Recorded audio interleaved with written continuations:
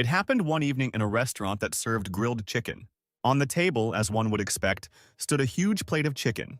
A European-looking man named Hugo, a holy sign of Sagittarius, said that tomorrow Harry, the 13th awakened, was destined to die. Harry, who was sitting opposite, chewing chicken, asked discontentedly, "Do you really think so little of me?" The man's face was covered in scars, and he had one blind eye, and he had the hood of his jacket pulled over his head. Harry asked if it was because he had taken all the legs from the plate. A little angry, the man opposite replied that it was not like that at all. Continuing to chew his chicken, Harry said that he understood the reasons for his concerns, but he had nothing to worry about, and he was definitely not going to die. He chuckled and said that he had killed more misfortune bringers than all 12 constellations combined. So how could someone like him die? Hugo just clasped his hands together tensely and stared at the table. There is a demonic tower in this world. This tower is the home of a terrible monster that can bring death to all mankind.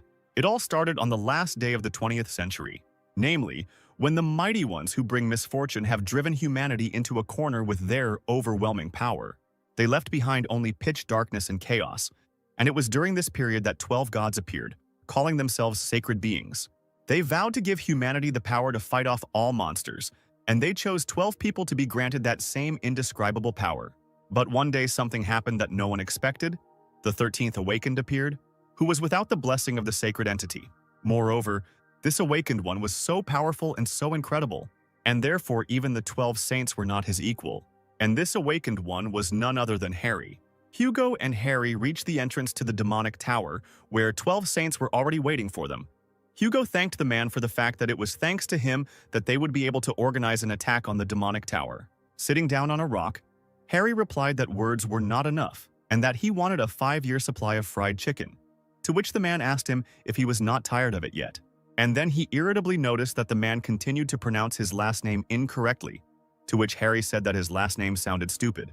One of the saints, a girl with long blue hair, said with a smile that after defeating the red-eyed one, an incredible reward would await them, to which the man who was next to her chuckled and said that the reward would be at least $100 million, since this monster is considered the most terrible. Suddenly, Harry, covering his face with a scarf, told them that they would be better off asking for 10 years of accommodation in a 7-star hotel somewhere in Hawaii.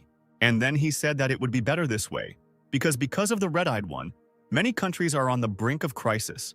The man who had spoken earlier about the reward grinned nastily and called the boy. And then, with the same grin, he asked him if he shouldn't raise his standards if he wanted to work with them, and if he didn't want to heal his disfigured face and body. Looking at their backs, Harry thought that they were not saints at all, just a bunch of scum who only cared about their own gain.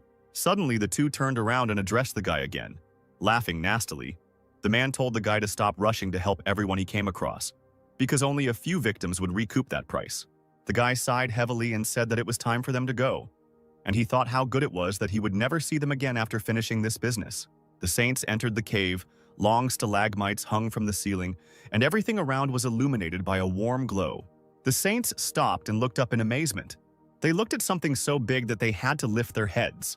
As it turned out, they were already in front of the Lord of the Demonic Tower, next to whom they all seemed like small flies. Harry thought that just one look at the Lord made him feel a terrible pressure. Suddenly the ruler opened his mouth from where something lit up, and his gaze did not leave the people who came to him.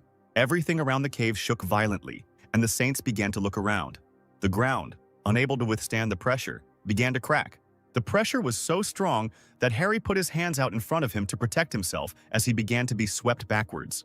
The stone in front of the ruler's throne cracked, and a bright light burst out from the cracks. And then a huge glowing pillar broke through the floor, rising upward. This pillar of light lifted up all the saints who were within its area of effect. A pillar of light burst from the roof of the castle, and everything around was illuminated. Soon this light faded, and everything around was filled with smoke. The frightened saints, who missed this pillar of light, hid against the walls of the castle. At their feet was a cliff, under which lay a whole lake of lava. The throne of the ruler remained untouched. Only the smoke from this blow hid it. The Lord raised his head smugly, looking around, a wide smile on his face. The saint girl had already recovered a little from this action, but her body continued to tremble slightly, and she could only quietly say that they needed to run. And then she screamed, and all 3 saints who were still alive immediately ran back. Harry remained standing where he was, turning to face them, and quietly said that he couldn't believe that these bags of shit were called saints. He gripped the handle of his weapon tighter, thinking that it didn't matter to him anyway. After all, he will be the one who kicks this red-eyed guy's ass. And then he, breaking the earth, instantly rushed forward. With a sharp movement, he jumped up and found himself right at the level of the monster's forehead. The guy swung his weapon to strike. After some time, Harry continued to strike. He didn't know how much time had passed, but he didn't stop killing monsters.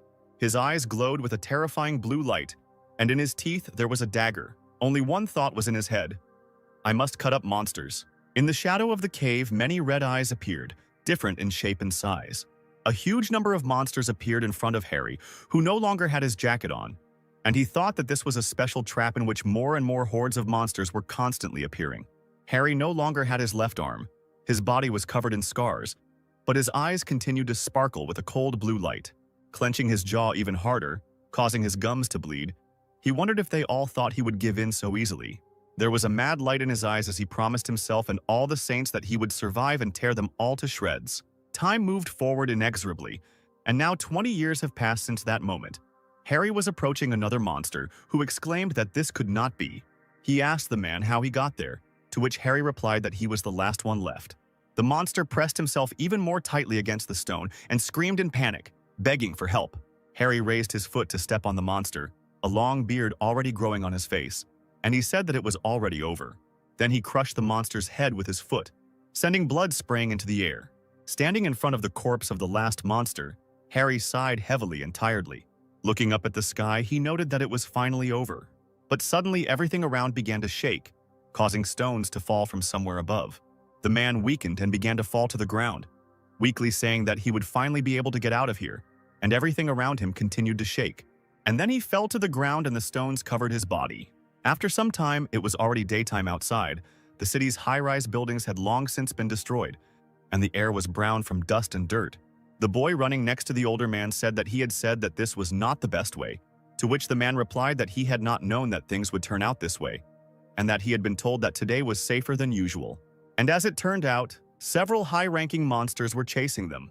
The guy, with tears in his eyes, exclaimed that everything was bad. And yet the fortune teller told him that today, he would meet a monster with whom he should not associate himself. One of the monsters suddenly pushed off the ground and jumped. And then, he landed right between the boy and the man.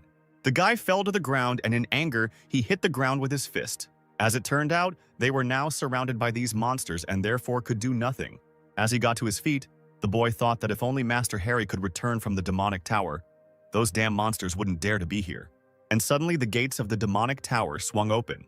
The boy and the man stared at this in surprise. And then there was an explosion. Trying to protect themselves from the gusts of wind, the boy and the man put their hands in front of them. And, as it turned out, part of the land was simply destroyed, causing a circle to form on the earth. The boy and the man were buried under rubble, and the second asked what it was. Suddenly he called out to the boy, calling him Charlie, and said that someone was coming out of the destroyed tower. And indeed, someone came out of the tower, and his strong hand appeared, with veins bulging on it. A lonely figure stood in the midst of this ruined area. This someone clenched his hands, cracking his fingers, and sighed with relief. Dark lightning appeared from his body, and the man exclaimed that these bastards had struck him in the back and left him to rot in this hole. He suddenly thrust his hand forward and shouted that they were now in complete shit. He then delivered a blow to the jaw of one of the high-ranking monsters, and he pinned another one to the ground with his foot.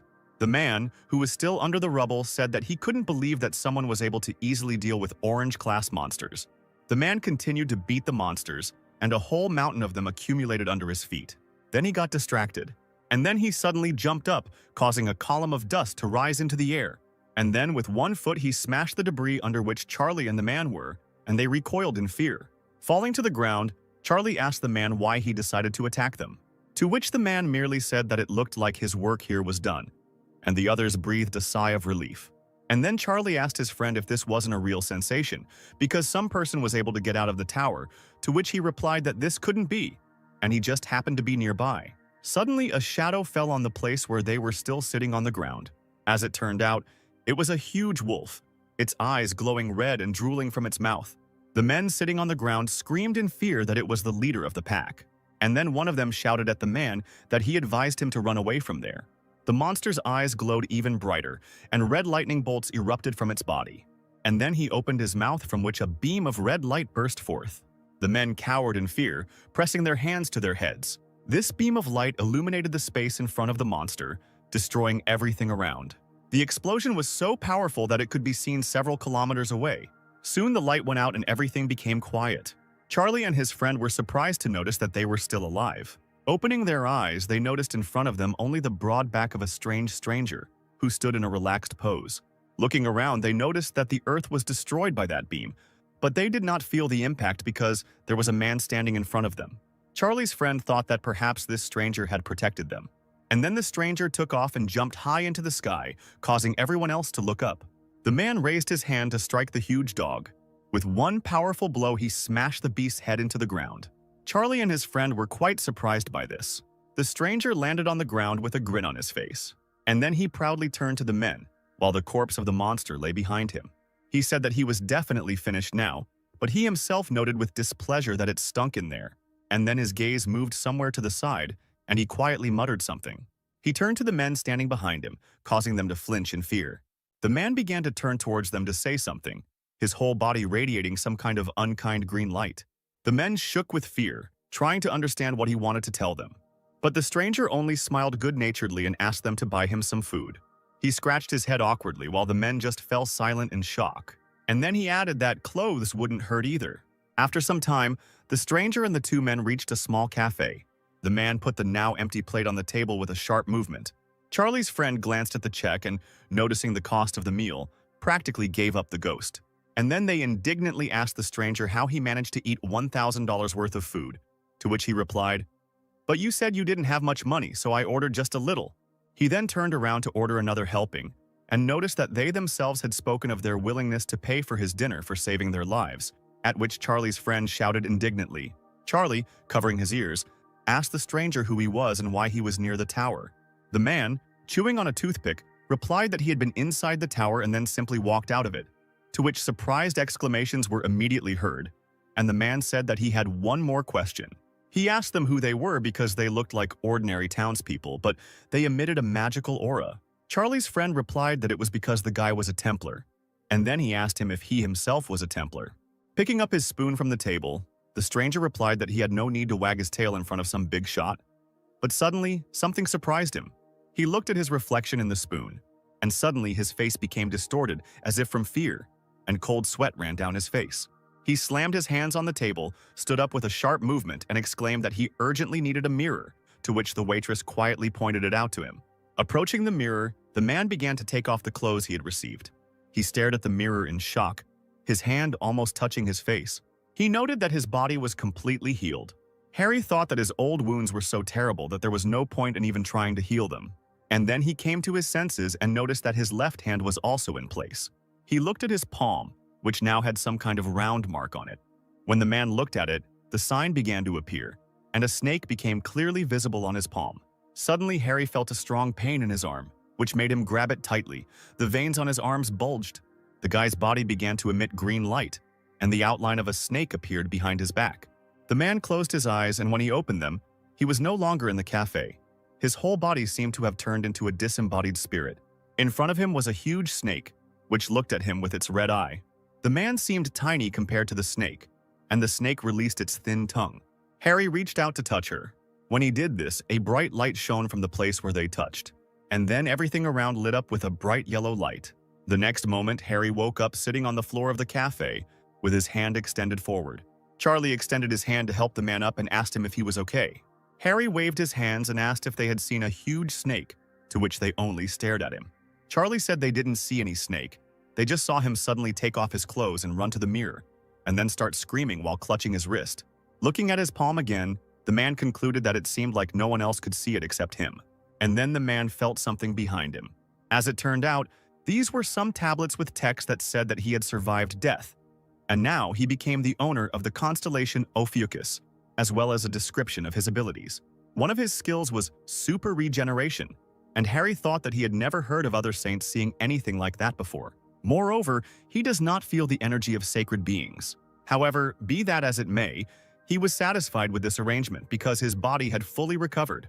Now he needed to track down the traitors who had left him for dead, and especially the one who had stabbed him in the back.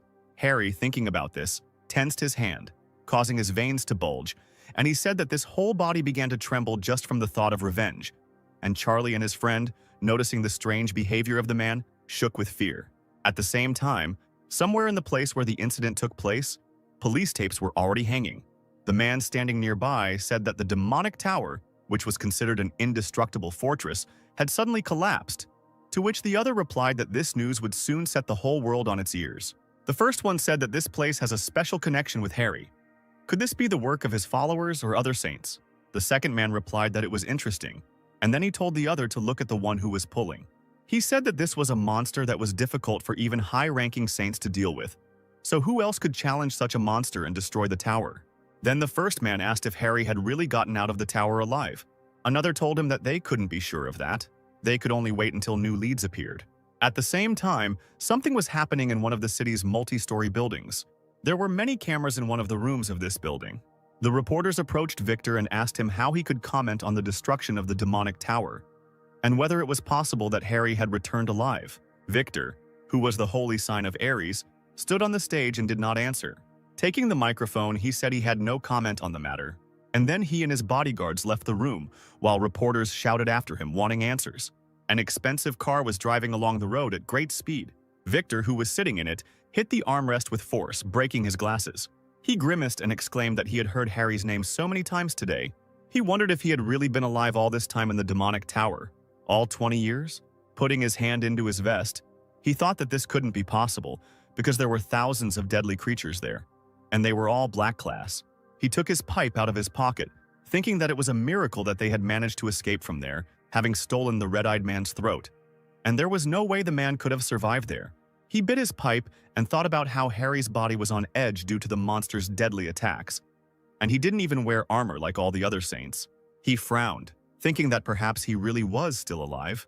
Thinking about this, he exhaled a huge cloud of smoke, and then, clenching his jaws, he hissed that then it would be the end of them all. Meanwhile, Harry took Charlie's phone and said that he should start with this bastard. Meanwhile, a plane arrived at one of the airports, and only one person came out of it, who was greeted loudly. The bodyguards exclaimed that it was an honor for them to meet one of the 12 saints. As it turned out, the one who arrived on that plane was Hugo, the holy sign of Sagittarius. Descending to the ground, he asked the still bowing men where the Prime Minister was, and they replied that he was waiting in his office and that transport was ready. Hugo immediately headed towards the car, and the bodyguards bowed even lower. One of them, looking after the man, remarked with admiration how majestic he was. He said that this is exactly what a truly chosen person should look like. The car drove quickly along the road. Hugo sat silently on the seat, crossing his legs and looking out the window. Suddenly, his phone vibrated. Somewhat annoyed, he thought that it must be those annoying reporters again, and he couldn't believe that rumors about Harry's return had become so popular. He angrily turned the phone face down and exclaimed that 20 years had already passed, and his phone finally went silent. Frowning, the man stared out the window again. He remembered his words to him 20 years ago about Harry being destined to die tomorrow. As Harry replied, he had no idea that he had such a low opinion of him. Thinking about how when they attacked the demonic tower, at Harry's request, he went outside and held back the incoming hordes of monsters. He wanted to believe that his premonition was deceiving him, and that Harry would be able to get out alive. That day, after leaving the cave and meeting the other saints, the wounded Hugo asked them why Harry was not with them. And then it turned out that the saints who had entered Harry together had abandoned him and returned with the head of the red-eyed man. This event became known to the whole world. 20 saints, including himself, were recognized as heroes and gained even greater influence. Hugo, unable to believe that Harry was dead, asked again and again to begin searching for him. But Jean-Louis, the holy sign of the dark cancer, answered him with a grin that it was time for him to stop. He said that he knew perfectly well about the number of monsters in the demonic tower, so there was no chance that Harry survived. With an even more disgusting grin, the man said that if Hugo was so worried about Harry, then he could go looking for him alone. No one would stop him. But then the list of saints would be reduced to 11. Hugo didn't respond to this. He just clenched his jaws tightly, grinding his teeth in anger. Thinking about this, the man's mood worsened and he unbuttoned the top button of his shirt. Looking out the window, he thought that no matter how strong Harry was, he couldn't survive. And besides, too much time had passed. Suddenly, the driver announced that the Prime Minister was calling him.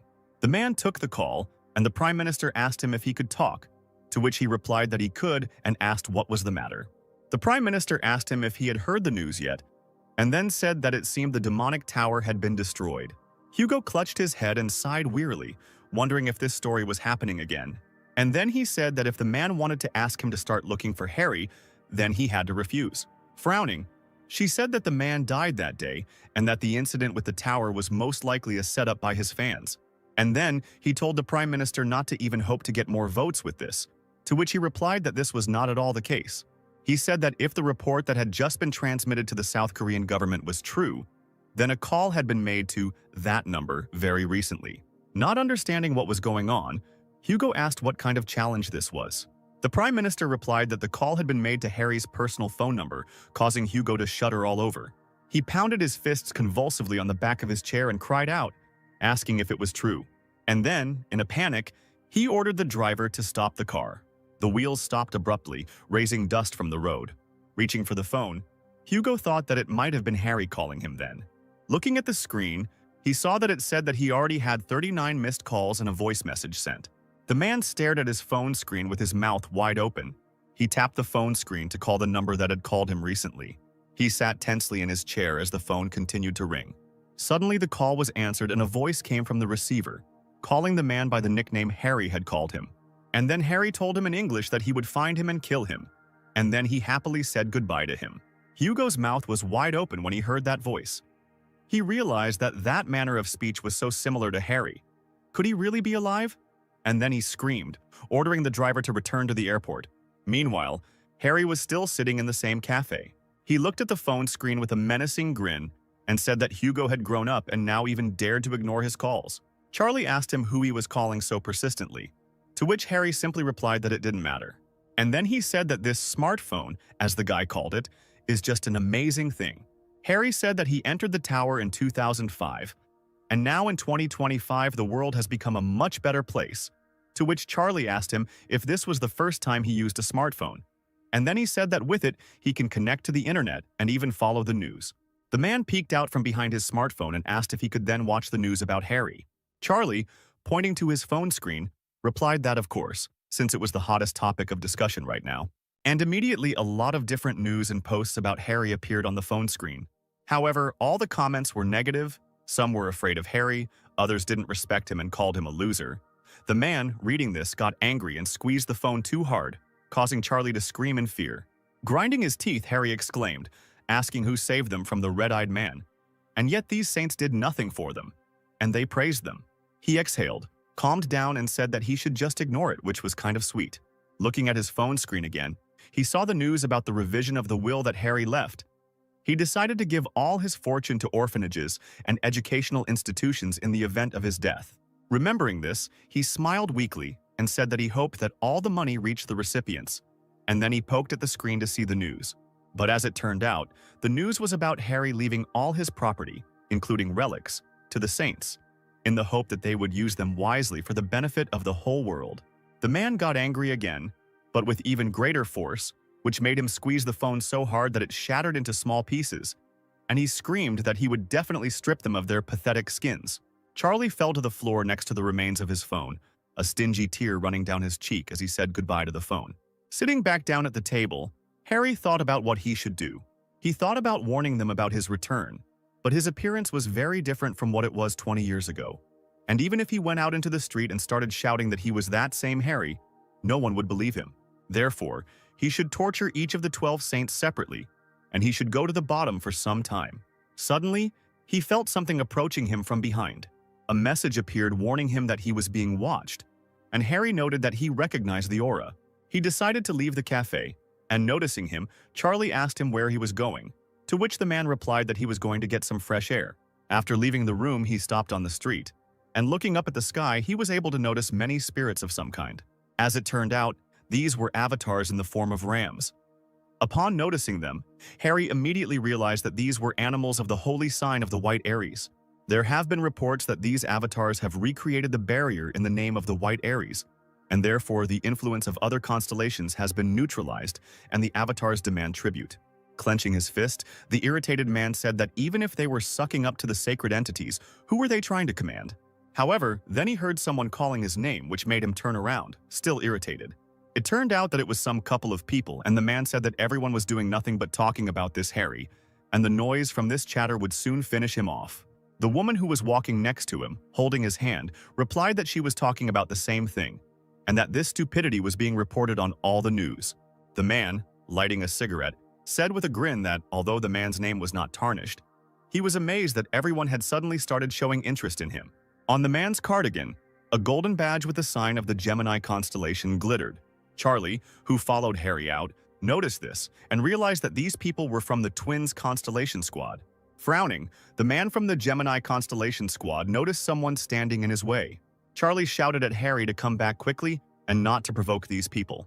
However, Harry didn't seem to hear him and continued to stand in place. The irritated man asked Harry what he was looking at and then ordered him to get out of there. Charlie and his friend, seeing this, became completely dejected and thought that they were finished. The man standing in front of Harry raised his hand to inhale more smoke from his cigarette, and then he exhaled all this smoke straight into the man's face, practically standing close to him. Noticing the displeasure on the man's face, the member of the Gemini constellation squad asked him if there were any problems, and then he leaned his forehead against him and defiantly told him to hit him if he had any problems.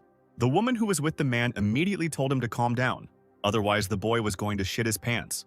And then the couple started walking past, calling him a coward.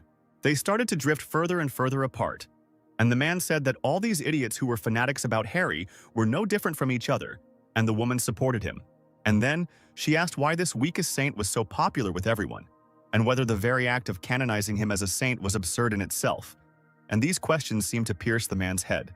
Charlie ran up to calm Harry down and told him that he had behaved well, and that it was good that he had not provoked the representatives of the Gemini constellation. However, the next second, Harry turned to the departing couple and shouted at them, calling them cockroaches. The couple turned around incredulously and asked again if he was talking to them. Completely furious, Harry replied that he was talking to them, and then he cracked his fists. The man from the Gemini constellation squad immediately turned around and walked back quickly. He stood face to face with Harry, pressing his forehead against his, and asked him irritably what he had just said. And then he started talking about how he was just a pathetic simpleton from whom there was not even a magical aura. But suddenly someone's hand rose above his head. Harry quickly flicked his finger to the man's forehead, sending him flying. He slammed into the wall of the house with a sharp movement, raising dust, and his woman screamed. Charlie and his friend froze in panic as they watched this. Harry stood there with a smug grin, his shirt blowing in the wind and his fingers still steaming. The woman decided that she could not stay away, and so she decided to use her ability, causing her body to turn into white light. A second later, she was behind Harry, but he immediately noticed her, asking her if she really thought he wouldn't notice her. And then with another click, he sent the woman flying, causing her to crash into the wall of another building. Touching his face with his hand, he quietly called these people losers. Charlie's friend exclaimed that using magic in the middle of the street was strictly prohibited, to which Harry replied that if he had used magic, there would have been no trace of those losers left. To which Charlie and the man were surprised to think that Harry had knocked out 2 A-rank Templars with just brute force. Harry suddenly noticed something and lowered his head a little, and then he crouched down to get closer to the man he had knocked out. He carefully picked up the medallion that hung around the man's neck, and then, with one sharp movement, he tore it off. And then he said that this is exactly what he felt when he hit the man, and he asked if it was a relic. Having looked at the medallion more closely, he asked where these people had obtained the relic, since only saints should have them. In response, Charlie asked the man if he really knew absolutely nothing, and then he said that several decades ago, humanity was practically wiped off the face of the earth. But thanks to sacred beings and the constellations they chose, people managed to survive this disaster. However, only 12 people could not protect this entire vast world, and so they decided that they had to start gathering followers, which today are called branches. Those who were given a piece of the power of the saints began to be called Templars. Such people began to be divided into ranks, according to their level of power. First saints, then cardinals, then bishops, and finally Templars. The main source of strength for the Templars is their faith, so there is strong competition and recruitment between branches. Thus, the chosen Templars receive relics from sacred entities from time to time. Hearing this, Harry thought that things had changed a lot in 20 years. But suddenly the guy pointed something out to him. As it turned out, the avatars that had previously just been hanging in the air were now all gathered around the man. There are reports that the avatars of wealth and greed, which are associated with the constellation of the White Aries, are enjoying this situation, They demand that the man quickly deal with the couple, and for this they promise a worthy reward. Charlie's friend, with his mouth wide open, told about Harry having attracted the attention of the avatars. These avatars were like reflections of the sacred beings themselves, and standing in their way was like challenging the gods themselves. The man exclaimed that they should hurry up and do as they asked, but Harry only laughed.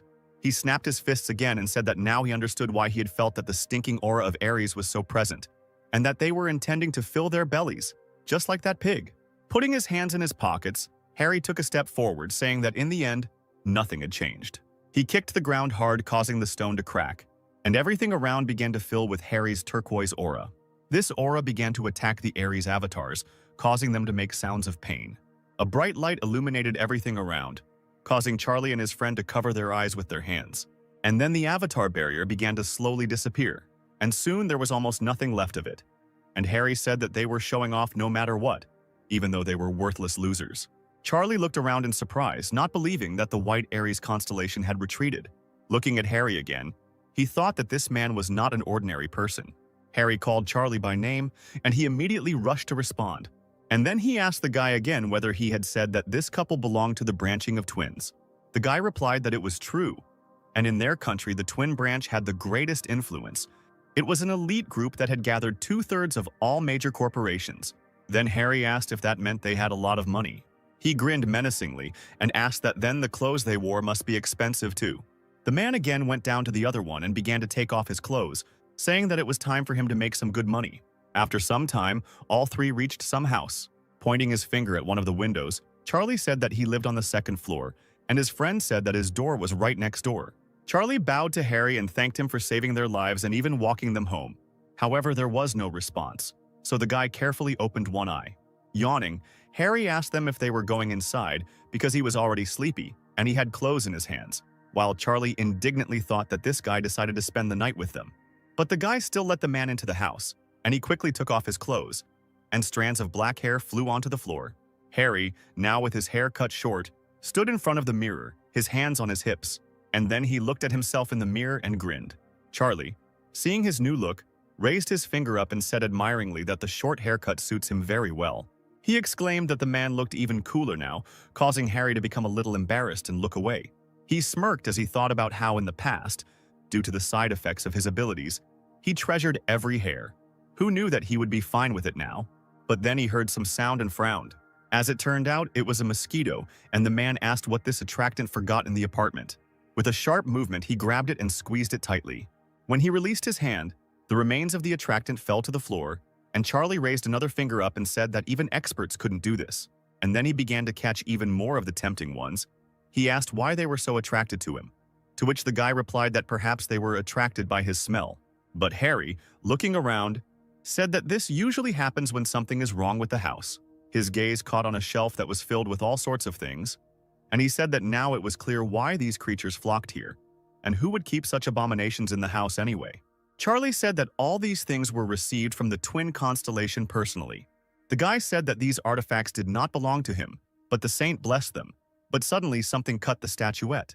The boy fell to the shards in panic, and Harry looked at his hand with disgust.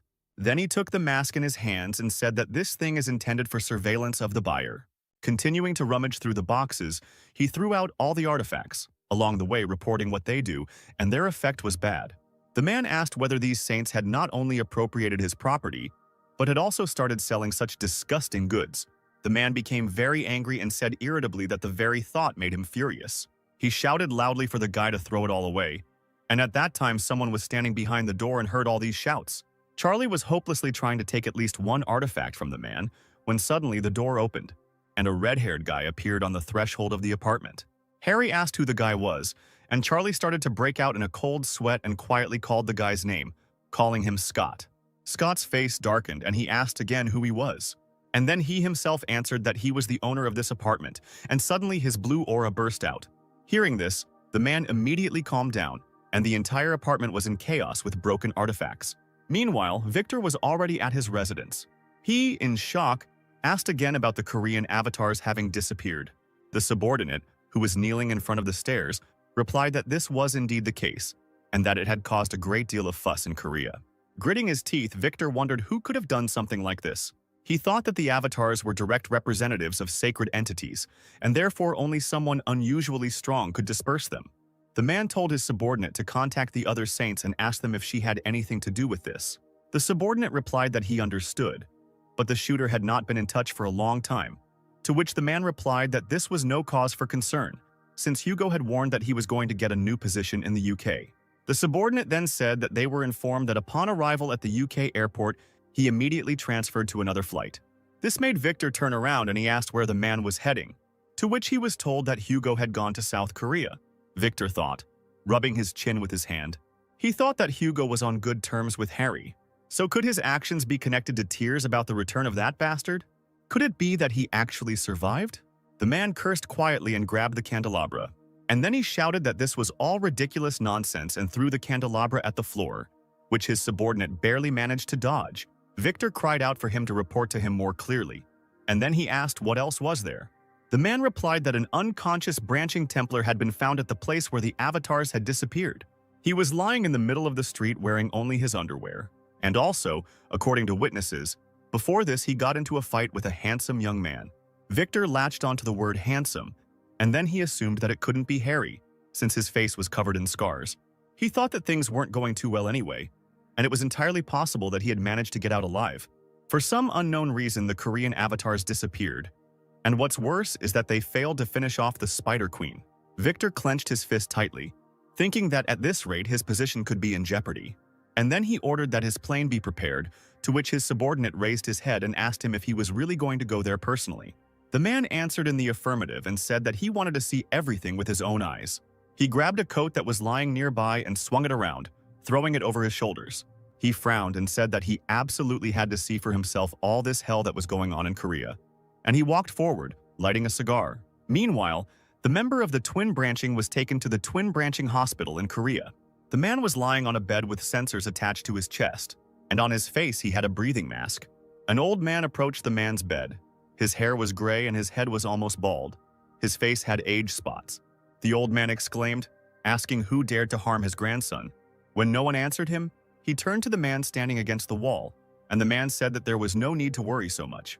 The man replied that the saint of the Gemini constellation had sent him specifically to sort this out. This man's name was Mike. He was a Templar of the S-class of the Gemini branching. Meanwhile, Harry and Charlie told Scott everything, and he asked again whether they had really met at the demonic tower. He continued asking about the events, clearly not believing them, and Charlie just nodded in panic, sweat running down his face. Scott screamed at him to stop lying to him, and besides, the man had destroyed all of his artifacts, to which Harry said they were fakes anyway. The guy asked the man what branch he was from, to which the man asked him if he really thought he needed something like that. Then, an irritated Scott asked what god he believed in then, to which Harry replied that he didn't need those 12 idiots. The guy asked his rank, to which he also did not receive a normal answer. Then, he decided to ask his name. The man, also irritated, replied that his name was Harry. Scott could no longer stand this irritation, and Charlie hastened to calm him down. The guy's blue aura swirled around him, and he said that the man had broken into someone else's house without permission and destroyed all the relics. The light from the aura became even brighter, and a figure appeared above his head as he exclaimed that this bastard still dared to call himself by the name of the Great Harry. Charlie called Scott again, yelling at him not to destroy their apartment. An alert went out that a magical outburst from a follower of the twins had been detected, and Harry said that it looked like this tough guy was determined to destroy this house. The man then activated one of his new skills, God's Gaze. Then, information appeared that Scott was a follower of the A-rank twins. His nickname was Crushing Blow. Information appeared about his skills and personal traits, and the most important was his trait Genius, thanks to which the effective training was 200%. Harry thought that at such a young age the boy already possessed high-ranking skills. The trait of Genius was clearly not just for nothing. A figure appeared above the boy's head and screamed loudly, causing his eyes to glow blue. Trying to defend himself, Charlie shouted at the man to run as fast as he could, as Scott was a high-ranking Templar and also a crazy fan of Harry. Scott then asked the guy if he was crazy and then told him to get out of his way if he didn't want to get swatted. But the man suddenly appeared behind him with a grin on his face and said that the guy was playing with fire so hard that he was in danger of peeing his pants. Hearing his voice behind him, the guy immediately hurried to turn around. But when he did, the man immediately sent him flying with his flick. Scott fell to the floor, his blue aura fading, And the man said that at this rate, this idiot would have burned down not only his apartment, but the entire house. Charlie asked in a panic if he was okay, to which Harry replied with a grin that everything was great. However, this did not completely convince the guy, and he looked at his friend uncertainly. Meanwhile, Scott lay unconscious on the floor, with a huge bump on his forehead and foam coming out of his mouth. Harry went to his room to take a nap, and Charlie began to slow down Scott so that he would wake up. The man entered one of the rooms and slowly closed the door, and then he froze and stopped at the door, looking around the room. The entire table was covered with hairy figurines. The man with a darkened face asked what it was, to which Charlie said that he had said that Scott was obsessed with Harry, and the guy, who had already woken up, asked him to be careful with the figurines. But the man immediately broke one of them, saying that they irritated him, and therefore he needed to at least tear off the head. Charlie tried to drag his friend out the door while he screamed at the man that he was a fucking psycho, to which the man responded that he was Harry, not a fucking psycho. Scott screamed hysterically, tears running from his eyes and snot from his nose, his face twisted in pain. Meanwhile, someone was sitting in one of the cafes in Korea. News reports indicated that yesterday afternoon, 2 members of the twin lineage were attacked by an as-yet unidentified individual with the stated intent of stealing items. Hugo, who was sitting at the table, covered his face with his hand, thinking that this was definitely Harry's doing. And what was he thinking? The waitress approached the man and, with a smile on her face, asked him if he was ready to order. But the man irritably told her that Victor should stop this clown show and get out of here. Victor, in the body of a waitress, answered with a grin that he had figured him out too quickly, and therefore it was not interesting. And then he said that he hadn't been able to contact him for a long time, and therefore was glad to see him. He leaned on the man's shoulder and said that, judging by his hasty arrival in Korea, he came here because of Harry, and therefore he should tell him everything. Hugo snapped his fingers and said that this is exactly why he hates this pervert who steals people's bodies. The girl's body jerked in response to this, and she came to her senses. And then she asked, confused, what she had just done. The man slammed his fist on the table and thought about how he needed to get to Harry as quickly as possible. The next day, Charlie and Scott went to the hypermarket. Charlie asked his friend if the man could really be Harry, to which he replied that he looked completely different. And then he cried out that Harry is also a hero of humanity. He can't be such a redneck. To which the guy replied that he definitely saw him coming out of the demonic tower, and his strength was amazing. But Scott only answered once again with confidence that this couldn't be, because his father had told him so. And then he quickly hushed up the subject. Suddenly someone shouted that there was a thief here, and the guys stopped, looking around. And then something suddenly knocked them off their feet and turned over their cart. As it turned out, it was that same thief. Falling to the floor, Charlie noticed that he was very fast, which meant that he was from the Scorpio branch, and his friend said that he was wasting his powers on bad things. The thief began to rush quickly from side to side, stealing everything he could. The thief thought that these pathetic Templars could never catch up with him. He gritted his teeth, thinking that he had already made enough money, and therefore it was time for him to go. But before he could do so, someone hit him in the stomach, stopping him. The blow caused the man's eyes to open wide and turn red, and drool began to flow from his mouth. It turned out to be Harry, and Charlie asked him what he was doing there, to which he replied that he had forgotten to tell them to buy some chicken. Then someone told the man that he was very good, since he was able to catch a member of the Scorpion branch, considering their speed. It turned out it was Mike, and he said that the man was just an ordinary follower, and therefore it would be better to call the police next time. Harry looked at the man and wondered what kind of guy he was. But the next moment everything behind them shook, causing the men to turn away from each other. The rest of the people in the hypermarket were also scared by this shaking. The thief, who had already come to his senses, thought that this was an excellent chance for him to escape, and then he quickly rushed forward towards the doors. He thought that he could have been caught because of this strange man, but the earthquake came in handy. But suddenly he noticed that the floor in front of him began to crack. He managed to stop, and the next moment a huge monster in the form of a centipede jumped out of the ground. The thief raised his head and asked why the attractant appeared in the green zone. He took a step back, thinking that he needed to get out of here before it was too late. And then he jumped high into the air. The man grinned and thought that, even though this creature was strong, it would never be able to catch up with him. But at that very moment, a monster's wide-open mouth appeared at the side of the man, causing the man's face to freeze. The monster devoured the man, and then he sank to the ground, and the crowd could only watch. And, as it turned out, there was someone sitting on the monster's back. The Spider Queen looked coldly at the crowd below with her red eyes. A message came from the loudspeakers that an emergency had occurred, A bad guy had appeared in the hypermarket, and everyone needed to return to the building immediately. Meanwhile, the monster rushed at the crowd, which was running away in panic to return to the building, and a voice announced that due to the invasion of the Spider Queen, this zone was turning red. The alarm was still sounding. People were panicking and trying to escape, and one little boy stopped in the middle of the road crying loudly.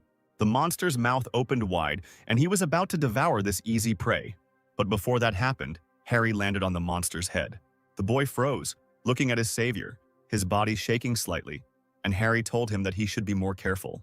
The man extended his hand to him with a smile on his face, his eyes shining with a turquoise light, and he asked if he was hurt. But the next moment the boy rushed forward, running away from his savior. The man cleared his throat awkwardly and said that the boy seemed to be okay. Rising to his feet, he asked what this giant was doing here. The monsters began to pounce on the man, and then a turquoise snake began to form next to him. The snake's head appeared next to him, and the man asked about how today he would be able to have fun for the first time in a long time. Meanwhile, the black car was driving quickly along the road. Victor, who was sitting in this car, asked his subordinate to repeat it. The subordinate said again that the creatures that brought misfortune appeared in the middle of the hypermarket, to which the man asked him to repeat the name of that creature. Then he said that they were told that it was the Spider Queen. Hearing this again, Victor thought about how they had failed during the raid, and he had barely managed to put the seal. Had she already escaped? Clenching his fist, he thought that there was no way he could defeat a red-class monster on his own.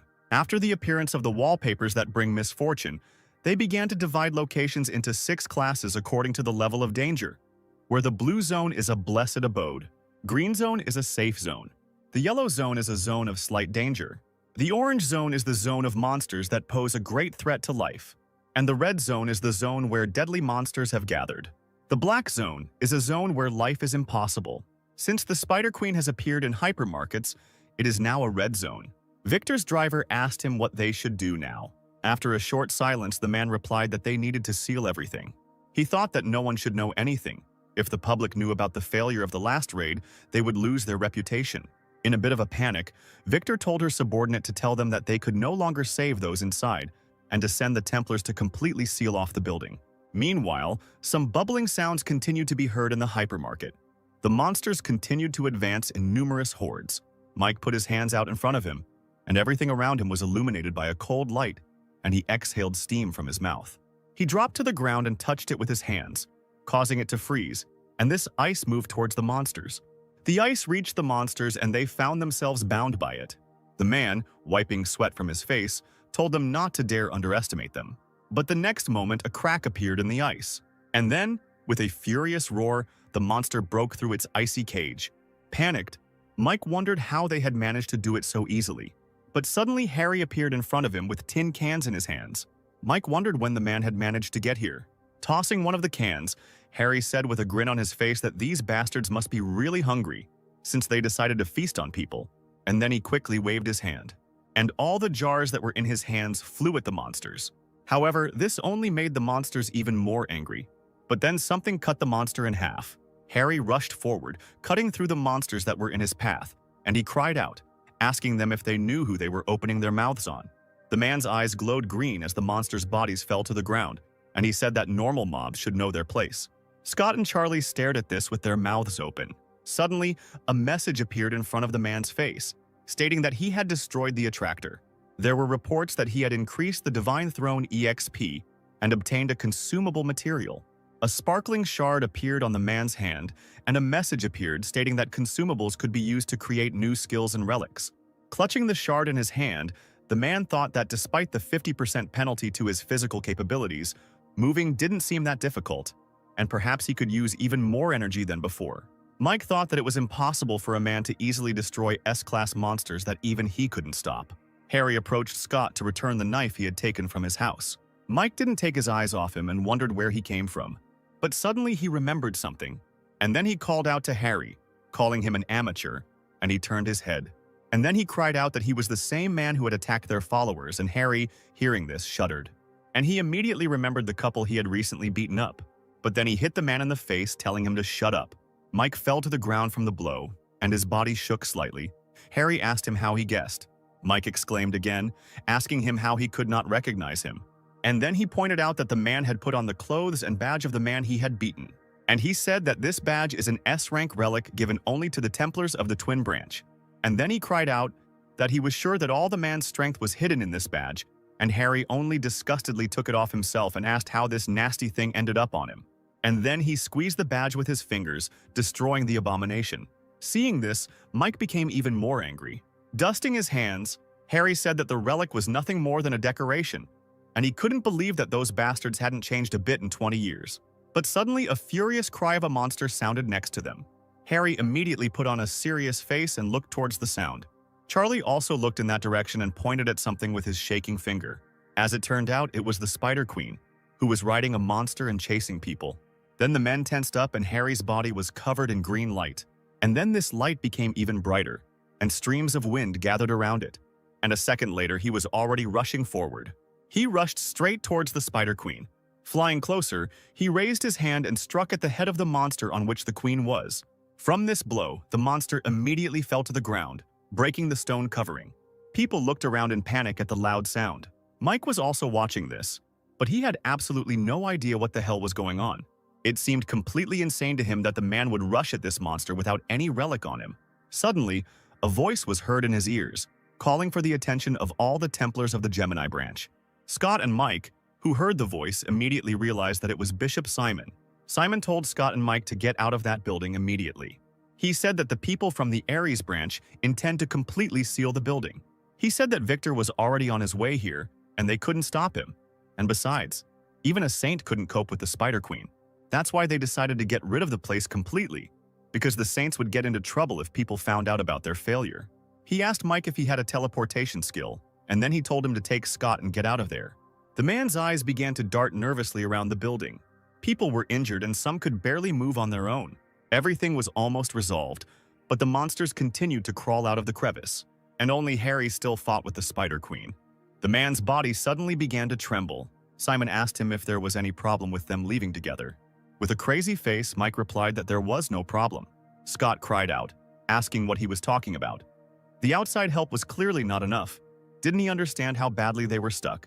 He asked him if he really wanted to leave all these people to die. After a short silence, the man replied that he understood everything. But what will people think when the Spider Queen appears in the middle of the city? Hearing this question, the guy froze and asked again. Mike replied that then people would begin to reproach the branches of the constellations, and their faith would weaken. And because of this, their strength would also waver. He took out his phone and said that he could only take one person with him, and Scott would go with him, since he was ordered to save him. Scott cried out that he couldn't leave his friend here to die, and besides, a lot of people hadn't had time to evacuate yet. The man gritted his teeth and said that now was not the time for his whims. He said he had no desire to die here because of an incompetent freak like him. And the man's hand began to turn into ice. Steam from the ice swirled around him, and he said he would have to kill all the extra cargo so the guy wouldn't have much of a choice. These words angered the guy, and a blue light appeared around him. The guy stood in a stance, and flashes of blue light flew around him. Coming closer, Mike asked him if he was really going to fight him. He said they were on completely different levels and he needed to put his miserable conscience aside and make a rational decision. But before he could say anything else, something hit him in the back. As it turned out, it was the paw of a monster that was now pressing the man to the ground. Harry landed next to her on the ground and wondered why they were still here. He said that it was dangerous here, and therefore they should leave quickly. Charlie called out to the man happily, and Scott said that the draggers had blocked the exit so they couldn't get out of here. The guy said they should either use the teleporter or destroy all the monsters here. Looking around, the guy noted that there were currently a lot of wounded in the building, and the people from the Aries branch decided to seal the entire building. Harry swore in response, saying that it was just a headache, and Mike began to crawl out from under the rubble with groaning sounds. With a sudden movement, he rose to his feet, scattering the debris around him, and then he shouted, telling Harry to come to him. Harry said that he thought the man had already chickened out and ran away at the speed of light, to which the man shouted at him to shut up. Mike grabbed the phone and shouted that they would see who could get out of here alive, and maybe he could get out alone. But before he could press the button to teleport away, a web appeared behind him. As it turned out, it was the Spider Queen who launched a web at the man, grabbing him. Mike turned around in panic and swore quietly. Then the monster pulled on its web, throwing the man into its mouth. The phone fell out of his hands and hit the ground with a dull thud. Harry, without a second's delay, turned to the boys standing behind him. Turning around, he told them to take care of the wounded, and he would sort everything out here, and then he would join them. A green light enveloped his body as he said it wouldn't take long. Meanwhile, the Ares branching barrier continued to surround the building. Victor had already arrived at the scene, and he asked his subordinate about the current situation, to which he replied that their people had already practically sealed off the hypermarket. The building was cordoned off. Victor asked if the work was going too slowly, considering that they had started it long before his arrival. The branching people who created the barrier asked why the protection was not holding up properly, as if something was about to break out. And at that very moment, a bright light illuminated the entire building. This caused a wind to rise, and Victor's subordinates began to defend their commander. And the next moment, a huge turquoise snake burst out of the building. Victor exclaimed, asking what the hell was going on here. Where did the snake come from? People ran out of the hypermarket with frightened screams. This crowd was met by Victor's subordinates, and the crowd screamed for help, and they said that there was some guy there alone fighting with the queen. Hearing this, Victor wondered what they were talking about, because even he alone could not contain such monsters. And then he stepped forward and said that he would see with his own eyes, in response to which his subordinates exclaimed that it was dangerous. But this did not stop the man. And the next moment, a gust of wind arose, and the man's figure became blurry. Victor jumped up sharply, pushing off the walls of the building. He jumped into one of the broken windows. He looked up and saw something that shocked him, and he swore quietly. As it turned out, what he saw was the lifeless body of the Spider Queen. The man's face twisted into a frightened expression as he wondered who could have done such a thing. Looking around, he noticed that there was a real massacre here. He wondered what it was, whether someone was deliberately hunting the Spider Queen. Clutching his head, he said that with every second his headache was getting worse and that he already had enough problems. Suddenly, he felt a familiar energy and looked somewhere to the side. Following this energy, the man ran to the window to see who it belonged to. Looking out the window, he saw a familiar figure and wondered what that bastard was doing here. As it turned out, that bastard was Hugo, who had already arrived in Korea. He stepped one foot on the edge and wondered if this could all have been Hugo's doing. Then it would make sense. But then a voice came from behind him, asking if he missed him, and it made the man's body shudder. Harry, who appeared behind him, his eyes sparkling, asked him what was the matter, what was wrong. He asked him with a smirk on his face what that expression was, since they hadn't seen each other for so long. Victor immediately hurried to turn around to look at the other, but he was too shocked to utter a word. Meanwhile, rescuers arrived at the hypermarket and began evacuating people, and Charlie and Scott were sitting on the ground, wrapped in blankets. Scott wondered if the man could really be Harry, because even though he looked different, his movements were definitely similar. Suddenly, someone shouted Scott's name. As it turned out, it was a breathless Hugo who asked the guy what he was doing. Turning away from the man, the boy asked him what he was doing there, to which he responded by asking if that was the right way to greet one's own father. Hearing this, Charlie laughed, and Scott just clicked his tongue in irritation. Hugo took his chin in his hand thoughtfully, looking cautiously at his son, and then he said that at least he was not hurt, and a little medical attention would quickly return him to action. And then he asked him if he saw who did all this to the monsters, since he was in the building when it happened. But instead of answering, Scott only turned away from his father even more, and the man thought irritably about who he got his character from. And the guy asked his friend if everything would be okay with Harry. Hearing this, the man ran up to Charlie and grabbed him sharply by the shoulders, and then he cried out, asking the guy if he really knew Harry, and the guy asked again, not understanding. And then the guy said that now he understood who the man meant. When he called him by this strange nickname, it turned out it was Hugo. And then he said that the man was in the hypermarket right now, and by the way, he defeated the Spider Queen, and he introduced himself to them as Harry. The man, still holding the boy by the shoulders, told him to describe everything in more detail. But before the guy could say anything, a loud sound was heard in the building and something hit the wall. Meanwhile, Victor was fighting with Harry. He jumped away from him, already out of breath. Harry was absolutely fine, and he said it was too much. Wiping his face with his hand, he said that they met for the first time in 20 years, and the first thing the man decided to do was attack him. Victor asked the man how he managed to survive it all, and then he looked at his face and thought that the man looked very much like Harry. But where were his ugly scars? And his voice was different from before. He thought about how he looked too young, and then Victor shouted at him about how this little bastard dared to imitate Harry, and he even got worried for a moment. Harry asked again, uncomprehendingly. Victor screamed that this bastard dared to deceive him, and therefore he would pay for it with his life, while Harry calmly asked what he was even talking about. And then he hit him in the stomach with a sharp movement, screaming that all this time he had been profiting from others, deceiving them. The man quickly flew back from this blow, but Harry didn't stop there, and with a quick movement he found himself behind the man to strike again. He hit the man again and he flew straight into the ground. Lying on the ground, Victor began to make muffled sounds, and Harry lowered himself to the ground and began to approach him. He said that he needed to teach each of them a good lesson, and then he asked about how he had lived while he was imprisoned in the demonic tower. He asked and said that they had appropriated his relics and wealth, and even divided his will. Clenching his fist in his hand, he said with a smile on his face that it was okay. He was going to finish them all off anyway. He began to list the order in which he would destroy everything he had, and the man began to shake with fear.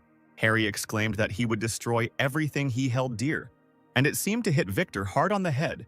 He gritted his teeth and thought that this couldn't be happening.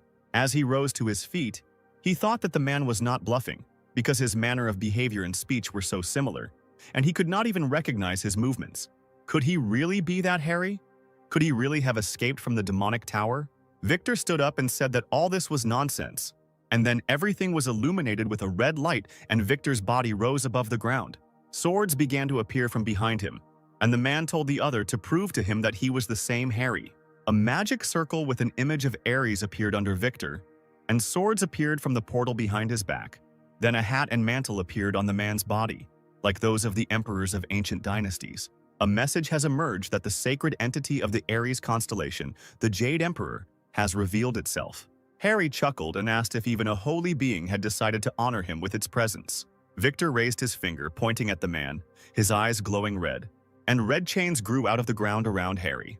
These chains began to wrap around his body, restricting his movements. Victor asked him if he still considered them weaklings. A wave of swords flew through the air, and the man said that he did not know how the other managed to survive in that tower. Victor raised his hands to the sky, preparing to use the heavenly weapon to attack the chained Harry. A multitude of swords rushed towards Harry in waves. Harry said with an emotionless face that the Emperor's power was really amazing. Victor waved his hand, shouting for him to shut up, and the swords sped up. And the swords flew in a furious stream straight at Harry. A multitude of swords fell upon the man, causing them to form a whole mountain. Victor, trying to catch his breath, thought about whether he had succeeded. He slowly began to approach closer, saying that it was amazing that he managed to get out of the demonic tower. But his self-confidence did not go away. Stopping in front of the mountain of swords, he said that challenging someone who had gained experience all these years through his followers was such a reckless thing.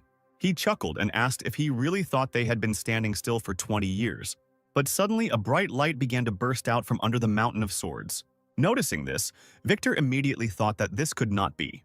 And then the bright flash flared up even more, and some force began to break the swords. As it turned out, it was Harry, who quickly broke free from the swords and rushed forward to punch the man in the face. The blow sent Victor flying back to the ground, his teeth knocked out and his nose bleeding as he wondered how the man had managed to survive. If he really was that Harry. Harry's shirt was torn to shreds. His body was covered in scars, and he stepped on it, angrily asking the man if he finally recognized him. And then Harry exclaimed that he had returned for their souls, and therefore they should prepare for the worst. Holding his nose, he said that even his weapon smelled like shit, while his wounds gradually healed. Noticing this, Victor thought that such a level of regeneration was impossible, even for Aquarius with her skills as a healer. Reports surfaced that Harry had survived death again, and that the power of the 13th skill was now unlocked. And Harry chuckled and thanked the man for making him stronger. His eyes flashed with an evil light as he asked why he didn't try his new skill. Energy emanated from his body, tearing apart everything that came near him. And Victor, raising his shaking hands, begged him to stop.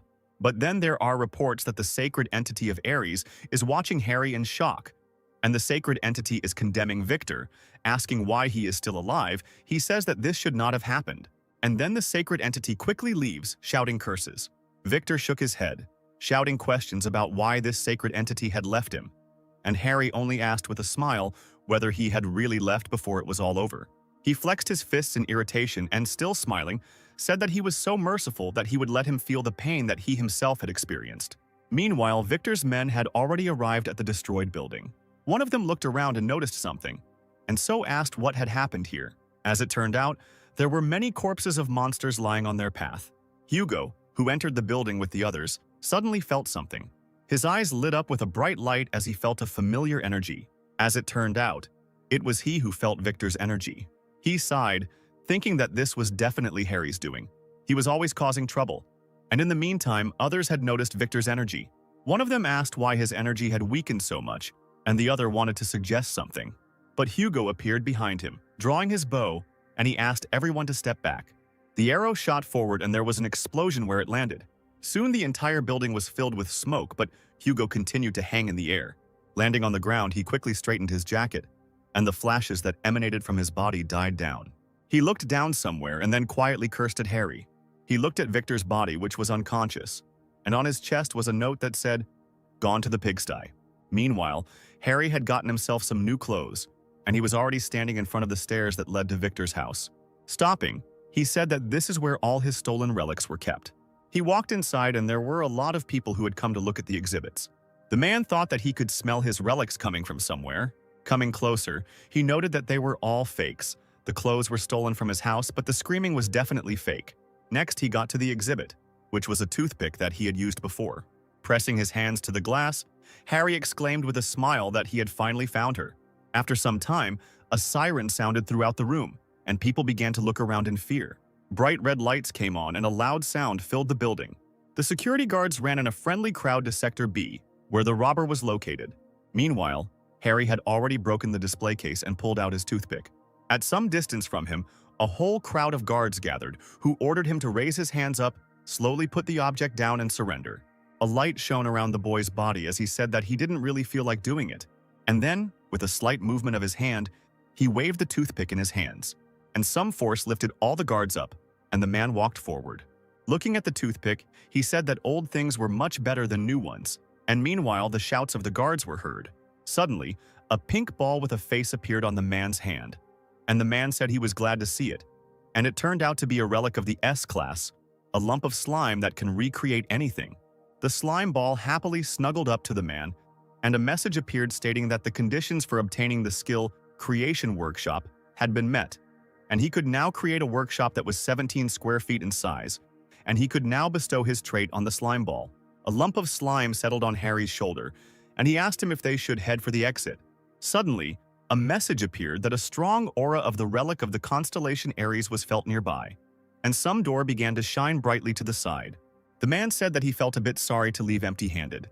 As he reached for the door handle, he said it was an exciting moment to receive the award.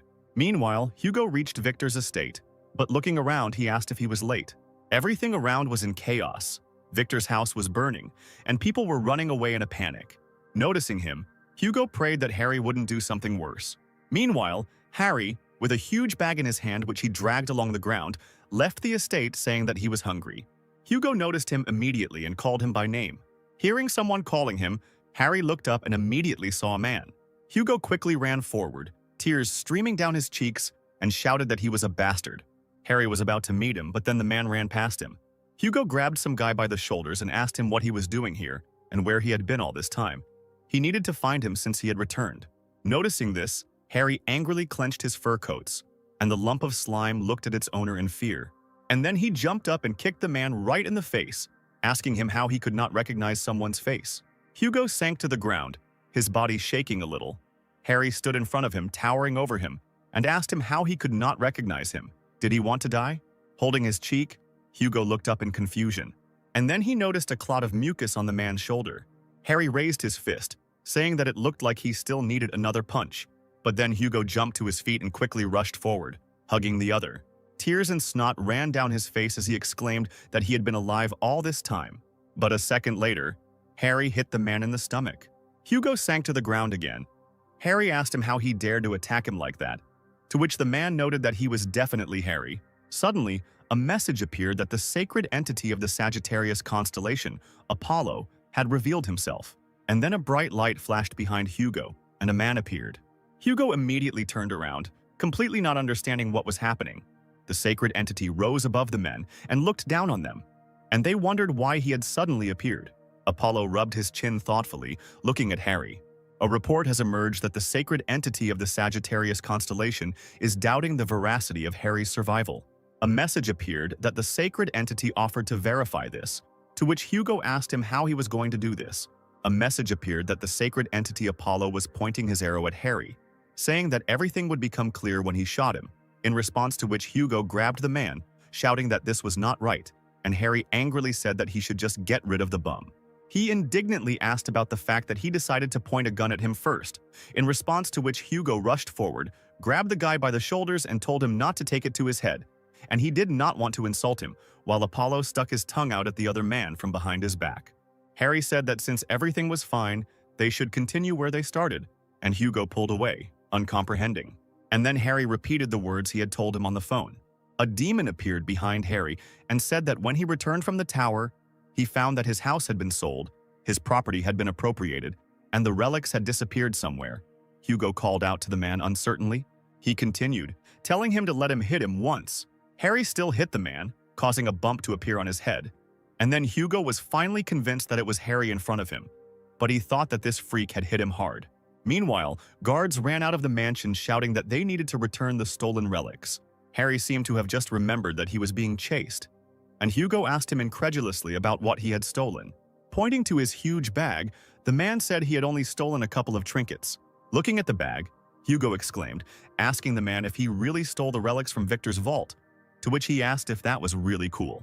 Hugo rushed towards him, asking what was so cool about it, and Harry just laughed. One of the guards said that they needed to catch the thief right away, to which his superior replied that they couldn't handle him.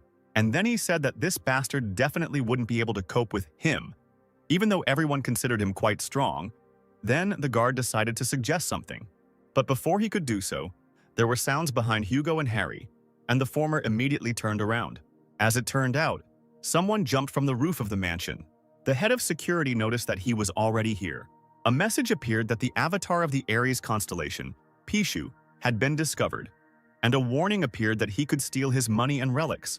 The huge beast opened its mouth, from which came a loud roar. The men looked up at him and Hugo swore under his breath. Afterwards, he suggested that the man leave all the stolen things and run away from there, to which he told him to just stand and watch. And then he grinned and said he had a plan. Harry turned to the slime ball named Lime, and he ordered him to give him the knife. Lime's eyes immediately lit up and the outline of a knife appeared in them. And then a knife handle appeared from his mouth.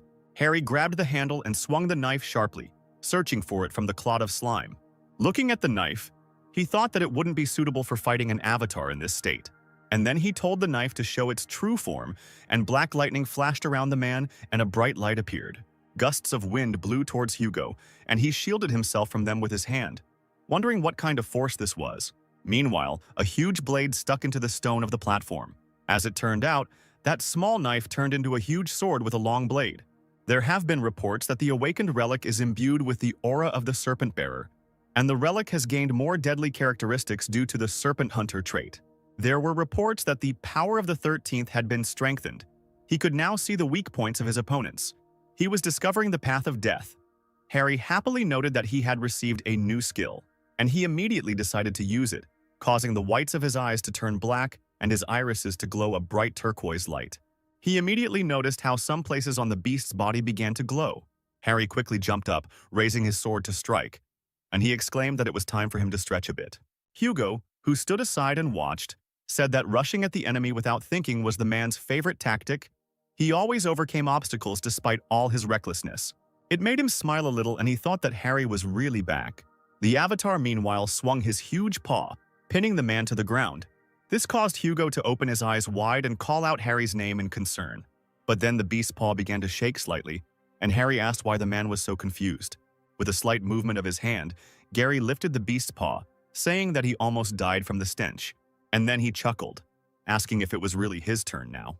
Looking at the man, the beast suddenly froze in fear. A second later, Harry swung his sword, sending the beast's severed paw flying high into the air. Feeling intense pain, the avatar screamed furiously. A warning has appeared that the beast of plenty is using its skill. And then the loud roar of the beast was heard again, and a message appeared that Pishu was absorbing all valuables that fell within the radius of action. But Harry held the sword in front of him, exclaiming that now the beast would definitely not escape punishment. He raised his hands, raising his sword behind his back, and a message appeared that the Ophiuchus trait had been activated. The man looked at the beast with glowing eyes and decided that one light cut should be enough. And then he swung his sword sharply, using his trait, and something black rushed towards the beast.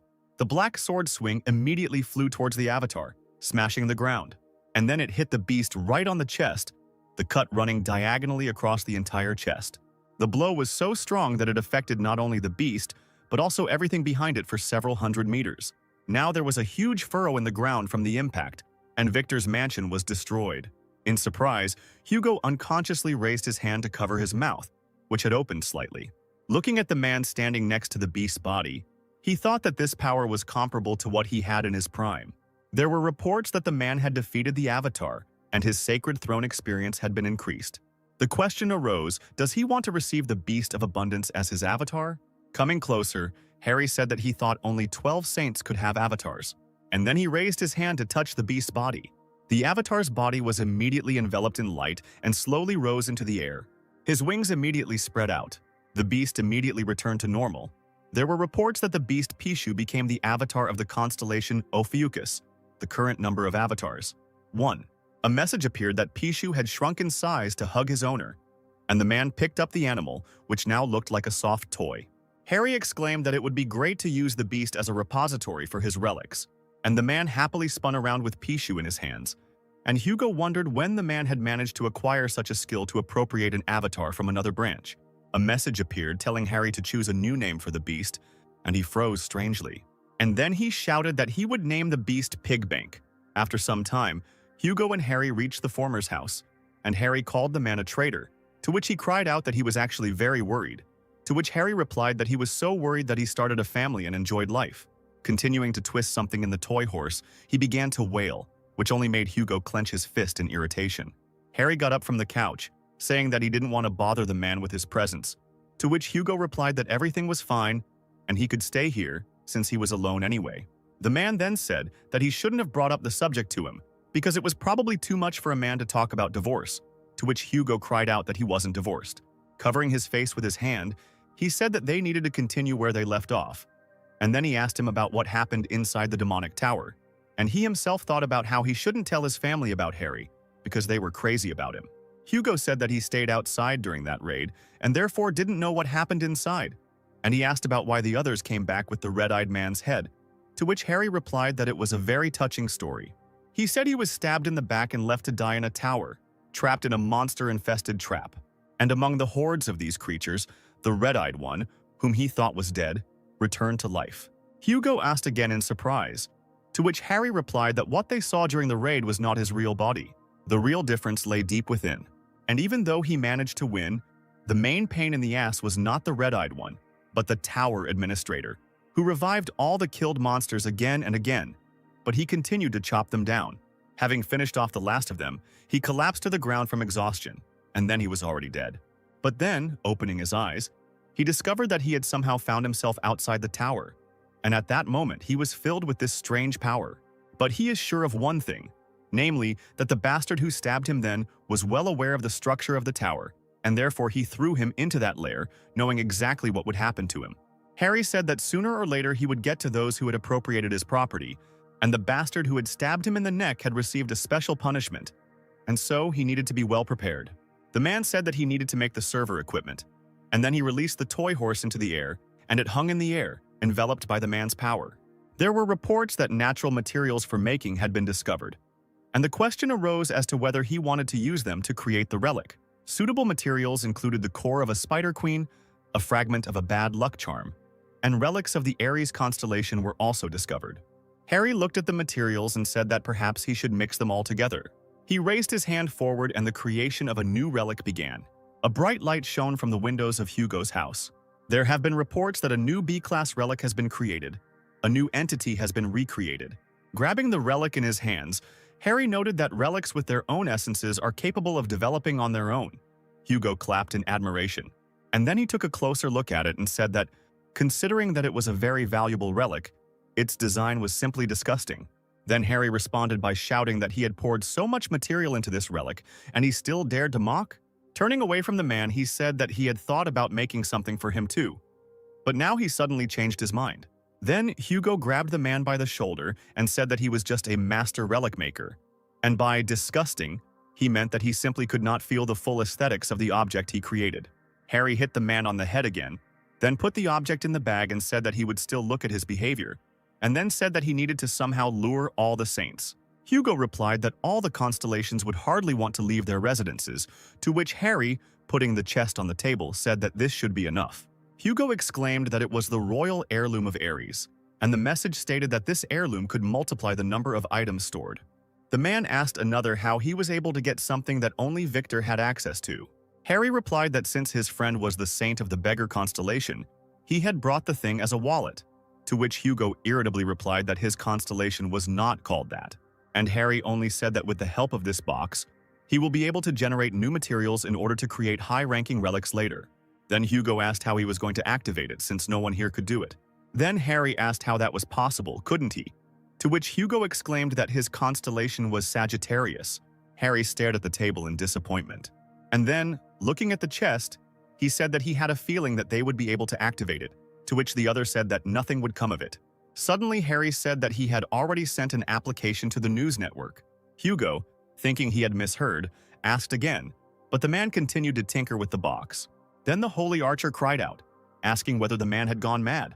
Meanwhile, something was happening in the Blue House in South Korea. Several people gathered at the table, and someone said that they were idiots, that they had disgraced themselves by not being able to deal with even one spider.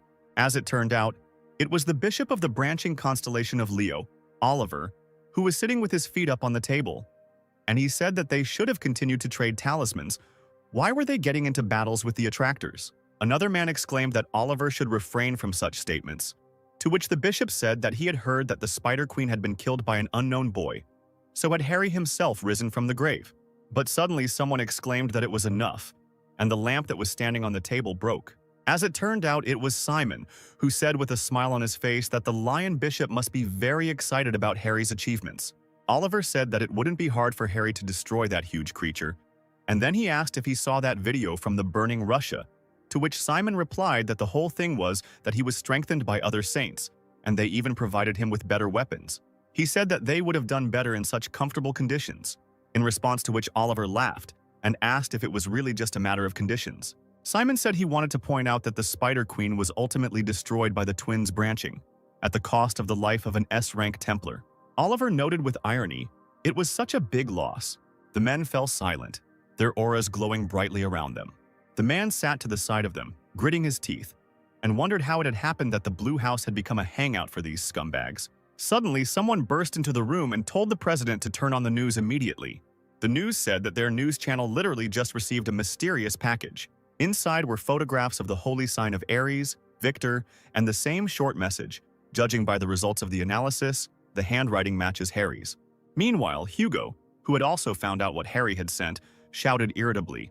He asked him what he was thinking, to which Harry answered, sitting on the phone, that it was just an announcement. He was letting them know that soon their heads would be with him too. Hugo shook his head and said that Victor's death was already a huge problem, and he decided to make it even worse. Hearing this, the man threw his head back and said, "Victor is not dead." Hugo asked again, and Harry said that he couldn't even be called alive. These words struck the saint even more. With a happy smile, Harry pulled out a toy rabbit and announced that it was Victor. Hugo backed away in disgust, asking again. While stretching the rabbit's ears, Harry said that his skills had improved, and therefore he was able to trap Victor's astral body in this toy. Hugo asked if that was even possible, but Harry said that it wasn't important, and then he handed him the knife. The man said that this was the same knife that was stabbed into his back. Holding the knife in his hand, the saint thought that this was clearly not an ordinary dagger. Harry began to stretch the rabbit, and Hugo noted that since he was stabbed with this knife, it was definitely not Victor. Then the man asked if he should apologize then. Throwing the rabbit over his shoulder, Harry said that he was going to visit the shopping mall. Hugo asked him why he wanted to do that. The man replied that the pig had told him that he had seen a blade of a similar shape there. Taking the clothes from Hugo, Harry headed for the exit, telling Slave 2 to guard the house. Hugo, holding Victor the rabbit in his hands, asked who the first slave was. Waving his hand, Harry headed out, saying goodbye to the first slave, Hugo. Victor's house was still destroyed. Some people were walking among the debris, looking at it. One woman, addressing the saint, said that, as expected, the constellation Aries is not here, and the aura of the sacred essence is not felt either. The saint, who was playing with the water that was pouring around her finger, asked again. Sophie, the saint of the Aquarius sign, who was lying in the bathtub, asked where he could have disappeared to. The woman replied that perhaps he had taken his property and intentionally disappeared somewhere, to which the saint replied that if he had secretly conducted some transactions with other saints, then everything would become more problematic. Sophie's face took on a serious expression, and her subordinate asked if it was possible that it was the supposedly returned Harry who had kidnapped Victor. Hearing this, the woman laughed loudly. Throwing her head back, she turned to her subordinate with whom she was talking. She said that it was a very stupid joke, and in the meantime, the ball of water bound one of the servants who was nearby. Sophie's subordinate heard someone screaming. She immediately apologized, saying that she had said it without thinking, to which the saint replied that everything was fine, they would visit the shopping mall as planned, they needed to get rid of the unnecessary relics before the auction began. Suddenly, another subordinate burst into Sophie's bathroom screaming that they were in trouble. She said that another saint had decided to take part in the auction, which made the saint turn around sharply. Previously, this same saint was now in the gym. The men who were there looked at someone with admiration. A muscular man stood by the window with his back to the others, and someone approached him from behind and addressed him, calling him Mr. Stephen. He said they had received information that a relic belonging to Harry would be put up for auction. Hearing this, Stephen turned his head to look at the man. He dropped his hands sharply, causing the barbell he was holding to fall to the floor. Stephen smiled and asked if the time had finally come. Turning around, he said that they would take this relic for themselves. As it turned out, it was Stephen, the holy sign of Leo. Meanwhile, somewhere in another part of the city, a portal began to glow with a bright light, and someone came out of it. Harry said that portals were very convenient, and Scott, who was standing next to him, said that they were usually very expensive, but members of the twin branch could use them for free. As it turns out, Harry and Scott have reached the relic trading complex. Harry thanked the guy and said that he really needed an expert, and he volunteered to help him find the SS rank. Scott replied that he was happy to help, and he remembered Simon's words that he should recruit the man at any cost. And then messages from the contact scumbag boss appeared on Scott's phone. Putting his hand on his shoulder, Harry asked if his boss was still pestering him, even despite the incident at the hypermarket. And then the man returned the knife in the boy's sheath, saying that it had really helped him in the battle with the bugs. Scott, taking the rod in his hands, said that it seemed to him that the blade had broken after that battle, to which the man replied that he had completely restored it, but its effectiveness would change slightly. Hearing this, Scott put the knife in his chest and thanked the man, who noticed that they had already arrived. Standing in front of the entrance to the building, he asked if there was an SS rank appraiser here. After some time, a man walking through the shopping area noticed something. Blushing, he asked what such a man was doing here. The man standing next to him also blushed. As it turned out, they all paid attention to the saint of the sign of Aquarius. She said she wanted to get rid of some relics before the auction, to which the worker apologized in a panic and said that the appraiser was currently busy with another client. The woman replied that everything was fine and she would wait, but she herself thought irritably about how they dared serve anyone else when she was here. Standing in front of the entrance with her retinue, she wondered who was inside. Standing at the display case, Harry said that the prices for the items here were worthy of SS rank. The appraiser, holding a figurine in his hands, asked Scott who made it, to which Harry immediately responded, Virgo Branching Evaluator. Jean asked the man if there was any possibility that he was related to Harry. Scott replied that the man was his impersonator, and the appraiser asked the guy to step outside, saying that he needed to ask the client a few questions. Scott muttered something irritably but still left, and then Jean asked the man about how exactly he was connected to Harry, in response to which he asked why he was asking. The appraiser said that many people don't know this, but Harry is famous not only for his fighting skills but also for his skillful abilities. And the relic that he brought him is often counterfeited, but his instinct tells him that Harry himself had a hand in it. In response to this, Harry asked about the fact that the man was apparently well-informed, to which Jean replied that of course he was. And then he, blushing and looking away, said that he was his favorite student. These words discouraged the man, and he asked again. He folded his arms across his chest and thought that he didn't remember having any students. The appraiser, continuing to examine the statuette, said that, given its age, it was unlikely that he had trained it. But this work was truly amazing. He almost believed in its authenticity. An annoyed Harry wondered whether he should sue him as a fraud. Jean handed the man a notebook and said that he had received the item when he was Harry's apprentice. Looking at the notebook, the man thought that this was the same notebook that he had once lost. Could this appraiser be that annoying newcomer who followed him around in China? He was so ingrained in his memory that he even missed him a little. And Jean said that Harry was truly a man with a fine sense of beauty. The man cried out that one day he suddenly disappeared, leaving this in his home. Hearing this, Harry thought that he lost the notebook, but it seemed that this guy stole it. The appraiser began to leaf through the pages, saying that he couldn't make out the handwriting, but was sure that there were many brilliant ideas hidden there, and Harry thought that this was just a list of his victims. He thought that after he woke up, every time he got information with what he fought, but it seemed like this guy would be able to get more information. Jin handed the notebook to the man, saying that it should serve the young talent. Harry accepted it with joy, as it contained his very first sketches. There have been reports that the notebook's dormant magic is reacting to its owner's aura, and under the influence of Ophiuchus's magical power, the notebook has been transformed into a relic. Noticing this, Jean cried out that this was a relic of the memory type. It seemed that Harry had put a charm on it when he was still alive. But then someone shouted, telling Jin that they were in trouble, and the man turned around. He asked what was the matter, to which the worker answered, pointing to the door, that a saint was waiting outside. Jean muttered irritably that they were making such a fuss over a trifle, and Harry asked again. Meanwhile, Sophie was still standing on the street. She thought about how these worthless people dared to stare at her. And every time the same thing. Scott, standing in the crowd and drinking something from a straw, thought that he thought Sophie was too picky for such outings. Sophie said that they had been waiting too long already, so she thought she should go in personally and hurry them up. And she was thinking that the damn appraiser should buy their relics at a good price, so that they would have enough money for the auction.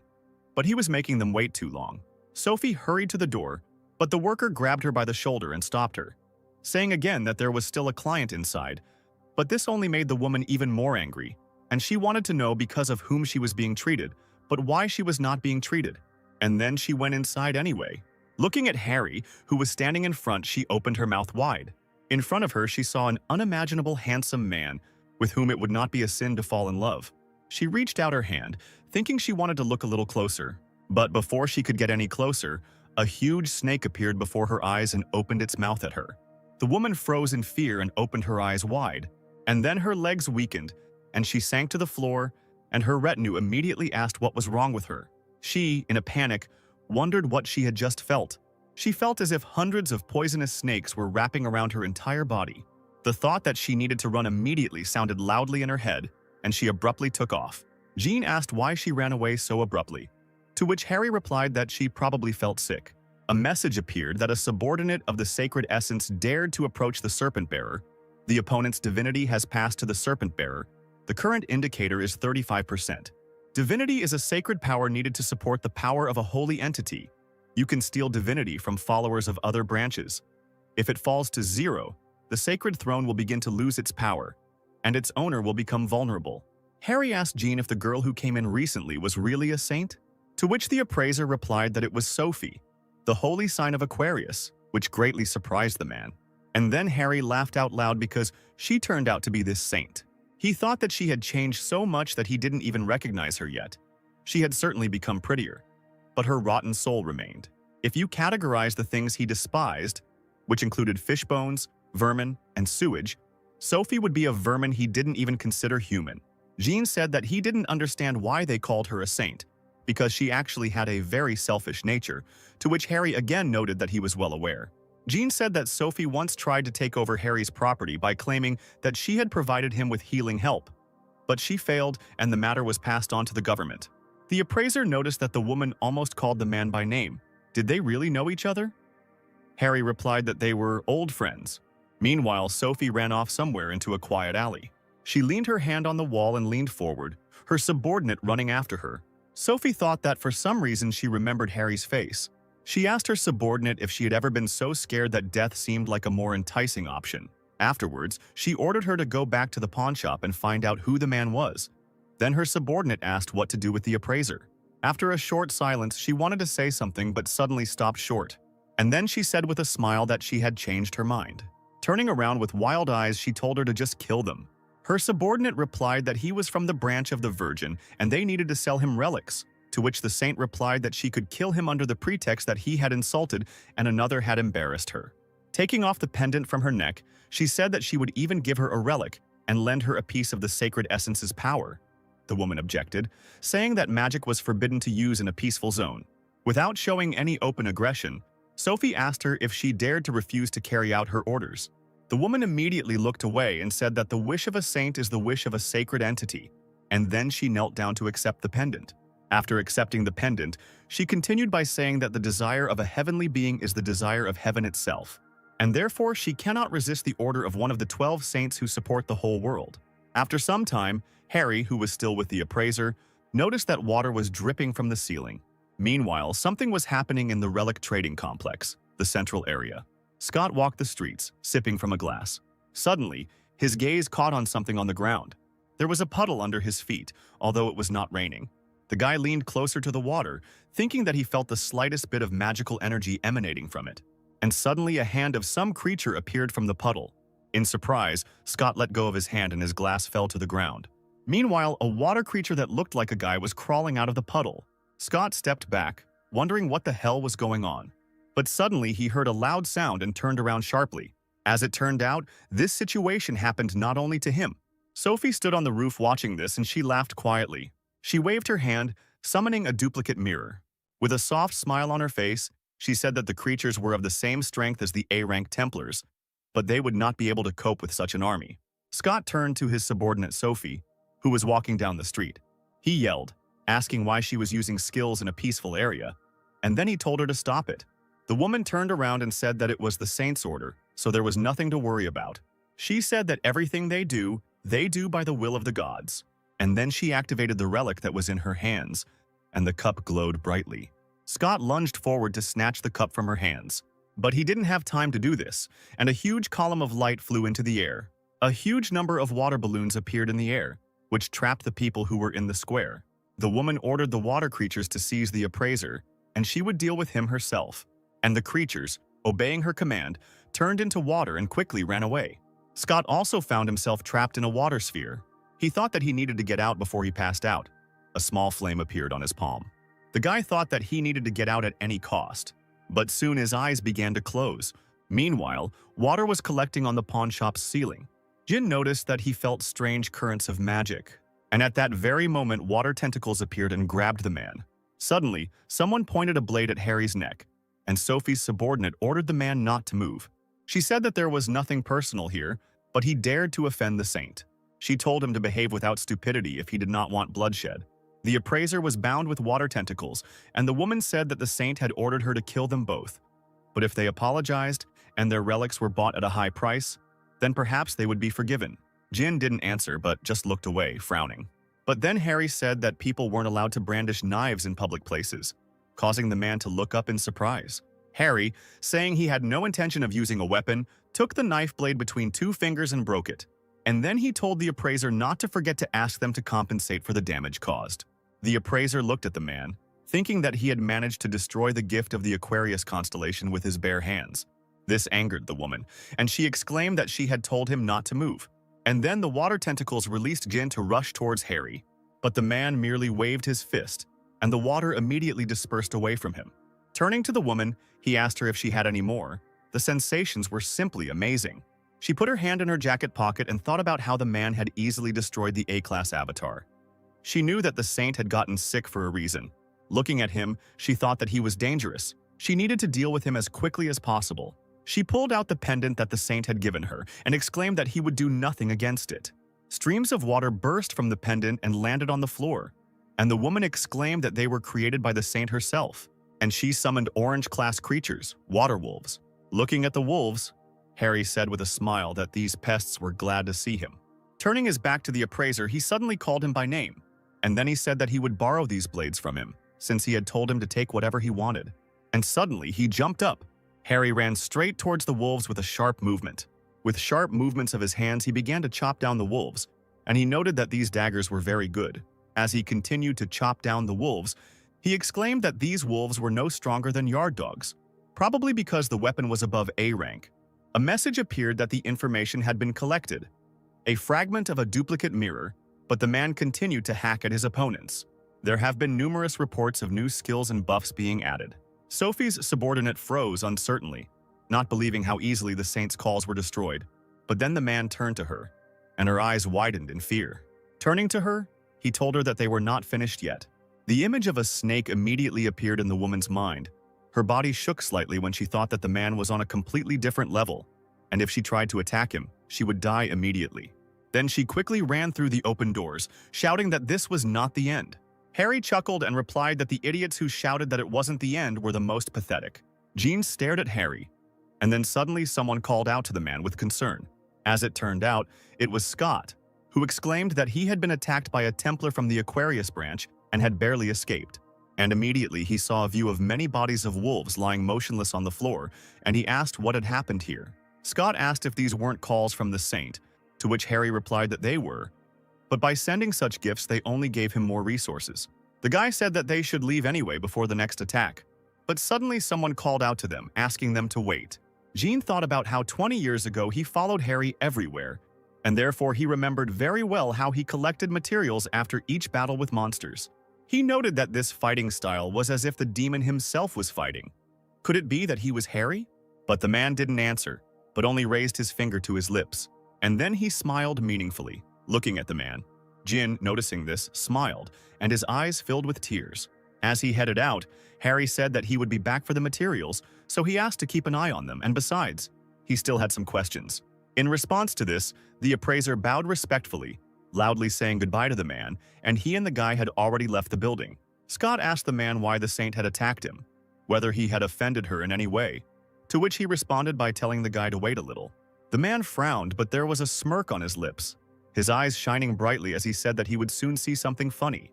After some time, they reached a cafe in the area. There were many different sweets and ice creams on their table, and Harry ate it all with pleasure.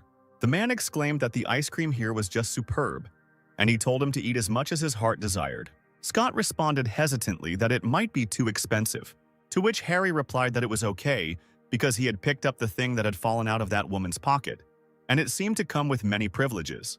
He said that it was called an emblem, and that it was similar in functionality to a bank card, but with it, he could even rent other people's skills. Scott, leaning closer, noted that he hadn't even noticed that it had the Aquarius emblem on it, and he thought that they might have a problem, since it also served as an ID. But Harry just continued eating the sweets, telling the guy not to worry and that they would think about it later. But then Simon came up behind them and told Scott that he didn't think he liked the ice cream there either. The guy turned around in surprise, and Harry decided to tear his gaze away from his plate. Simon came closer and asked them if they minded if he joined them. Harry looked sternly at the man, continuing to eat his ice cream, and thought that this was probably the same boss who had been bothering the guy. Simon sat down on the empty chair and introduced himself to Harry, saying that he was the bishop of the twin branch, and then he asked if Scott had told him anything about him. But the man seemed more interested in the ice cream. Looking at the man, Simon said that Scott said that he met a mysterious man who managed to defeat the Spider Queen when Victor failed. Harry asked, munching on his ice cream. What business did the man have? The man replied that recruiting promising awakened people was one of the bishop's main tasks. Harry asked what he could offer him then if he wanted to hire him. Simon said that the upcoming big auction would be for one of Harry's 8 legendary heirlooms, and then he asked why they didn't continue their conversation while enjoying the auction process. Hearing this, Harry put his spoon down on the table, and then he smiled while the ice cream was smeared across his lips, and he said that the man knew how to intrigue. He asked how far the auction house was from here. Simon, holding out his hand, said that it was not far at all, and since the lots would be such rare relics, it was decided to hold the raffle in an appropriate place. He said that this place is located at an altitude of 16,000 feet above the earth, where the largest auction house is located. He said that this place is the floating city of Drachma. Meanwhile, something was happening in the large auction house of Drachma. Still suspended, Sophie sat there in the chair by the window, her hands clutched to her chest as ragged breaths escaped her. Her whole body was shaking, and her gaze darted around the room. But then someone called her, and he put a glass of ice on the armrest. Stephen told the woman to get lost if she planned to cower in the corner and shiver, and he raised his hand to take a sip of alcohol. Sophie shot him an irritated look, and she thought that he was still a stupid, uncouth lout. But today, she had to control herself. She thought that this was the strongest person who even managed to surpass Harry, and therefore there was no place safer than next to him. Getting up from his chair, the man said that in any case, Harry's relic would become his, so there was no point in her even claiming it. The man walked towards the exit when Sophie asked him where he was going, to which he replied that it was none of her business. Stephen walked out of the room, and the woman remained sitting in the chair and did not answer him. She sighed as she looked out the window and told herself that she just needed to calm down. She thought about the fact that this was Drachma after all, so whoever that person was, they wouldn't be able to get in here. But then her gaze caught on something outside the window. As it turned out, she noticed Hugo, who was also in the floating castle. She thought with a smile that the desired guest had appeared at the perfect time. Hugo, as it turned out, was wandering around the palace looking for Harry, not understanding where he had disappeared to. He thought that, knowing his character, he was sure that he would come here because the city of Drachma was a real treasure trove of precious relics, and in the meantime, someone was sneaking up on him from behind.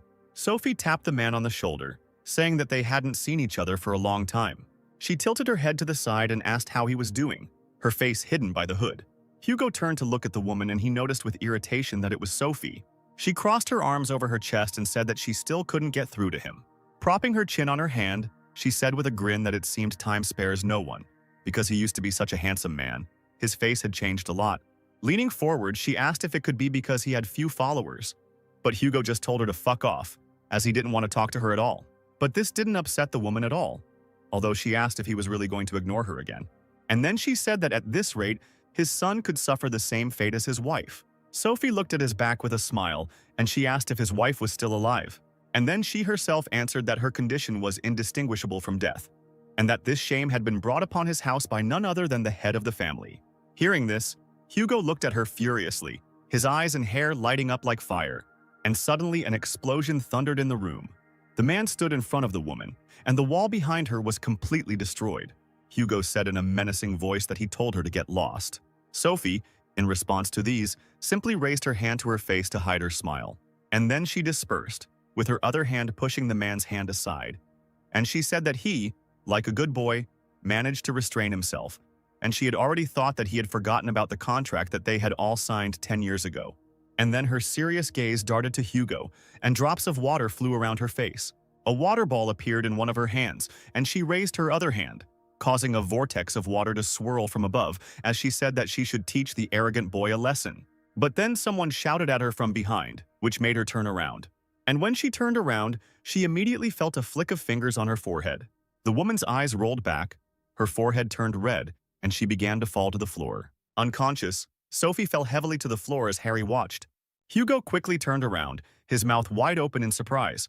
Harry noticed with surprise that Hugo was there too, and he asked him what he had forgotten there, to which the saint answered that he was worried about him, and he himself was thinking that he could not take his eyes off him. Harry asked again, and then he asked if he really had a crush on him, to which Hugo told him not to talk nonsense. And then Harry looked at Sophie lying on the floor and he asked with disgust why he kept bumping into her. And the man wondered if she had fallen in love with him too.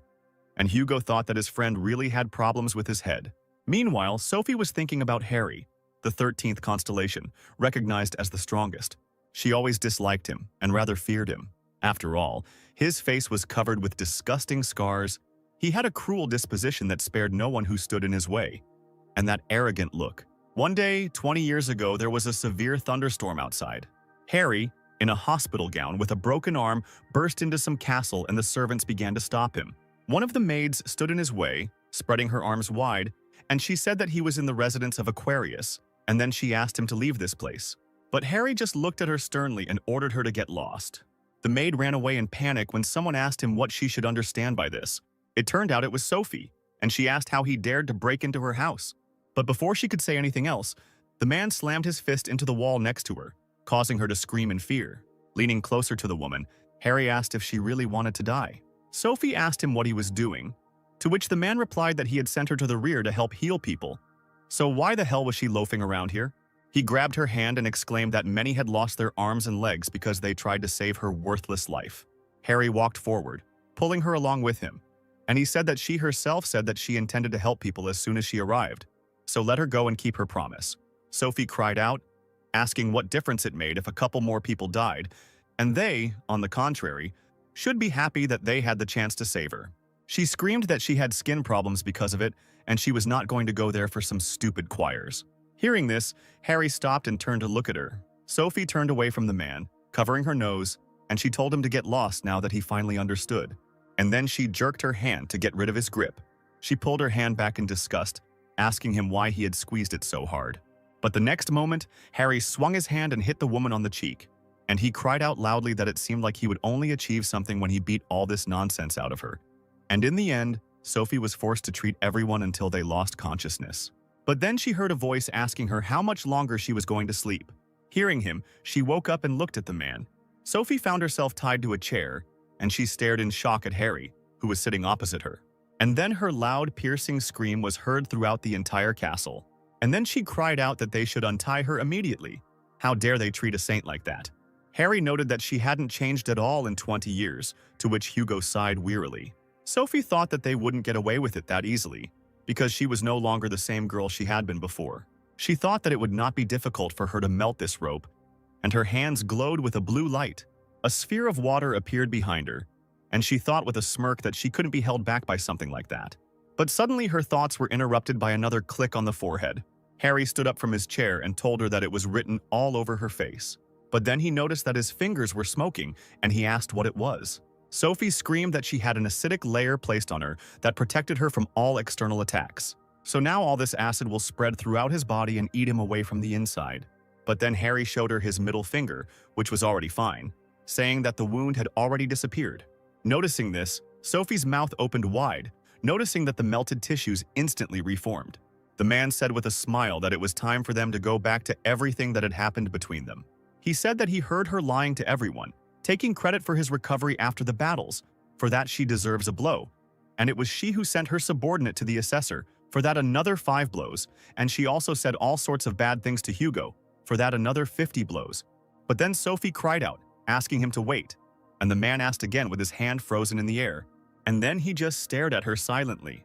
And a second later he moved his hand forward, thinking that he had waited. And Harry began to hit Sophie while Hugo calmly sipped his tea. He glanced at them out of the corner of his eye and thought that Harry was really good at beating the crap out of people. But then he felt something strange, as if Harry's divinity was growing with each blow. And, as it turned out, Hugo was not mistaken, and many reports appeared around the man about his increased divinity. After a while, Harry stopped because he noticed that Sophie's head was hanging, and he noted that the woman passed out. There have been reports that divinity has been unlocked, the current level is 50% and requires recharging. Noticing this, Harry asked to be reminded of what divinity was. There have been reports that divinity is the power of the sacred essence needed to maintain the energy of the saint. Divinity can be opened in followers of entities other than his. If it falls to 0, then the sacred throne will lose all power. Such a flight outcome will lead to death. Harry thought about how by kicking saints' asses he was taking away their divinity, and then he realized that he hadn't beaten it out of Victor because he couldn't do it yet. Harry thought with a smile that he needed to become stronger anyway. At this point, Hugo asked the man if he had thought it would be worth questioning Sophie about the dagger. Harry replied that the woman would not have the courage to attack them, and he had found someone who could look at the dagger, and Hugo thought that he was mocking her just for fun. At this point, Harry grabbed something in his trouser pocket. Taking his phone out of his pocket, he noticed that it had already been that long. Hugo asked him where he got the smartphone, to which the man replied that he borrowed it from a guy. Smiling at Hugo, he told him that it was time for him to run, so he should clean up here, and he could throw Sophie in the trash. Harry ran into the elevator, saying that he would call him after the auction. Hugo sighed tiredly and turned to look at the unconscious Sophie. But then the elevator door swung open again, deciding that it was Harry who had returned for something. Hugo turned to him and asked if he had forgotten anything. But it wasn't Harry, and the man thought that out of all the people here, it was he. As it turned out, it was Stephen. Stephen's gaze dropped to Sophie, who was still tied to the chair, her head hanging to her chest. And then he looked up at Hugo. The man called out threateningly to the other, sparks flying around his body, and he advised him to explain himself. But after, having calmed down a little, he reached out to take off his glasses and said that they hadn't seen each other for a long time. And then he noticed with a grin that the archer was not happy about their meeting. Hugo asked him what he was doing there, to which Stephen replied that he and Aquarius had made a deal. She asked him to be her bodyguard. He still had business in Drachma, so he agreed. Stephen asked Hugo why he was there, to which he replied that he had my business too. The man asked him if he was targeting Harry's relics. Then Hugo asked if they were being auctioned off today. Stephen grinned and replied that he, like a pathetic constellation, would never have been able to afford them anyway. In response to this, Hugo chuckled and asked the man if he was really going around picking up Harry's relics. He said that he had tried to ignore him for a long time because of his growing inferiority complex, and had even gone so far as to start picking up all of his relics. Hugo asked Stephen if he really thought he could become as strong as him. Stephen's nostrils flared in response, and suddenly there was an explosion around him. There were also flashes around Hugo's body, and he thought that the man had gone mad at the mention of Harry, as he had expected. Stephen pulled his hand back to strike the man, his hand shining like a bright flash. And then he grabbed Hugo by the wrist. He squeezed his hand so hard that even the veins stood out. He told him to stop talking nonsense, his eyes flashing with an evil light. and he told him to stop talking nonsense about this weakling. He jerked his hand sharply, breaking Hugo's wrist, and he sternly told him not to dare speak Harry's name in his presence again. His eyes flashed furiously as he said that he had been stronger than him for a long time. But then someone ran out of the elevator, calling out to Stephen, saying that they had problems. The man yelled about the twins branching out and buying up all of Harry's memorabilia, causing Stephen to turn around sharply. He turned back to Hugo and said he didn't have time to mess with him, and he slapped his hand away with a sharp movement. Stephen headed for the exit, telling Hugo to do whatever he wanted with Sophie, to which Hugo exclaimed, "Didn't he come here to save her?" The man replied that the relics were much more important. He needed to get there as quickly as possible. Turning around, he told the archer to choose his words more carefully in the future if he wanted to live longer. Hearing this, Hugo grinned and thanked the man for the advice. And then Stephen left the room, the elevator doors slammed shut. Sophie was still unconscious. The grin fell from Hugo's face and he cursed under his breath. Looking at his injured hand, he thought that the man didn't even consider him a weakling. Meanwhile, the auction was in full swing, and the twin branch made a bid again. The presenter cried out that the lot was once again being taken over by the twins branching. She announced that the first stage of the auction had come to an end, and the second stage would begin immediately after a short break. Harry, who had a number of bottles of alcohol on the table in front of him, happily exclaimed that he had got another lot. Simon, who was sitting in the chair next to him, congratulated the man and said that he could buy himself whatever he wanted.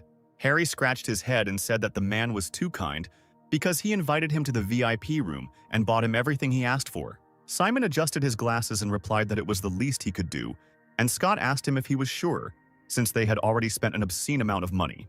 Looking at the guy, the man replied that everything was fine, and then he asked him if he could pay for the alcohol since he had forgotten his card. Scott agreed, but he thought that he had already spent a lot today, but he couldn't object to his boss. But then Harry, holding the card between his two fingers, replied that everything had already been paid for. Noticing the card in the man's hands, Simon checked his pockets and realized it was his card, and he then wondered how he had managed it. Waving the card, Harry said that Simon looked pretty drunk, so he paid in advance. He couldn't make his subordinate pay, could he? In response to this, the bishop replied that he was just about to pay with his card, and he himself thought that the man was still so young and already so rude. Still, he's a damn genius for defeating the Spider Queen, and if he can recruit him, it'll all be a small price to pay. Leaning forward, he said that since they were a little relaxed, they should get to the main topic, and some kind of pink gas appeared in the air. Simon began to talk about how he had high hopes for the man's future, and he thought he had a chance to become an S rank or even higher. Harry didn't listen to him, but thought about the fact that this fog that covered the mind control was practically invisible to anyone, and although the effect was not so strong, it made him trust this idiot more. Simon continued, saying that he could even make him a cardinal. He promised him untold riches, and he also promised him great glory. But, among other things, he promised him the respect of the great leader of the twins. An inspired Simon extended his hand to Harry, offering him the chance to be reborn as a follower of the twins constellation. But in response to this, Harry only laughed loudly. After stopping laughing, the man remarked that he had been laughing too much lately, and then he asked the bishop if this was really what he wanted. Does he really want him to become another one of his worthless god's lackeys? Simon was taken aback by this change of mood and decided that he needed to change the subject as soon as possible, and he said that there had been a misunderstanding. Then someone knocked on the door and announced that the one relic had arrived, and the man turned around happily. And he immediately told the woman to come in, and she opened the door, going inside. Approaching Harry, she handed him the relic on a tray, saying that all the certificates were ready. But then Simon asked in surprise if he had really won Harry's relic. Taking up a gold pendant on a wide chain, Harry replied that he himself had told him to choose anything, even if it was not exactly what he was looking for. Remembering Stephen's obsession, the man nervously ran up to Harry, saying that this relic already had an owner. And at that very moment, a loud explosion broke the door to the room. Everyone present stared at this. As it turned out, it was Stephen. The man angrily asked who dared to touch his relics. Harry turned around and asked if it was Stephen who had laid claim to the relic. Simon hastened to calm Stephen down, saying that their newcomer had made a mistake, but they would immediately return the relic. Stephen folded his arms and replied that he would turn a blind eye to it then. Simon thanked him and quickly agreed to this, and he said that they could pay later. But then the man said that it was thanks to them, because he had not spent a penny on the relic. Simon asked again, to which Stephen chuckled. Grabbing the man's head with one hand, he asked irritably if they really thought they could touch his things with impunity. The bishop stood motionless, thinking that because of this small oversight he wanted to leave them without tens of millions of dollars. But then Harry intervened in the conversation, asking what they were talking about. The man happily said that he had won the auction, so the relic was now his, and if he wanted to take it, he should pay him $200 million. Hearing this, Stephen froze silently, and then he laughed loudly, saying that it seemed that among the twins' branches there were not only cowards, and Simon looked at Harry with a face full of horror. Stephen pushed the bishop away and walked forward, saying that he liked the man. That's what a real man should be like. Coming closer, he asked him why they didn't introduce themselves to each other. Stephen extended his hand to Harry, lightning swirling around him, and he said that he always greeted new acquaintances very warmly. Harry asked him what he was talking about, and he thought that the guy had managed to increase his strength slightly. This is to be expected from the constellation Leo, which specializes in battles. Looking at the man, he thought that he would not calm down until he destroyed someone. Stephen, meanwhile, reached out to the man as if she was about to pounce on a snake. The saint placed his hand on Harry's shoulder, and everything around him lit up with bright flashes. Concerned, Scott called out to Harry. Simon swore quietly and thought that he had indeed provoked him. With a grin on his face, Stephen said he was glad to meet him and hoped the man enjoyed his life in a wheelchair. But then Harry, whose t-shirt was burned under the man's hand, asked him what he was doing. He asked if he was trying to brush dust off his shoulder. Noticing that the man was fine, the saint froze in shock, thinking that the blow had hit the target. He asked him if he had dodged it with teleportation, to which Harry, pushing his hand away, said that he was still as slow-witted as ever. Smiling, he asked the saint if he really thought that the crushing cliff blow that he himself had come up with would work on him. Harry said that the man had sworn to him that he would use this skill for the good of people, but now he used it to boast about his power. Hearing this, Stephen asked the man who he was, and fear spread through his body. But then the auction host exclaimed that the auction would soon be reopened for bids. Stephen was surprised to note that it was already time for the second stage, but Harry was not enthusiastic about it. Stephen pointed his finger at the man and said that he had a lot of questions, but right now there were more important things to do. The saint headed towards the exit, telling him to keep the pendant since he would come back for it. Scott ran up to Harry and asked him if he was okay. Simon thought that even he couldn't dodge the saint's skills. He wondered who this guy really was. The host said that they would start the second stage with the highlight of the auction. She asked if they knew about the Berlin Wolf incident that happened 24 years ago, which was a mystical case of the appearance of a bad luck figure on German territory. It was a real hell, in which even armor and weapons melted. The 12 saints were unable to find a solution, and all their raids ended in failure. But then Harry came along and managed to defeat that invincible monster, and today they had the chance to become the owner of that very relic with which Harry put an end to the monster's existence. Stephen, who had already reached the auction hall, thought that this weapon would finally be his, and he remembered what happened those same 20 years ago. A helicopter was flying over the island. The reporter sitting in it was talking on camera about how right now they were above the island where the Berlin Wolf had appeared. It's been 4 days since Harry, the 13th to awaken, arrived, and no one has come out since then. The situation remains unknown. In order to find out what was happening, several saints tried to enter inside, but were unable to do so due to the overwhelming energy of the island. Stephen was sitting on a stump when a subordinate approached him, saying that they were already at their limit. The man folded his arms, wondering how Harry could have gotten in there when they couldn't even get close. Why does he feel jealous of a guy who wasn't even chosen by the gods? What's the difference between them? He was still wondering what he was missing when his subordinate exclaimed that Harry had appeared at the exit. Stephen looked up, taken aback. Reporters also noticed Harry coming out. The man, not at all wounded, came out of the forest, and in his hands he had a weapon made of bone. Reporters called this moment the return of a hero. Stephen's subordinate said that once again all the honors went to Harry, and the saint, rising to his feet, said that he finally understood. Walking forward a little, he told his subordinate to tell everyone that they were returning.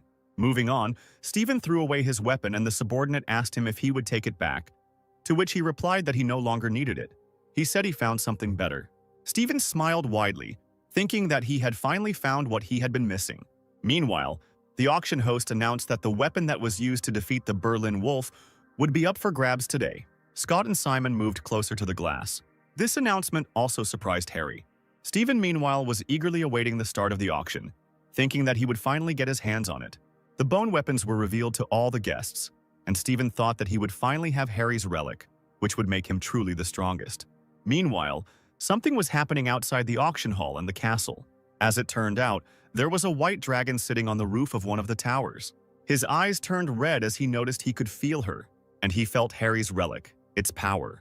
The presenter abruptly folded the cloth that covered the relic and announced that it was the bone of a demonic beast. Exclamations of admiration and surprise began to echo throughout the hall. The presenter asked who would become the owner of this most powerful relic with historical and practical value. Scott and Simon were upset that this relic was put up for auction and that it would go to the Leo constellation, but Harry came closer. He thought about what he had been thinking about all along. But for it to... Harry turned to Scott, but he cried out that now was not the best time. The boy and the bishop began to press themselves against the glass, desperately wanting this relic to be theirs. The presenter announced the starting bid at $1 million. Immediately there was a noise. People began to actively raise the stakes. Harry was faced with numerous reports that his fame had increased. He asked why everyone was suddenly so alarmed, to which Scott irritably shouted that it was a legendary weapon created by Harry. Turning back to the window, the guy noticed that such a reaction from people was quite expected, but Harry remained irritated and silent. Scott said that no matter what Harry created, it was always of the highest quality, and that's why everyone wants to get their hands on them. He said that this is especially true for the constellation of Leo. Stephen. He is ready to go to the ends of the earth to get them. His incredible power and influence allow him to go as far as he wants. The guy was irritated by the fact that another great creation would become part of the man's collection. All the profits would go to Harry's account, which now belonged to the government, so they could only accept it.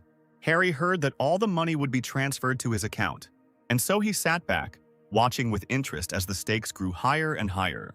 But then Stephen shouted out his billion-dollar bet. As he walked down the stairs, he asked if everyone had heard. He chuckled and repeated that he was buying it for $1 billion, and then he asked if he should raise the bid to $10 billion. The presenter was slightly confused, but still announced the bet at $1 billion. Surprised exclamations were heard in the hall, and some simply sat in the hall thoughtfully. Scott pleaded with Simon to do something, but he replied that he couldn't do anything, and the presenter continued to count down.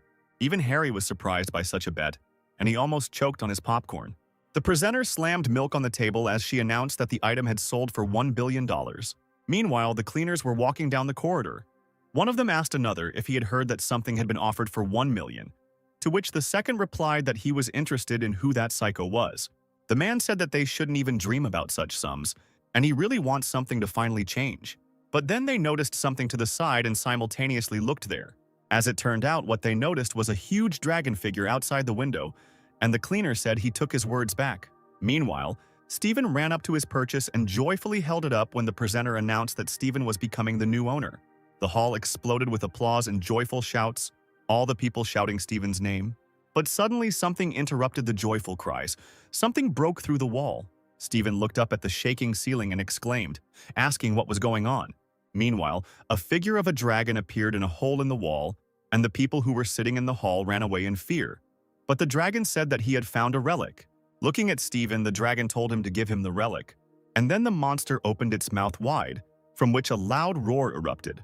Following this roar, the dragon rushed forward to take the relic from the man. But Stephen only bared his teeth in response, his eyes shining with a bright light. He swung his purchase, shattering the glass case it was in, and sending the dragon's carcass flying backwards. The blow was so strong that the dragon's body bounced off the wall, flew out into the street and hit the tower there. Following this, something suddenly fell to the ground, and Stephen exclaimed that he had never been so glad to see the puller. Placing his relic on the ground, he said it was a great opportunity to try out his new toy. But then it turned out that the tower into which the dragon flew could not withstand such a blow, and its upper part began to fall down. Scott noticed that the magical bath in the teleportation log had been destroyed. Meanwhile, the people who were near the tower also noticed that it began to break off. Turning around, one of the girls cried out that if the tower fell down, the island would not withstand it. Following this, some old man shouted that they needed to stop the tower with all their might. Hearing this, several more men approached them and offered to help. The people folded their arms across their chests, and a bright light emanated from their bodies as they closed their eyes, reciting the spell. Everyone began to chant, hoping to put at least a little power into the overall spell.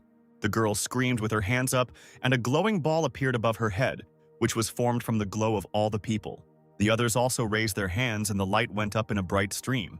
All this light merged into one huge pillar of light that went towards the tower. One of the men threw his hands forward and shouted that the tower was too heavy and they would not be able to destroy it. the pillar of light disappeared, and the fragments of the tower flew straight at the people. But before the tower fragments had time to fall to the ground, they were engulfed in a bright flame. The man noticed that the tower had burned down in the blink of an eye, and everyone stared at their savior. And their savior turned out to be the holy sign of Sagittarius, Hugo. Towering over the crowd, Hugo waved at the people who greeted him joyfully, while he thought about how this idiot still hadn't learned to control his powers. But then an explosion thundered from the side of the man, causing his eyes to widen in surprise. Turning around, he noticed that there was some kind of creature standing on the ground in that place. This creature had no skin, only its bones and muscles were visible. Something dark flowed from its mouth and its eyes glowed red. Clutching his coats, Hugo discovered that there had been two monsters the whole time. Something dark flowed from the monster's mouth even more intensely, causing a puddle to form next to him. And then this puddle, as if it were alive, split into two and rushed towards the people who were nearby. The dark substance landed directly on the face of one of the men, covering his mouth and nose. The same thing happened to others, and people cried out desperately for help. Hugo cursed loudly and assumed an attack stance, the bow reappearing in his hand and the fire once again engulfing his body. But then a loud roar was heard, which made the man turn around. As it turned out, the very first dragon that had flown in from the auction hall was flying at him from behind, and now the dragon's jaws were ready to close on the man's neck. But then someone flew into the monster from the side, pushing it away. As it turned out, it was Harry, who kicked the monster again, causing it to fly down, and shouted for the man to stop clicking his beak. Landing on the ground, Hugo told the man that he owed him a favor, to which the man asked him if he wasn't a combat-type constellation. Annoyed, Harry cried out that why the hell was he weaker than him, a craftsman, and it was even scary to leave him unattended. Hugo sat sadly on the ground, bringing his knees to his chest as the men shouted at him to pull himself together. Hugo jumped to his feet and shouted in irritation that he was doing everything he could, to which Harry asked him why he had almost lost his lunch, and then the men continued their squabble. But then they heard someone's loud cry, which made them pause and turn around. As it turned out, it was Stephen, who also reached the already destroyed tower and irritably called out to the men. Lightning flew around him as he screamed, asking them why the hell they dared to stop him from testing his new weapon. Meanwhile, the red dragon made of flesh and bone screamed again, opening its mouth wide. Looking at the monster, Harry replied that he had already forgotten that there were monsters here. But before he could do anything, lightning began to flash around him and Hugo. It was Stephen who flew forward and shouted that no one was allowed to ruin his reunion with the bone of the demonic beast. Harry, frowning, only asked why the man had his underwear on inside out, to which Hugo asked him what he was talking about. Stephen's lightning flickered even brighter as he furiously rushed forward to attack the monsters. The man swung his relic and used a sovereign skill, causing a glowing dome to appear on the ground, shielding the people and the red dragon from the blue dragon. As he landed, Stephen laughed quietly and told everyone not to move. The man stood right in front of the brightly glowing dome, placing the bone on the ground, and said that they were not allowed to do anything inside the permissive thunderstorm. He grinned and squeezed the bone tighter in his hand, saying that all preparations were now complete. Aiming at the blue dragon, he said that he was previously at a disadvantage, causing him to counterattack with magical energy. Throwing the bone over his shoulder, Stephen said that now he wanted to test the true power of this little one. The people who were nearby greeted Stephen with delight. Some even shouted that he was the most powerful saint who had surpassed even Harry. The blue dragon looked around in shock as the screams of Stephen's fans could be heard, and Stephen, coming closer, told the monster that it was time for him to pay for all the mess he had caused. The man suddenly pulled his hands back with the bone in his hand to strike at the monster. The man jumped up and hit the dragon on the head, but nothing happened. Noticing that nothing had happened, all the participants and the observer froze with frantic expressions on their faces. Stephen landed awkwardly back on the ground in front of the dragon. The man turned the bone over, examining it, and the dragon also turned its head thoughtfully. They began to examine this supposedly most powerful relic without understanding anything. A few seconds later, Stephen screamed loudly again, and a pair of lightning bolts flew out of his eyes. And he began to strike the dragon with many blows, but it was all indifferent. These small blows began to irritate the monster, and soon he swung his paw with a loud roar, hitting Stephen in the face, causing him to fly off to the side. As he fell to the ground, Stephen wondered what was wrong, because these were direct hits. So why wasn't Harry's weapon working? Hugo asked Harry if they could get out of here, to which he, touching the barter, replied that he couldn't, because it was still a sovereign skill. Even he would need a lot of time to dispel it. Harry, irritated, clenched his fists and swore that Stephen, as soon as he got out of here, would regret being born. Hugo, being equally irritated, asked what kind of idiot would throw away sovereign skills so stupidly. The men were distracted from this problem, remembering that they needed to deal with something else first. As it turned out, there were people standing in front of the dragon made of bones and flesh, but they seemed out of their minds, and Harry asked if they were really monsters, parts of that alluring thing. Hugo replied that these were people who had fallen under the influence of the monster. Judging by the placement of the victims, the monster seemed to be planning to use them as human shields. This means that they won't be able to attack the dragon so easily. Immediately, the sounds of many feet stamping could be heard. Harry said with a smile on his face that it looked like they only had one choice, and Hugo asked what it was. Harry, yawning, walked forward and said that he was just going to kick the monster's ass, to which Hugo immediately rushed after the man. And, as it turned out, the man was about to be attacked by a man subordinated to the monster from the side. But Harry immediately reacted and grabbed the man by the head. His whites turned black and his eyes glowed brightly as he squeezed his head. Harry grabbed the dark flesh that was clinging to the man, and then he jerked his hands sharply, tearing the monster's flesh from the man. Hugo opened his mouth wide and stood there dumbfounded at the sight. And the dragon, who was walking forward surrounded by his new subordinates, turned around in surprise. The man fell unconscious into Harry's arms and he smiled and said that it was simple. Hugo asked the man if the man was alive. The flesh that had fallen to the ground began to move again as Harry replied that he had simply passed out, and the saint asked him how he had done it. Harry chuckled and replied that he did it with his power, and Hugo then pointed out that he couldn't do that. Covering his grin with his hand, Harry turned to his friend and said that he hadn't had much hope for him from the start. Hugo noted irritably that he could have cheered him up a little, and then, smiling humbly, Hugo told the man to forget.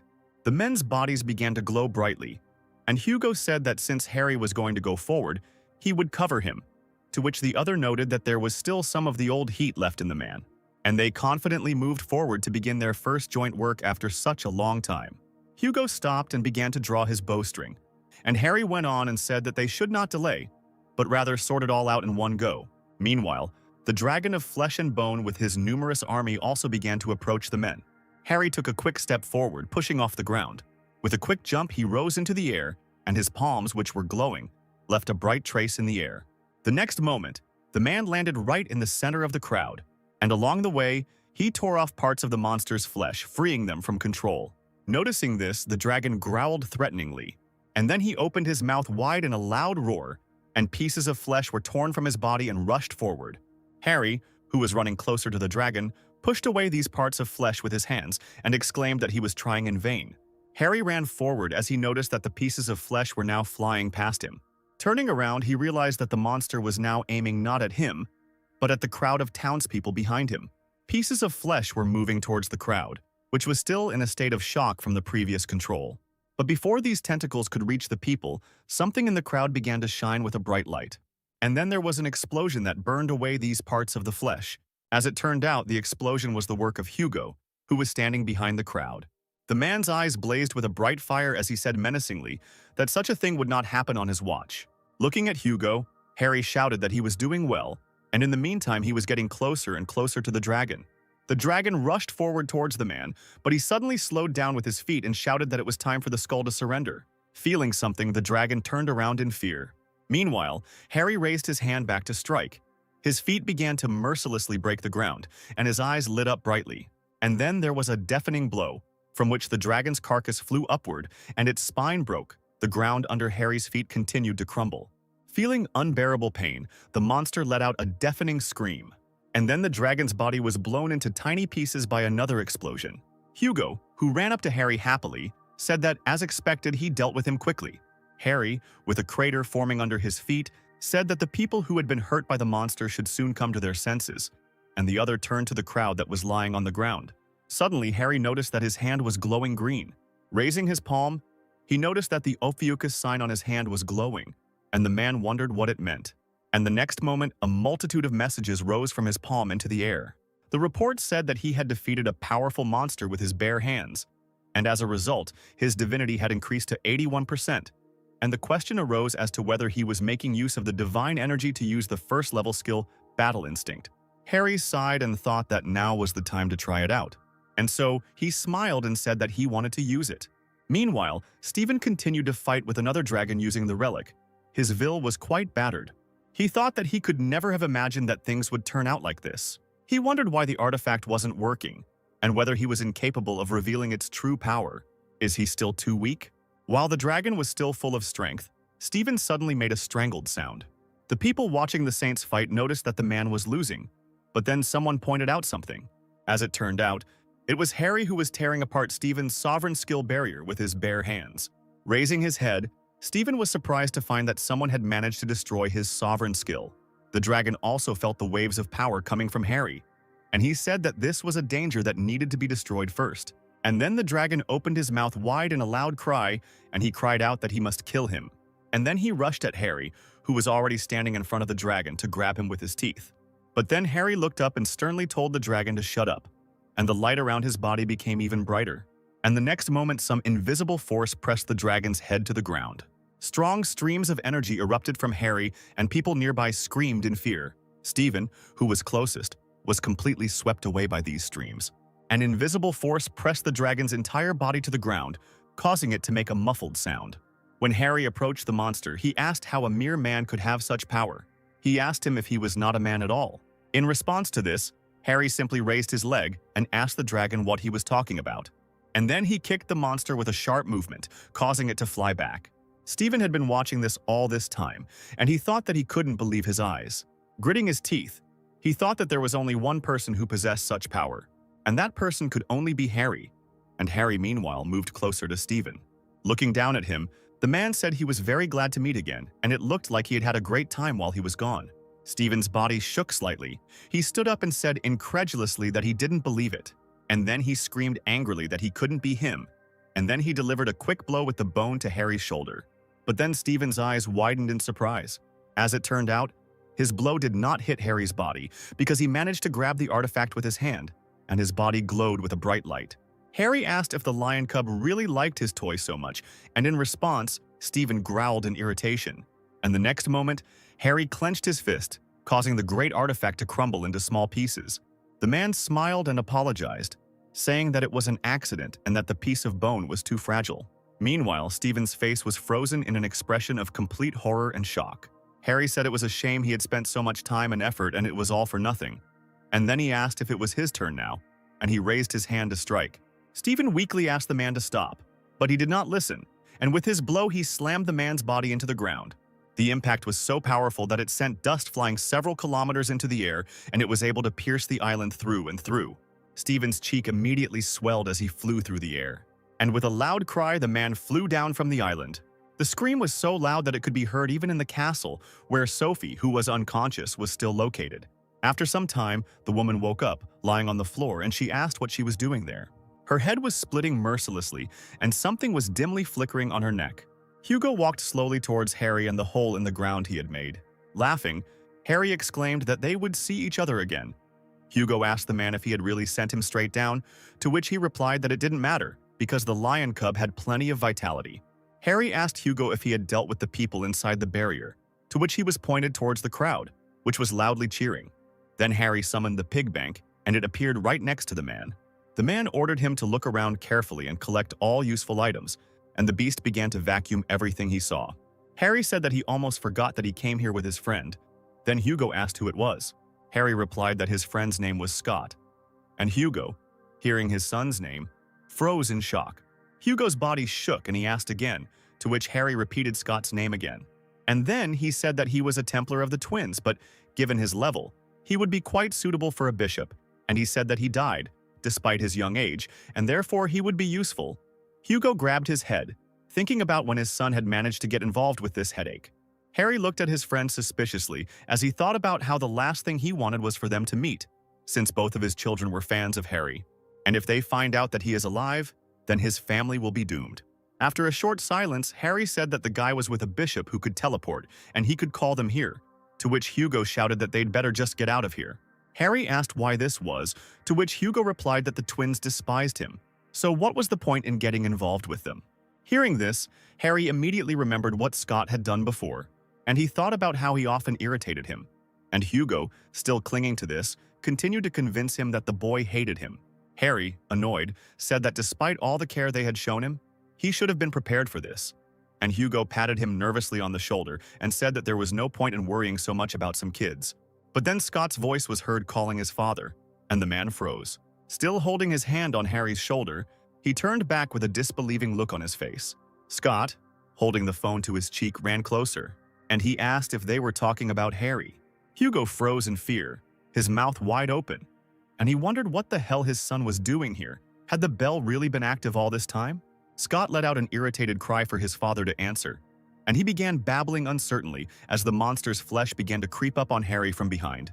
This flesh, having come close enough, rose into the air. Hugo immediately jumped to the side.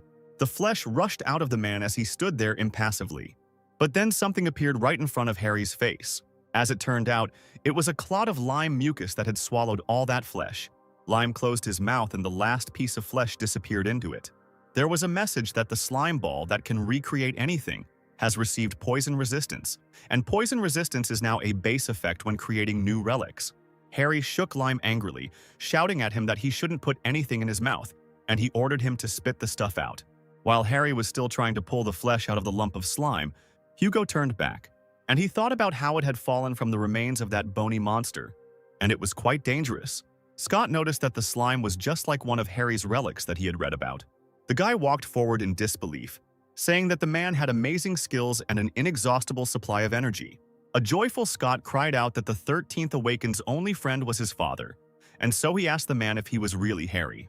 Hugo only sighed in concern in response, not knowing what to do. Scott, however, was in a joyful and delighted state. Harry, however, was distracted from the lump of slime and turned around in irritation. Meanwhile, a meeting was taking place at the headquarters of the Lion Branch. The meeting took place in a conference room, with many people sitting around the table. Oliver said that the boss hadn't been in touch since yesterday, and since the twins were pretty good at searching, they needed to hire people. A man asked him if they would agree to help them after that altercation, to which Oliver quietly cursed and said that he was just trying to look cool.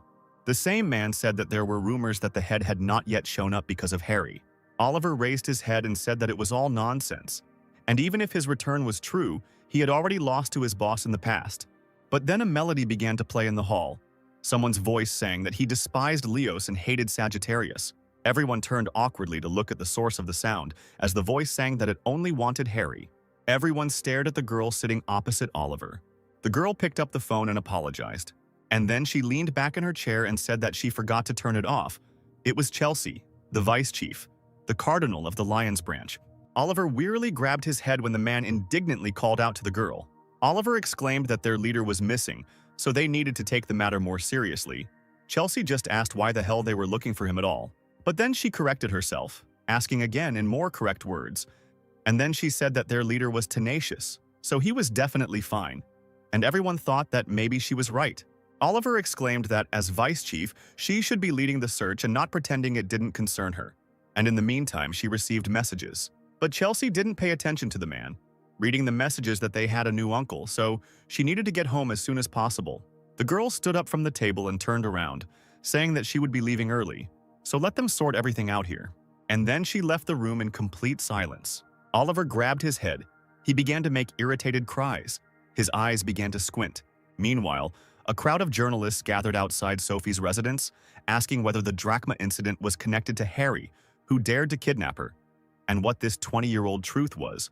Sophie's subordinates went outside and said that there was no comment today. The Holy Lord also needed rest. They said that she would answer all the questions later on the official broadcast, and now they should go their separate ways. Meanwhile, Sophie stood by the window, wrapped in a blanket with a mask on her face. She pulled the curtains closed in irritation and cursed at Harry.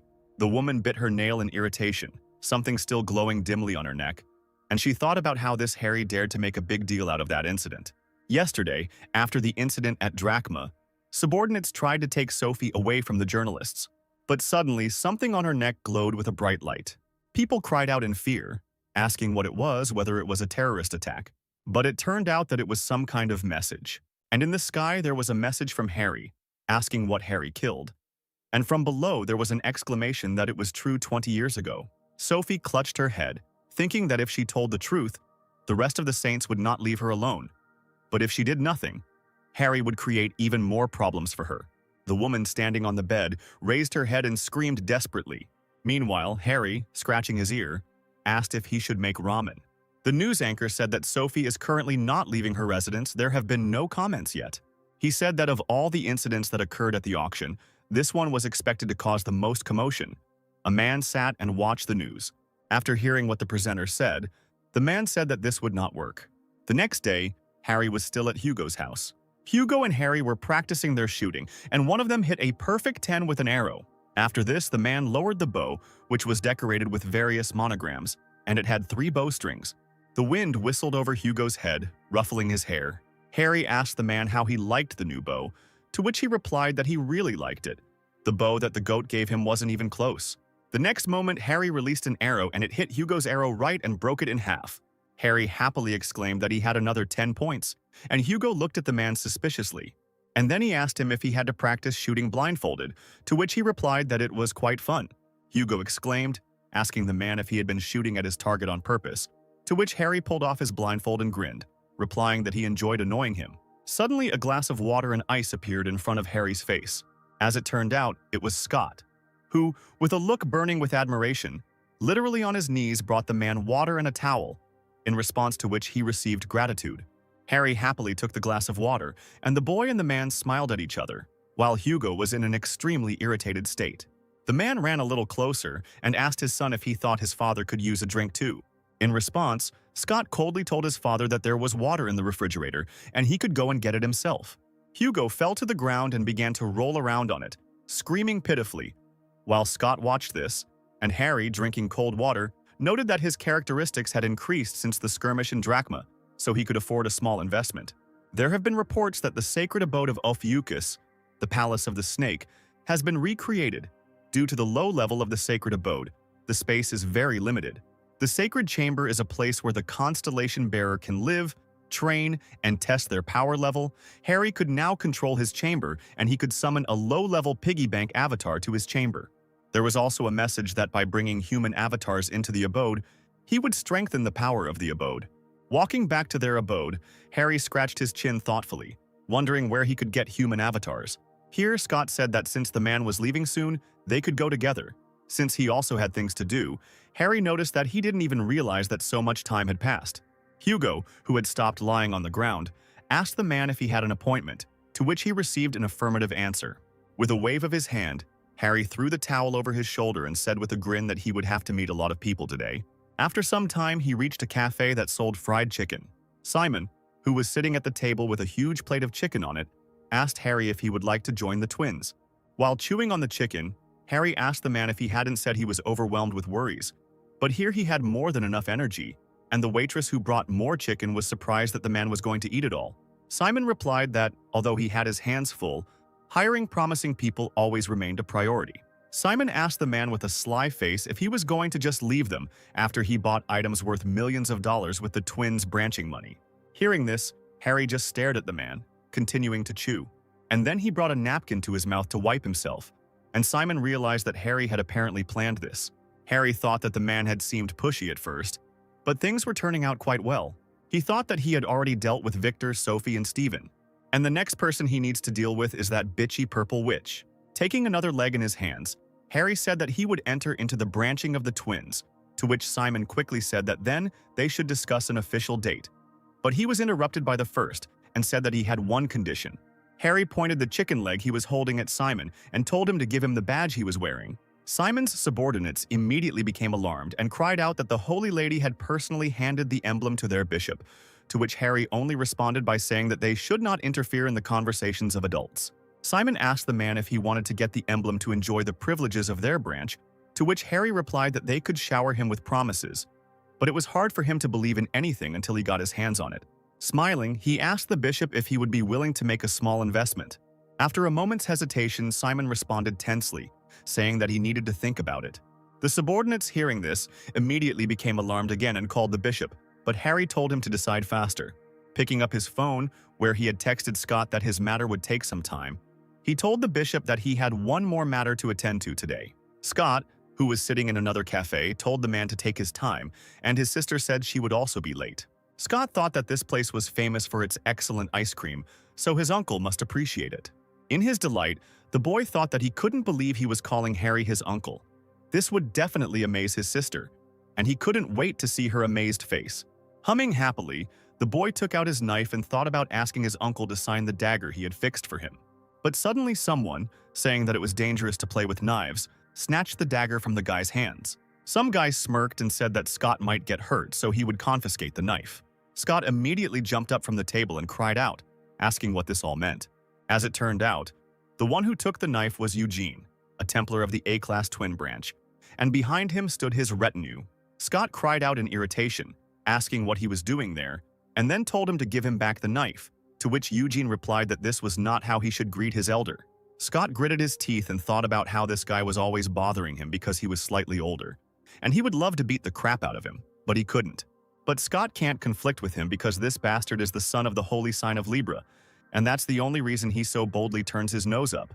But still, the enraged Scott cried out that he didn't even know what kind of dagger it was, and he had to return it immediately. But the next moment, two guys from Eugene's retinue pushed the guy face down into the table. Eugene told Scott that public places needed to be quiet, to which Scott yelled at him to shut up. Other patrons had already taken notice of the altercation. Scott, pinned to the table, looked up and asked the guy if he really thought he could get away with it, to which the guy replied that that was too much to say for what he was doing with his face to the table. The guy asked another why he treasured this little thing so much, and whether it was really made by his beloved Harry. And then he asked if this knife really belonged to his incapacitated mother.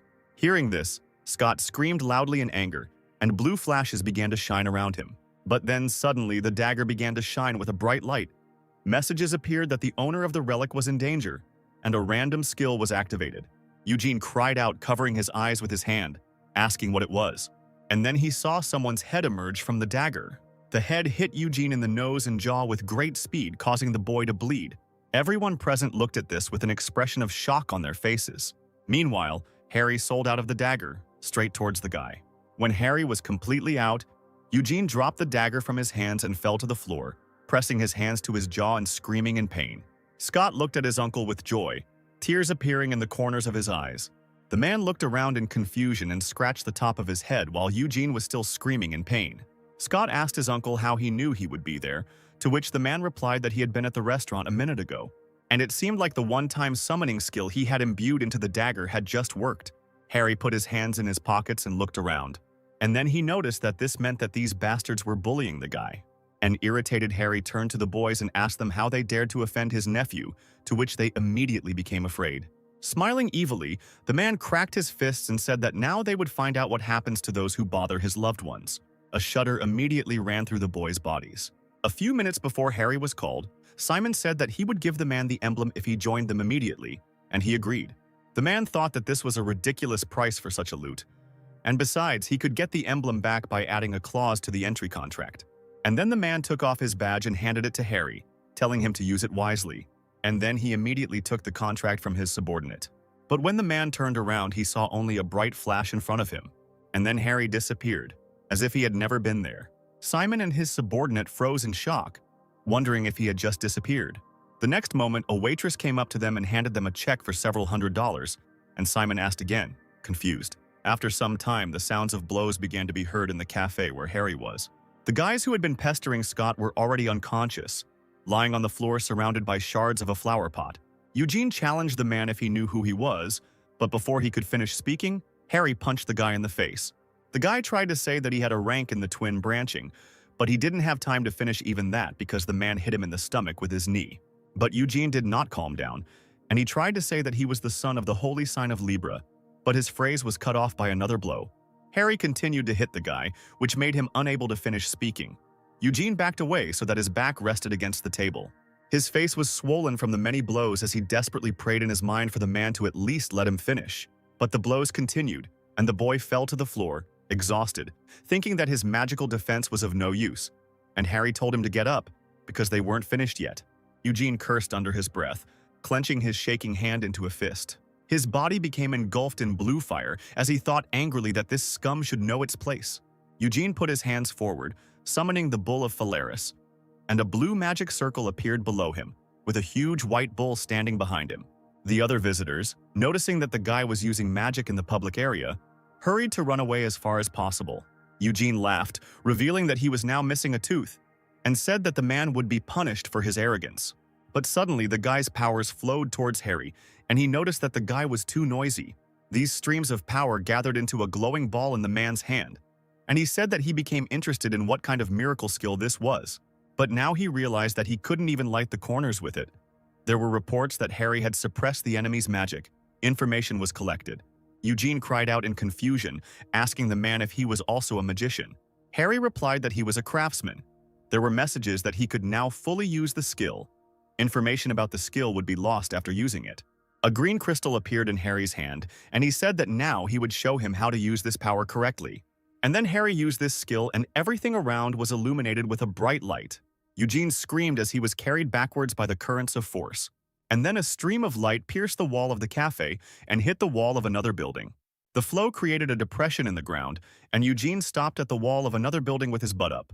The boy's underpants were now visible to everyone, and Harry said that if he dared bother Scott again, he would fry him to a crisp. Smiling, the man said that if those idiots came again, he could safely contact him. His uncle would always cover his back. Then a girl came into the cafe and called Scott by name. It turned out it was Chelsea, who looked around and asked what the hell had happened. Scott, approaching her, waved his hands joyfully and exclaimed that this was not the main thing now. Pulling her forward by the handle, the guy pointed his hand at Harry. The guy exclaimed that this was the same man who had defeated countless monsters and saved their world more than once. The very same hero from the videos that they loved to watch again and again. Chelsea stared at Harry in shock, even pinching her cheek to make sure she wasn't dreaming. The girl's face turned slightly red as she said she couldn't believe it, and she noticed that Harry looked much more attractive than before. She said that 23 years ago his entire body was covered in scars, and since he spent 20 years in the tower, she was sure that his appearance would be even more pitiful. Pressing her hand to her chest, she said that his appearance was not the most important thing. She said she was genuinely glad he was safe and sound. Scott told his sister that she had blurted out all her thoughts, and the girl's face flushed even brighter. Harry waved to the girl and said that he was glad to meet her, in response to which Chelsea introduced herself and bowed deeply to him, thanking him for helping her brother. Harry smiled happily, saying that they should skip the formalities, since she was Hugo's access, and therefore his niece. Tears appeared in the girl's eyes, and Scott mockingly noted that she was so happy. Chelsea blushed again and nervously twirled a strand of hair around her finger, as she said she didn't want to burden him right after their first meeting. But could he do her a favor? Meanwhile, the floor behind the girl began to become covered with cracks that were approaching her. And suddenly a huge monster, similar to a lizard, appeared behind her, and the monster's scream mixed with the girl's words. Harry asked again about the last words, not understanding what it was supposed to mean. Meanwhile, Chelsea turned around sharply and chopped off the monster's head with a spear that appeared in her hand in a second. The tip of her spear swung sharply to the side. Scott hid behind Harry, who called out to the girl, who turned around and walked away somewhere, saying that she would be back in a minute. Red lightning flashed around her body, and she said that she would make a proper proposal after she dealt with the temptation. And then she flew out of the cafe like a bullet and ran forward. Scott noticed that it looked like his sister had been hit in the head with a fake one, while Harry was at a loss as to what he had heard. His face took on an expression of horror as he asked again about the offer. An alarm sounded in the street, announcing that something dangerous had been detected. A call was made to evacuate to a safe place when a clawed paw landed on the tower. There were many dragons in the sky above the city, and monsters were also raging on the ground. The alluring ones continued to appear in different parts of the city, making their way through the asphalt. But then one of the monsters was pierced with a few quick movements. As it turned out, it was Chelsea with her glowing spear. But when she dealt with one, 4 more monsters emerged from the ground. But this did not stop the girl, and she began to quickly chop these monsters into small pieces, mentally urging herself on. All her thoughts were filled with the fact that she had to finish as soon as possible and propose to her uncle. However, there was still no end to the monsters. Chelsea grabbed the spear and began to spin it, thinking that there was nothing left to do but destroy them all at once. The girl slowly walked forward, twirling the spear behind her back, causing a bright circle to shine behind her and lightning to fly in all directions. She took another step forward, and this step alone crushed the asphalt under her feet. She raised her hand up, throwing her spear into the air, which began to glow brightly. And then she looked up at the monsters, her eyes glowing with an angry red light, and she told them not to dare interfere with her love. And then she swung her hand sharply, sending the spear flying. And the tip of the spear immediately headed towards the crowd of monsters that were running straight towards Chelsea. And the girl used the lotus flash technique, and everything around was illuminated with bright light. Harry had already left the cafe and watched as the girl dealt with the monsters. He thought with a smile that he had followed her because he was worried about her safety, but it seemed there was no need for that. and one could even say that her fighting instincts were even sharper than Hugo's. Chelsea turned her head and noticed a man standing behind her. She raised her hand, the strength to call out to him, when suddenly another monster appeared from the ground behind her. With a loud bang, the monster snapped its jaws shut, but Harry managed to save Scott and his older sister, grabbing them and running away. The girl's face turned a little red again as she called out to her uncle. The man's cap was burning in the fire when the monster said that it seemed like there were interesting creatures in this world. The monster woman pulled her whip and said with a smile that she liked it, so she would make a special pet out of it. She sat on a throne that was on the back of a huge monster from whose mouth lava flowed. Coming closer, Harry asked why everyone was so hot-headed today, although it didn't matter, because he needed a furnace to create new relics anyway. And he exclaimed that it was great that the monster would become his #1 gas heater. The woman smiled and remarked that this man was very funny. Chelsea, who was standing behind the man, thought that the race in front of them was an illusory race. Noticing that the girl was lost in thought, Harry poked her in the forehead, interrupting her thoughts and asked what she was thinking about. And then he told the guys to leave everything to him, and they themselves would take care of the evacuation of the residents. Turning away, he said with a smile that he trusted them with this because he knew that they were strong, and therefore they should trust him too. In response to this, Chelsea did not say anything against it, but only smiled. And then she and her brother said in unison that they would take care of it. A glow of different colors immediately appeared around the bodies, which meant that they were ready, and Harry said that now the fun would begin. The woman, still riding on the monster's back, began to swing her whip. However, Harry successfully dodged every blow. But this brought only joy to the opponent, and she cried out for him to continue to resist. But then the whip wrapped around the man's body, pinning his arms to his body. The woman screamed her hand up and shouted that this taming would be incredibly fun. As she jerked her hand sharply, Harry's body immediately rose into the air, and then she started waving her hand, causing Harry's body to hit the asphalt and the houses that were nearby. With another such blow, Harry's body hit the ground, but he landed on his knees and there was a crater under his feet. Rising to his feet, he easily tore the whip that bound him and asked if that was all she could do. Noticing this, the woman began to smile even wider, anticipating fun. And then a fireball burst out of her monster's mouth and flew straight at the man. There was a huge explosion and a huge mushroom rose into the air. Meanwhile, Scott and Chelsea were busy evacuating residents. Supporting the fallen rock, Scott told the people to hurry to the evacuation center. The guy smiled and noted that he was already finished here. Running up to his sister, he informed her that he had helped all the remaining civilians, but Chelsea seemed to pay no attention to him at all. Her gaze was directed forward, to where Harry was fighting the monster. Frowning, she thought that although Uncle was strong, his opponent was a representative of the illusory race, which was one of the most dangerous ones that brought misfortune, and she was at least a red class. She wondered what to do if his old wounds from the time of the tower made themselves known. Chelsea jumped up and ran forward, deciding she had to help the man. Scott shouted after her that they had been told not to interfere. The monster laughed, saying that she seemed to have overdone it, and she apologized, saying that she didn't mean to burn him to the ground, and in the meantime there was a huge crater in front of her. It was not then that she heard an enthusiastic cry. Someone's 2 eyes flashed in the smoke, and the man said that this is exactly what fire should be like, and the fire of that boy from the twins could barely warm his palms. A ball of fire appeared in front of Harry's face as he grinned widely. He exclaimed that it would now definitely become his burner, and a message appeared that the resulting fire was suitable for use in the creation workshop. The monster did not expect this at all, and she was surprised to notice that the man had survived the hellfire. Shouting that they must not delay, Harry raised his hand with some kind of small hammer. A message appeared asking him to select an enchantment item, and Harry raised his hand over the fireball where there was some kind of cube. A glowing pentagram appeared under the man's feet, and the monster frowned and said that she didn't understand anything. And then she screamed that she would not let him do this. But before the monster could do anything, Chelsea appeared behind her, already activating her skill. And then the girl used the skill Lightning Rumble, and a bright lightning fell on the monsters. However, something unexpected happened, causing the girl to open her mouth wide. As it turned out, the woman caught the girl's spear with her hand and it began to melt. And with a sharp movement of her hand, the monster threw the girl back and she flew straight into the house. Chelsea hit her back hard against the building and blood started running from her mouth. Meanwhile, the lizard-like monster moved forward to devour the man. The monster jumped up and opened its mouth to devour the girl, who was still hanging on the wall of the building. But before this happened, the monster was suddenly pulled back by something. As it turned out, it was Harry who grabbed the monster's tail and began to twist it. The man cried out, asking where the lizard was going, since he was her enemy. And then he spun quickly and the lizard flew straight off the building. The lizard hit its back with a dull thud against the wall of the building and opened its mouth wide and let out a silent scream. The female monster was shocked to see that her underworld lizard had been defeated so easily. But then Harry appeared in front of her, looking at her with an evil look, as if he was preparing to devour her, and he said that if she touched Chelsea again, he would not leave a wet spot on her.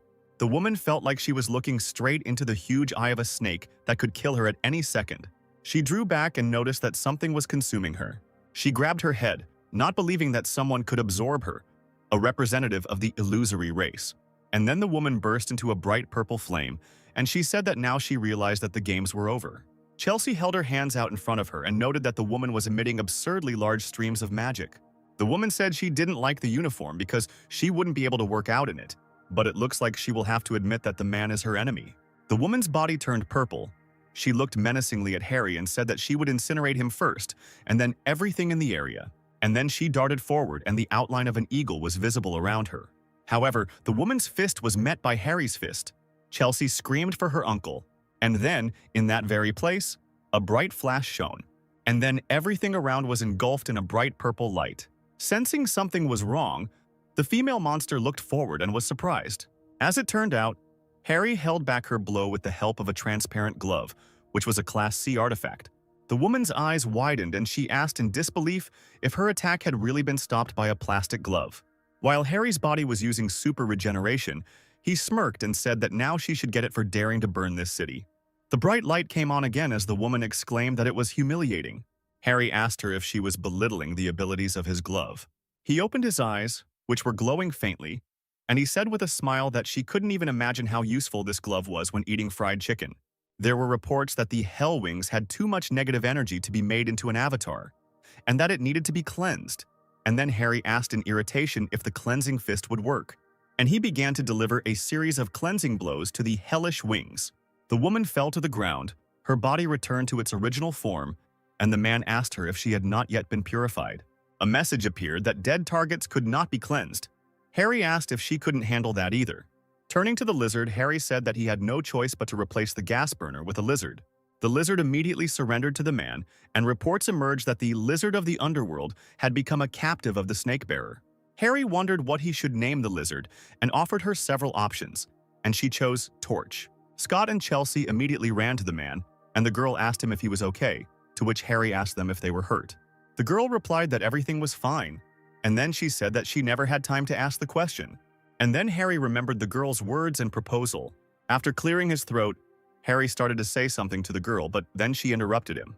And then she asked if it was true that he did not sacrifice himself in the demonic tower, and this question surprised the man. Looking away and frowning, Chelsea said that she had been wondering about this for a long time.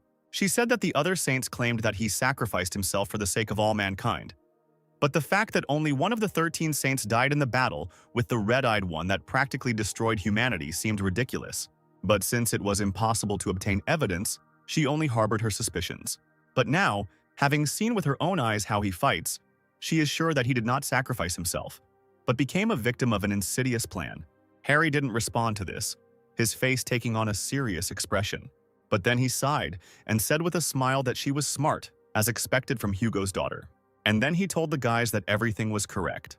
He told them that 20 years ago he was stabbed in the back in a demonic tower, and this was done by one of the 12 saints who went with him on the raid. Chelsea and Scott immediately had questions, and the guy asked if the saints were trying to save the world. He cried out, asking how they could do this to the greatest hero, the hope of all mankind.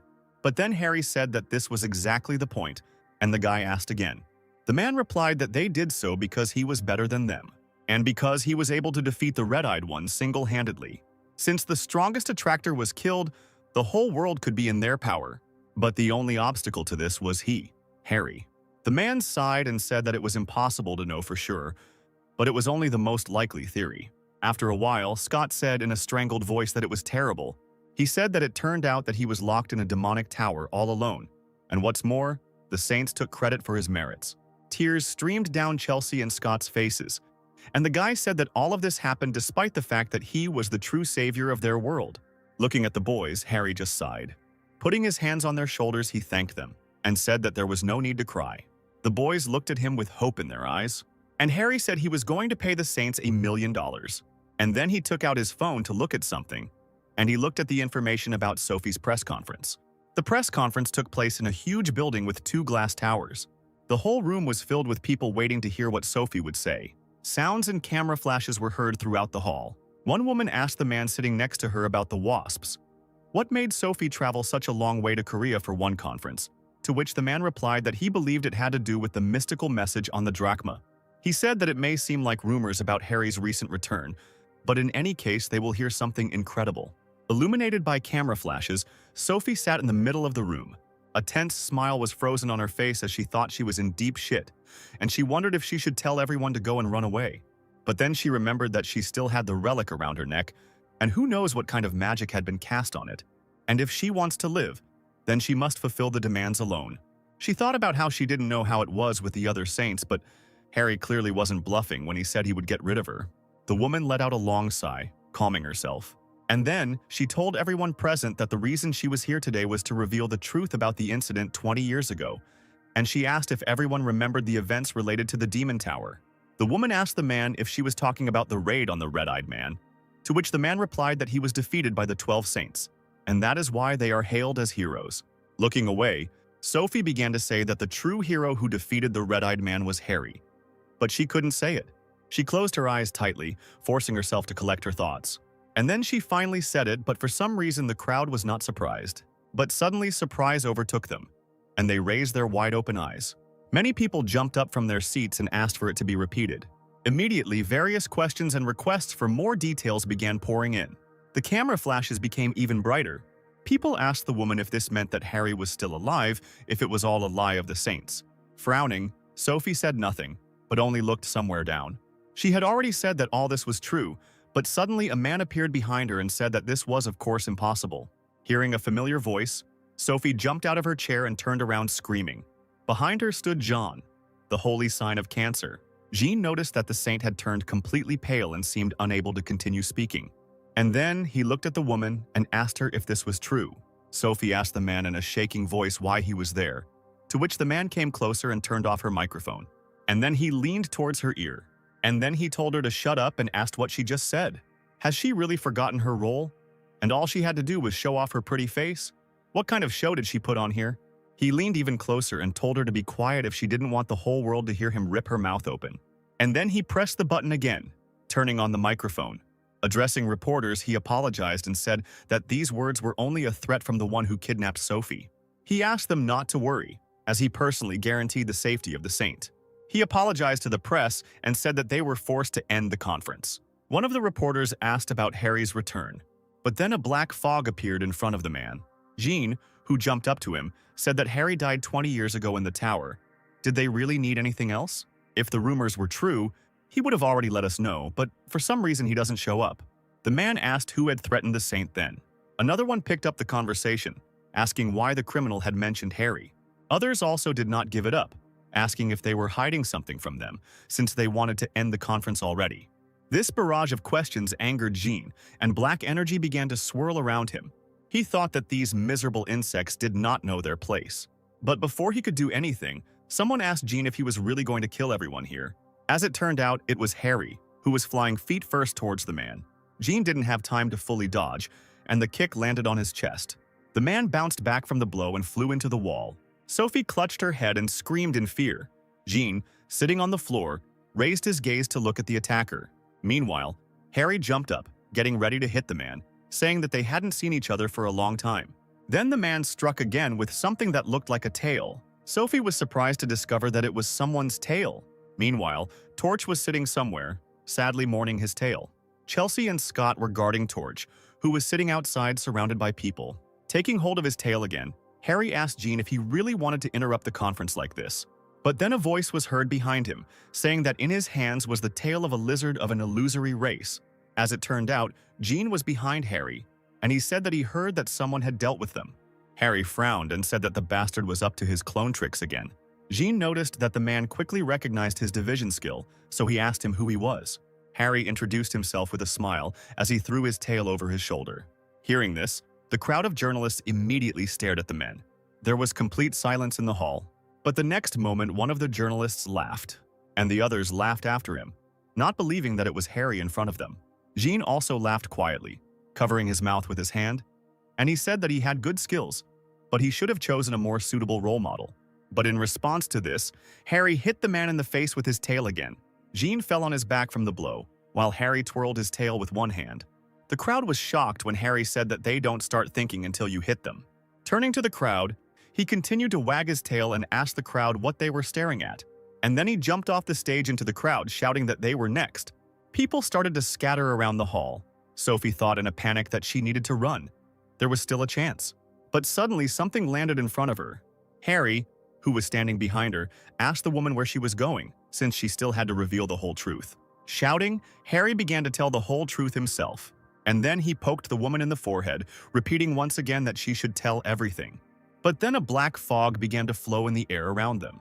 A report has emerged that a burst of energy from the darkest star has been detected. Shadows slowly began to creep across the hall. The lamps began to break with a loud crack, and their fragments rained down on the crowd, who began to cover their heads with screams. Sophie looked up in panic and asked if he was really there, and Harry, thinking she was cooking for him, asked what he had done. An irritated Sophie cried out that she was not talking about him, but about this devilry, and she exclaimed that he was emitting the energy of the constellation from Jean.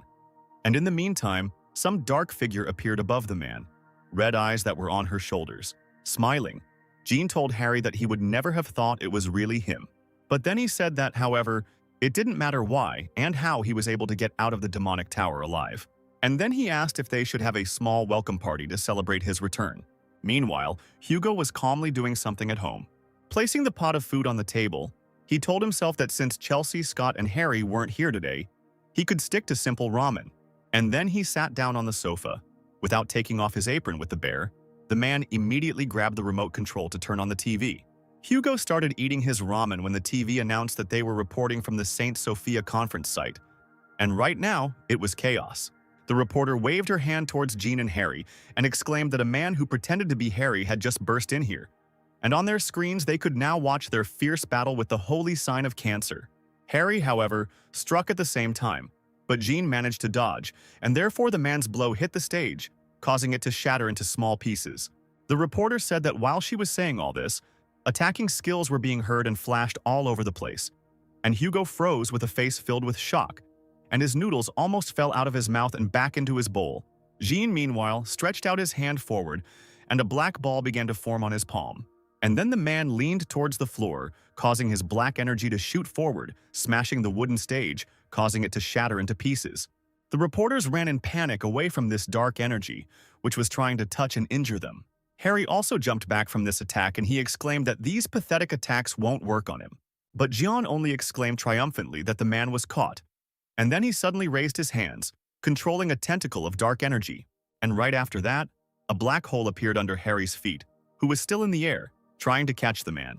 Sharp black spikes suddenly appeared from the black hole and rushed straight towards the man to pierce him. But instead of a victorious grin, a surprised expression appeared on Jean's face, which meant that the peaks had not hit the man. The black peaks came together, but Harry was not on any of them, and a glowing knife rested its tip on top of one of the peaks. As it turned out, it was Harry's dagger, which hung in a straight line above these peaks, keeping its balance, and its support was only in the tip of the knife. Noticing this, the journalists who had not yet left the building clapped their hands, raised their thumbs up in approval, and enthusiastic cries rang out. And then Harry fell down and, doing a somersault, landed on another whole part of the stage, several meters before Jean. He leaned low towards the stage, his knees almost touching it, and lightning ran around his body. And then Harry straightened up a little and ran very quickly straight towards his opponent. Jean crossed his arms in front of him, and a black ball appeared on each of his palms. And he asked if the man had really only been practicing acrobatics for the last 20 years. And then his palms touched the floor again, and black sharp peaks quickly moved towards Harry. But Harry didn't care. He deftly dodged them or cut them with his knife, and he asked the man if he really had no more tricks left. And then he quickly appeared next to Jean and struck him in the chest. However, he felt something was wrong, and therefore looked in that direction with surprise. As it turned out, instead of the man's body, he cut his suit, from which black smoke was now coming out. An irritated Harry exclaimed, asking if he had really spent 20 years learning how to create clones. Again, Jean's voice was heard from somewhere behind Harry, who replied that he would consider it a compliment. A strong wind blew through the entire hall, and Sophie, clutching her head, screamed loudly. A black hurricane rose in the hall, questioning everything in its path. And this black fog also began to enter into the people who were not lucky enough to escape the tornado, into every hole, causing them to let out muffled screams. Harry asked the man if he, a crazy bastard, had really lost his mind and how he intended to clean up the aftermath. There were quiet footsteps, and Jean replied that he would somehow sort it out. The man's hands were covered in his dark energy, causing them to now become sharp blades, and Jean said that he simply decided that he needed to deal with him as quickly as possible while he still had the chance. Hearing this, Harry turned around with a frown, his eyes shining with an evil fire, and asked him if he was the same bastard who stabbed him in the back that day. Clones began to appear around Jean one after another when he asked if he was really trying so hard to find the culprit, and then he said that it was not right for a hero to dwell on such petty grievances. The man said with a grin that people would rather take him for a street thug than a great saint. Holding the knife out in front of him, Harry responded by telling the man to stop yapping, as those words were too loud for the cowardly little brats hiding behind a bunch of clones. Jean replied that these were not just clones, but they were recreated from the life energy of the reporters who were there. And in the meantime, there were many reporters lying on the floor, and some dark energy was coming out of their mouths. The man said that if another thoughtlessly cuts up the clones, then this can dissipate all the life energy, and then everything will turn out very sadly for these people. Looking around, Harry said that such nasty tricks suited his face perfectly. A multitude of clones lined up in a line that surrounded the man, and Jean's voice was heard saying that these were his last words.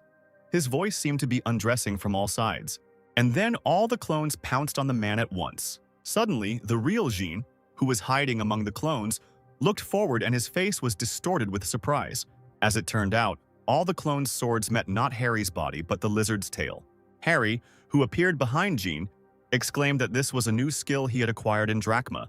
The man quickly turned around to do something, but in the meantime a fist was flying towards him. Harry threw a punch at Jean, his fist hitting him right in the chest. Harry said that this Jean wasn't just a clone, but a part of the real Jean, so once he dealt with him, it wouldn't be difficult for him to deal with the rest. In a panic, Jean turned around and asked the man how he had guessed. Harry replied that he had said that he was rotten. He recognized him by the smell, but in fact it was the skill Power of the 13th, which allows you to determine the weak point of the enemy. Harry quickly jerked his hand, tearing some red crystal out of his opponent's chest. As he fell to the ground, Jean asked the man how he managed to find the core when even the twins couldn't do it. There have been reports about the characteristics of the Cancer core, that a big gap has been created in the powers of the holy sign of Cancer. Harry can absorb the power of Cancer. The magical power of the dark star is dissipating. Noticing that everything had become calmer, Sophie opened her eyes with apprehension. The dark energy left the building as if it had never been there, but everything around was destroyed.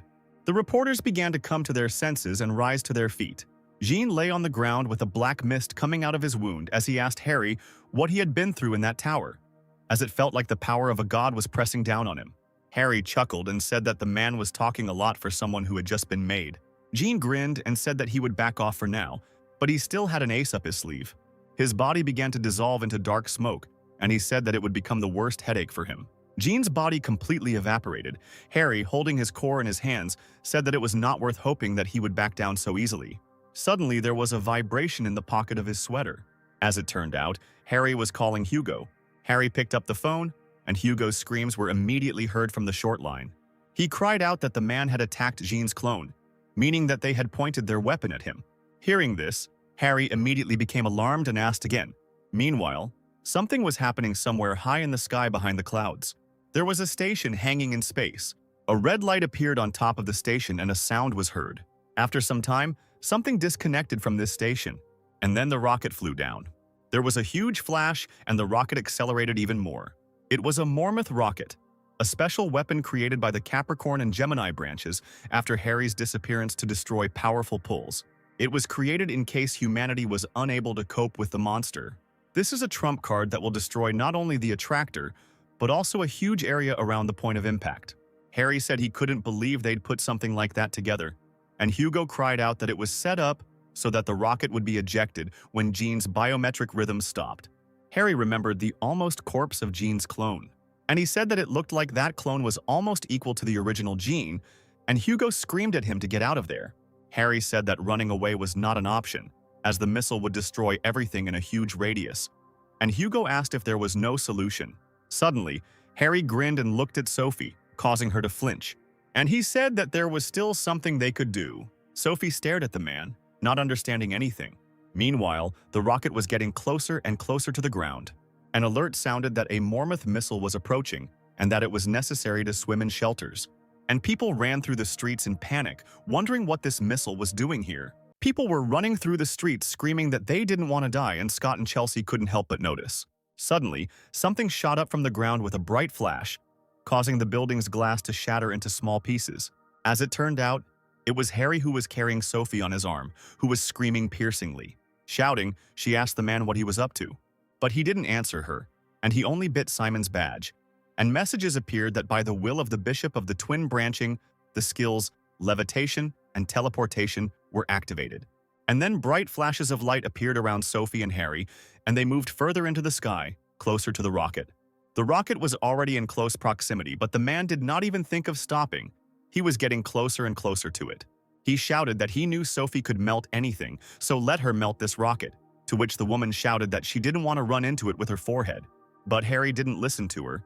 He started to spin her, saying that nothing could be done, and if they couldn't cope, then neither they nor the city's residents would go to the conflict, and it was time for her to become useful. Tears flowed from the woman's eyes, and she screamed at him not to throw her into that rocket. And then Harry let go of Sophie's hands, and she flew straight towards the rocket. The woman's sacred essence appeared behind her, quite shocked by what was happening, and Sophie prayed for it to do something. The sacred entity granted its subordinate all the buffs so that she wouldn't die, and Sophie continued to fly forward with her arms outstretched. Tears streamed from her eyes. One of the tears fell down and glowed with a bright light. The sacred essence used its sovereign skill, Tear of the Goddess, and a whirlpool was formed. The rocket flew straight into this funnel of water. The wheel hissed, turning into steam, stopping the rocket and cooling it. Soon the flow of water did its job, and he rushed upward, destroying the rocket. Sophie felt dizzy from the excess of effort and joy, and she joyfully exclaimed that she had succeeded. But then she fell like a stone and screamed, asking why Harry wasn't catching her, to which he grinned and said that she had done a great job. Looking up, he said the leech had done a little better than he expected, but still too carelessly. If all that debris fell to the ground, it would be chaos. Water fell from the sky onto the people, and they joyfully noticed that the rocket had exploded. Still holding the bishop's badge in his teeth, Harry remembered that this thing was created by the twins. And then he chuckled, saying that he thought he would be able to say hello to the purple witch. And then he mentally called out to Hugo, who was still at home. Hugo raised his head and asked his friend if he had managed to figure out the bomb, to which he replied that he had no time to explain, but needed him to lend him his absolute coordinate skill. Absolute coordinate is a skill that teleports the selected target to a specified location, has high synergy with precision weapons. Hugo noticed that Harry sounded worried. Were things really that bad? And so he hurried to pass on this skill to the man and plugged into his phone, next to which magic circles lit up. Harry grinned and thanked his #1 slave. Looking at his phone screen, he noticed that he could use this skill 238 times, and he said that should be enough. And then he pressed Simon's icon again, activating the teleport and absolute coordinate skills. A number of magical circles appeared around Harry, and the rocket fragments fell into them. The people standing on the ground noticed that a huge purple magic circle had lit up in the sky. They noticed that the rocket and the fragments had disappeared, and so they joyfully cried out that they were saved. There was a cheer, and Scott noticed that it was definitely Harry, something his sister couldn't help but agree with. Simon was surprised to see that the man had managed to make an entire warhead disappear. But then the yin-yang palace of the holy sign of the twins mentally addressed him. Simon asked what was the matter, to which the man asked him what he, an idiot, had done with his skills. The man looked out the window, which reflected the stones flying down, and he cried out that right now, fragments from the Mormon rocket were flying towards the yin-yang palace. Sometime later, there was a meeting in the Blue House, in the presidential office, and someone asked what it meant that Harry was back. Someone cried out that not only had he disrupted Sophie's conference, but he had also crushed the holy sign of Cancer, and had also prevented the Mormon rocket from colliding with Sol. The man screamed, asking what nonsense this was, when suddenly the building shook. Then Harry, with 2 men in his hands, burst into the building, breaking the roof. Harry sat down on the table right in front of a man who asked what was going on. Harry asked the people in the hall why they were whispering like rats, whether they had done something wrong. while Hugo and Simon were coming to their senses. Harry said that since he had taken on a job, he would see it through to the end, and he had come for his money. After a while, all the people were kneeling in front of Harry while he was talking about what he was told that they were holding his bank account, which was where the money from the sales of his things came in. He tried to open it with Hugo's help, but nothing worked. With shining eyes, he said that he definitely left Hugo as his confidant. So, how did this happen? A man replied that the Korean government could not entrust such a responsibility to Mr. Hugo alone. Harry frowned and asked what that meant, to which they replied that Hugo was a foreigner, and after his disappearance they could not trust a saint from another country while they had none of their own. Moreover, due to many circumstances, the Sagittarius branch has lost its former influence. In the end, they had to turn to someone more reliable for help. Enraged, Harry punched the man in the face, saying that he already knew that they had chosen a purple witch as their candidate. Swinging at the people, he shouted that he was trying to control himself, and they decided to squeeze out such a pathetic excuse? And then he asked menacingly who they were to look down on Hugo. Hugo tried to calm his friend down, and he continued, saying that he was his master and therefore he could treat him like that. But who did they think they were? When Hugo heard this, his face froze and he couldn't believe his ears. Pointing at his friend, Harry said that even though he couldn't boast of his usefulness, and his pretty face was his only asset, he was not someone to be treated like that. Hugo froze, trying to tell Harry to stop. The people stood awkwardly listening as the man shouted that they should respect him even if he was the most pitiful of all the saints. The emotional damage to Hugo was too great, causing him to seem to dissolve. Turning to his friend, Harry cried out, asking him why he tolerated such treatment. Hugo responded by saying that it was also his fault. Harry placed his hand on his friend's shoulder, telling him to be strong, and Hugo, with tears in his eyes, told the man that he was simply the worst. Turning back to the people, he said that in any case they had better quickly return his money to him before he destroyed everything here. Before anyone could say anything to him, there was suddenly a loud scream and purple flashes began to light up the room. Simon jumped up, noticing that he recognized that voice. A woman's foot stepped onto the floor, causing the floor to crack. Gritting his teeth, Harry noticed that she had finally shown herself. With a wave of her hand, the twins' holy mark Heiji said that the man's account had long been confiscated, so he better shut up. She said that she was going to use the money in his account to rebuild her yin-yang palace. And then she asked him if he was the one who launched fragments of the Mormon rocket into her palace. The woman cried out that the palace was left in ruins, and she asked him if he had any idea how great the damage was. Pointing her finger at Harry, she said that she advised him to prepare for the consequences. Harry tilted his head to the side, the whites of his eyes turned black, and he asked the woman what she was. This question made her angry, causing Heiji to bite her lower lip. She threw her hands up, screaming that she was going to teach him a lesson, and a purple magic circle glowed above her head. People began to scream in panic that they too would be covered, and they retreated back. Simon exclaimed triumphantly that this was the most powerful technique of the twins' constellation, a summoning of a spirit from another world. A message has emerged that the Spirit Queen Lily has answered a spiritual call. The spirit's entire body emerged from the magic circle, as if she had swum out of a lake. Everything around was illuminated by a bright flash as the majestic spirit revealed itself. Heiji cried out that before them was the Queen of Spirits, whose power was almost equal to that of sacred beings, so they would be unable to oppose her. Meanwhile, Harry darted forward, approaching the woman. He grabbed the woman by her clothes, lifting her above his head, and then he abruptly waved his hands, sending her on a successful flight. And Heiji flew up and broke through the roof of the building with her body, and then continued flying up with loud screams. She flew higher and higher in a bright flash. Simon ran to the hole he had made and called out to the Holy Lord. A message has appeared that the magical energy of the Gemini constellation is dissipating. The Spirit Queen. Lily slowly disappeared into the magic circle, wanting to return home. But before she could fully return, Harry grabbed her head, stopping her. And Lily couldn't move even a millimeter. Sweat ran down her face.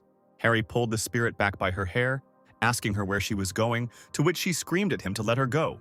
The man asked her if she really thought he was an idiot for thinking he could escape so easily, and Lily begged him to spare her. And then something hit the floor with a loud sound. As it turned out, it was Heiji, who was unconscious from the blow. Simon asked her if she was okay. There were reports that the owner had lost consciousness. The magical control had been broken.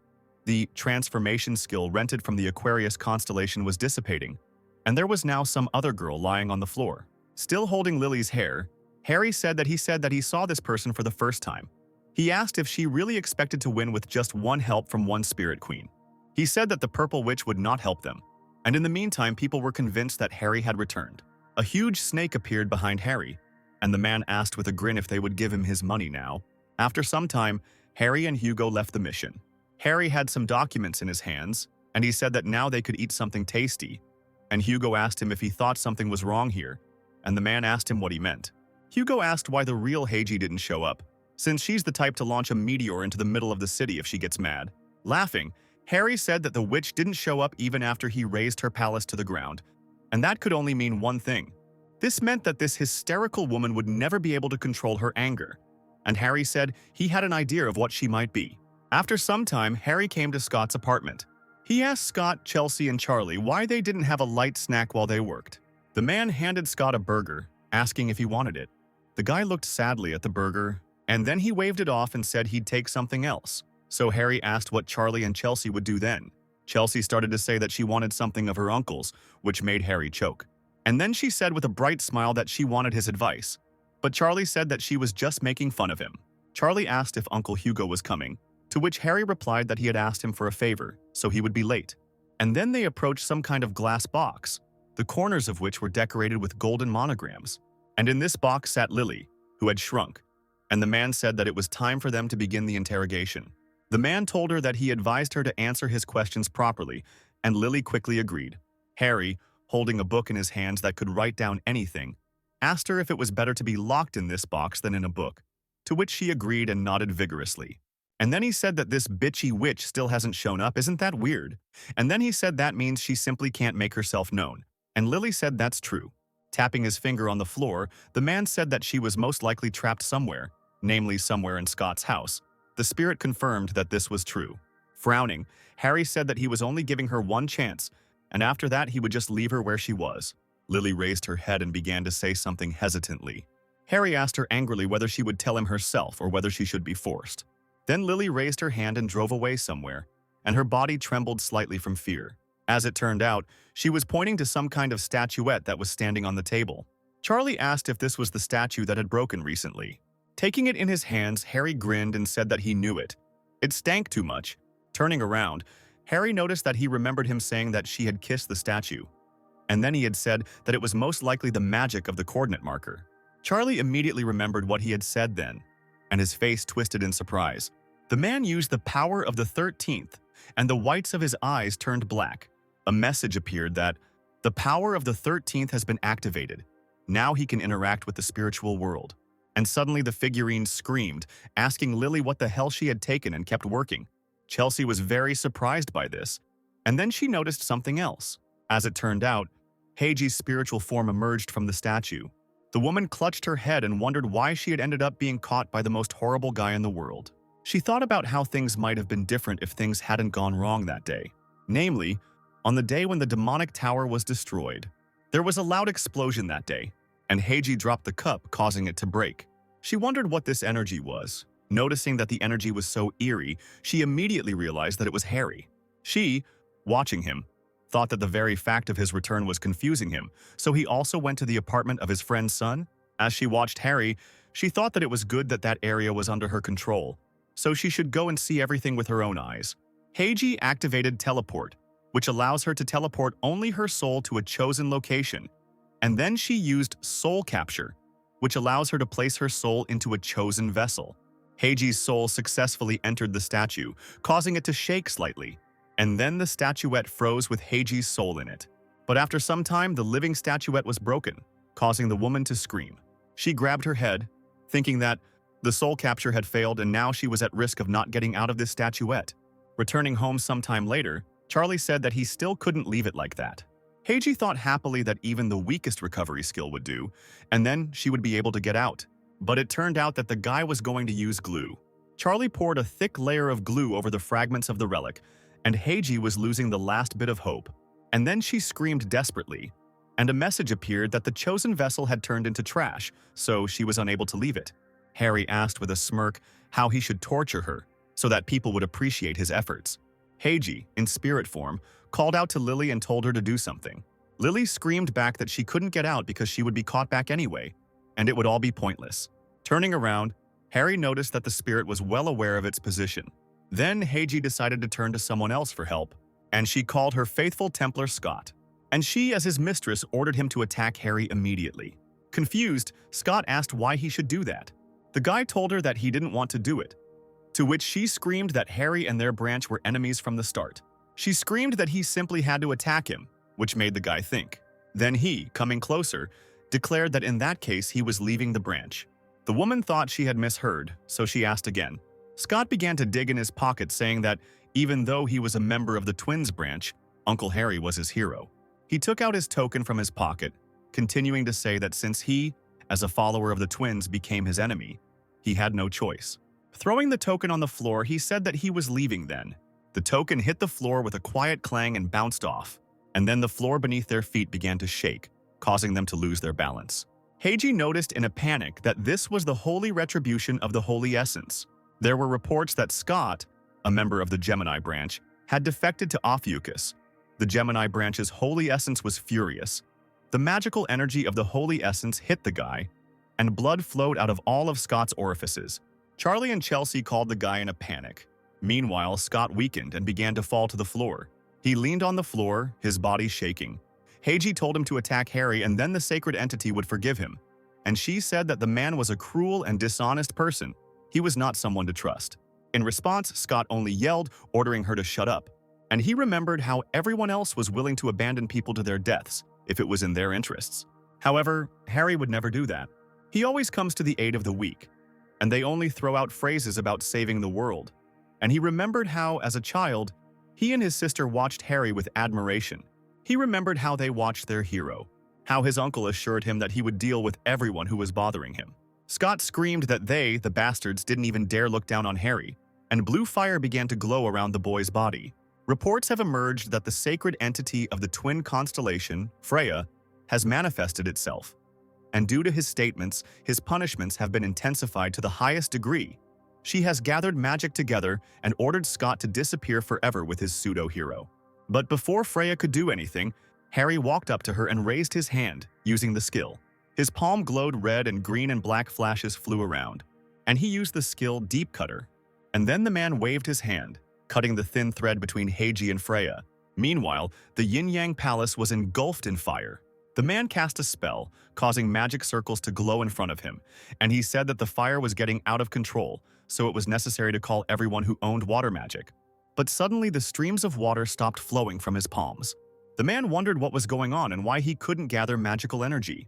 Other followers ran up to the bishop, shouting that something was wrong. They cried out that they could not use magic, or rather, they stopped feeling it at all. The man was stunned by this news and asked if they had already contacted the Templars from other regions. They told him that they could not use teleportation or telepathy and that the portal was completely dissipating. Then the bishop asked what happened to the Templars, who were now supposed to be hunting monsters, to which he was told that they had tried to contact them, but could not, since their telepathy and devices did not work in the territory of the attractors. It was as if the twins' magical energy had suddenly completely dissipated. After Harry's blow, the magical energy of the sacred entity disappeared. Harry chuckled and said that everything was fine now, and that Scott had almost gotten into a lot of trouble because of him. Getting down on one knee in front of the guy, he thanked him for trusting him until the very end, and he said that he really appreciated it. Scott stared at the man with his mouth open, the blood on his face already starting to cake. And then he smiled brightly, and tears shone in his eyes. But then Heiji appeared again, screaming, asking what Harry had done to her. She asked why she had lost all connection with the sacred entity. A report has emerged that Harry has dispelled the link between the twins' holy sign, Heiji, and the sacred entity, Freya.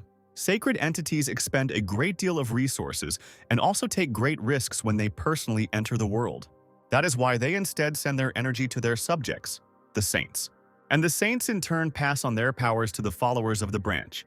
For example, we can say that a sacred entity is a powerful power plant. The saint is an electrical substation and transmitter of energy, and the Templars are various sockets and plugs. That is why the disappearance of the sacred essence's energy immediately affected all of its followers.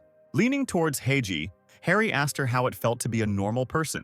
Harry said that skill was that stinking crab's favorite skill, breaking the connection with a depth cutter. He said that when mixed with his own power, the result was quite interesting. He exclaimed that he had succeeded in cutting the bonds between her and her miserable little god. Heiji asked him what he had done, And then she said that the sacred entity would not leave it that easily. Now he was the target of her true wrath, to which the man replied that he somehow did not care about it. Leaning towards the woman, he pointed his finger upward and said that he would like the fat bastards to show themselves to him in person.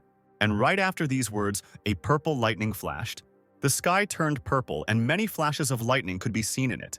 People, not understanding anything, began to look around, while somewhere in the sky a hurricane was forming. After some time, the hurricane gained strength and descended to the earth to sweep away everything in its path. There have been reports that the sacred entity is angry that its ties to the holy sign and the Templars have been severed, and is willing to take all the risks and personally invade this world. And suddenly, everything around started shaking. The hurricane is getting closer and closer to Scott's house, and they have already begun to destroy it. Freya's figure appeared in front of Harry, and behind her a magic circle glowed. While everyone else was being thrown back, Harry, standing absolutely still, asked if it wasn't quite a dramatic entrance. Freya, who was many times larger than an ordinary person, appeared before Harry. A warning appeared that wild streams of sacred essence magic had been detected, and Freya threw up her hands, which were struck by lightning. Standing calmly in place, Harry summoned an item from his inventory. With a quick movement, the sacred entity lowered its hand, directing lightning towards Harry. But suddenly her face took on a surprised expression. As it turned out, the blow did not harm the man, and streams of her energy flowed towards him. Harry held in his hand a fragment of the cancer core that was absorbing the energy of the sacred essence, and the sacred essence was struck by it. Streams of energy rushed towards the core, which absorbed them, and Harry said that it was a pity that he no longer had the fury of heaven, and if he had a sword, he could cut through anything, including these pathetic little gods. Saying there was no choice, the man called upon the workshop of creation, intending to make something from the fragment of the core and the vortices and lightning of the twins. Punching the core fragment, he exclaimed that he had to use the best of what he had, and then he swung his hand back sharply, and a glowing scythe appeared in his hands. It was the abyssal whirlwind scythe that was created from the core fragment and the twin whirlwinds and lightning, and due to the low production skills, an item of this rank could only be used once. Taking the scythe tighter in his hands, Harry grinned triumphantly. And then he activated the skill Combat Instinct. A snake appeared behind his back, and the whites of his eyes turned black. Harry took a step forward and then swung his scythe, cutting the sacred entity in half. Freya grabbed her head and let out a piercing scream. A message appeared that significant damage was done to the sacred essence of the twins. Freya fell into agony and felt humiliated. Everyone else watched in shock, not believing that Harry had managed to hurt the sacred entity. After the blow, the scythe immediately broke into pieces. Freya froze, her head raised, and lightning flew from her forehead in all directions. A message appeared that the sacred entity had gone mad. It intended to call all its powers into this world, and many portals appeared behind Freya. Monsters began to emerge from the portals and armies appeared. A message appeared that the sacred entity and its army had entered this world. But then a bright flash burst in the sky and flew straight towards Freya. The fireball landed right on the sacred entity, and Harry stood and watched it. As it turned out, the one who was this flash of fire was a man in dark clothes. Seeing the man's face, Scott and Chelsea immediately opened their mouths in surprise. As it turned out, it was Hugo, and behind him was Apollo.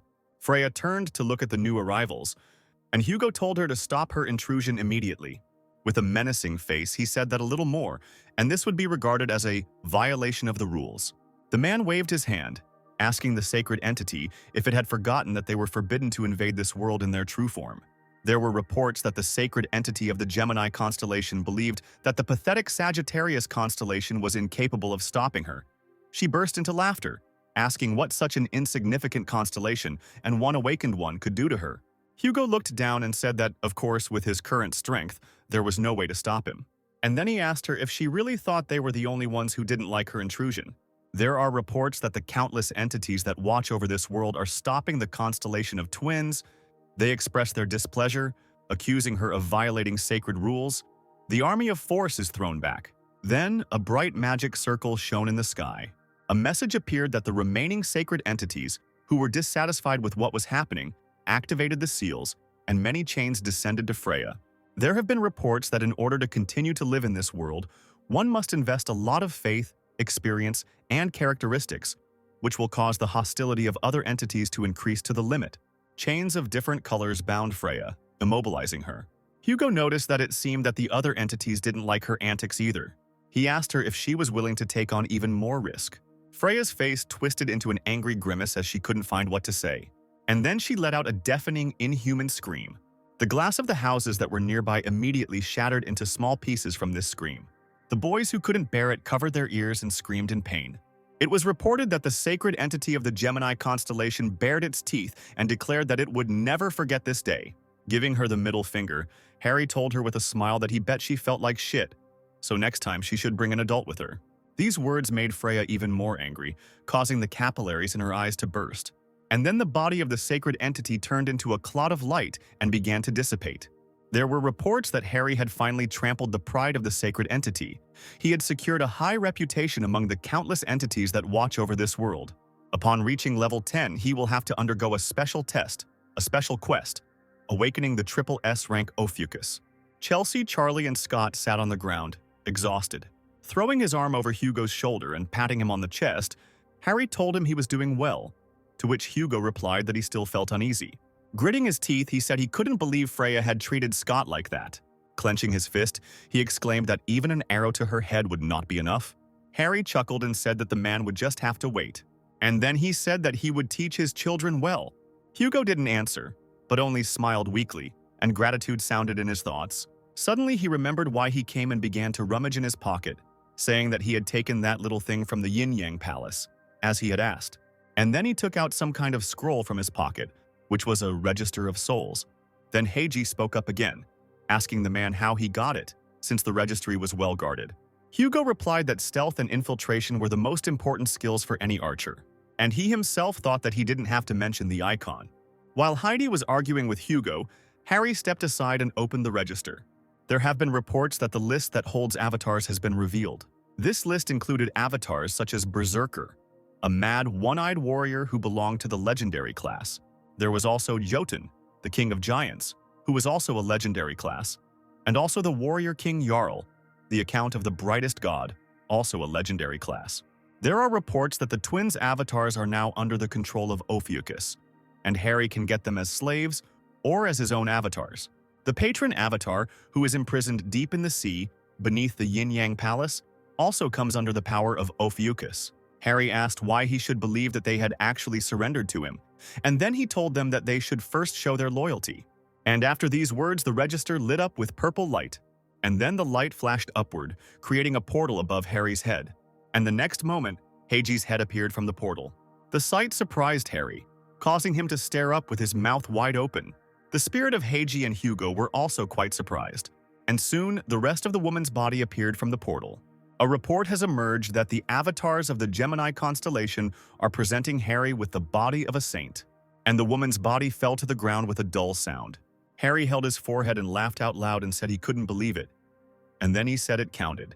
Reports emerged that Harry had accepted the allegiance of the Gemini constellation avatars, and they were now under the rule of the Ophiuchus constellation, and the registry lit up with a bright green light. The avatars needed to be named again, and Harry, not wanting to bother with it, simply called them Man 1, Man 2, Man 3, in order of hierarchy. Holding her head, Heiji screamed, asking if this was a nightmare or if it was real. Suddenly, Harry grabbed the woman's neck, causing her to make a strangled sound. She started to choke and groan, and Harry said that everyone had already turned away from her, considering her a pathetic little god, so she should answer his question. And then he, with a menacing face, whether she had stuck it into him in the demonic tower. Heiji asked again, not understanding what he was talking about, when suddenly a flash flashed in front of her face. And then Harry struck her forehead, flicking it. And after that, the woman let out a shrill scream, and the flash on her forehead became even brighter. Harry said that it was all a fragment of her vortex scythe of the abyss that he used earlier, and then he asked her if she had ever felt like he was able to fry her soul. Continuing to press, Harry cried out, urging her to answer his question. Tears welled up in Heiji's eyes as she desperately cried out that she didn't know anything. Chelsea, Charlie, and Scott watched in shock as Harry asked the woman if she wanted him to torture her to death in her spiritual state. Lily, who was still sitting in the box, cowered in fear. Hugo's brows drew together and he held up his hand to block the blast of energy. Heiji threw her head back and screamed with all her might that she was most likely a maiden. And then she cried out that it was because she had been condemned by heaven.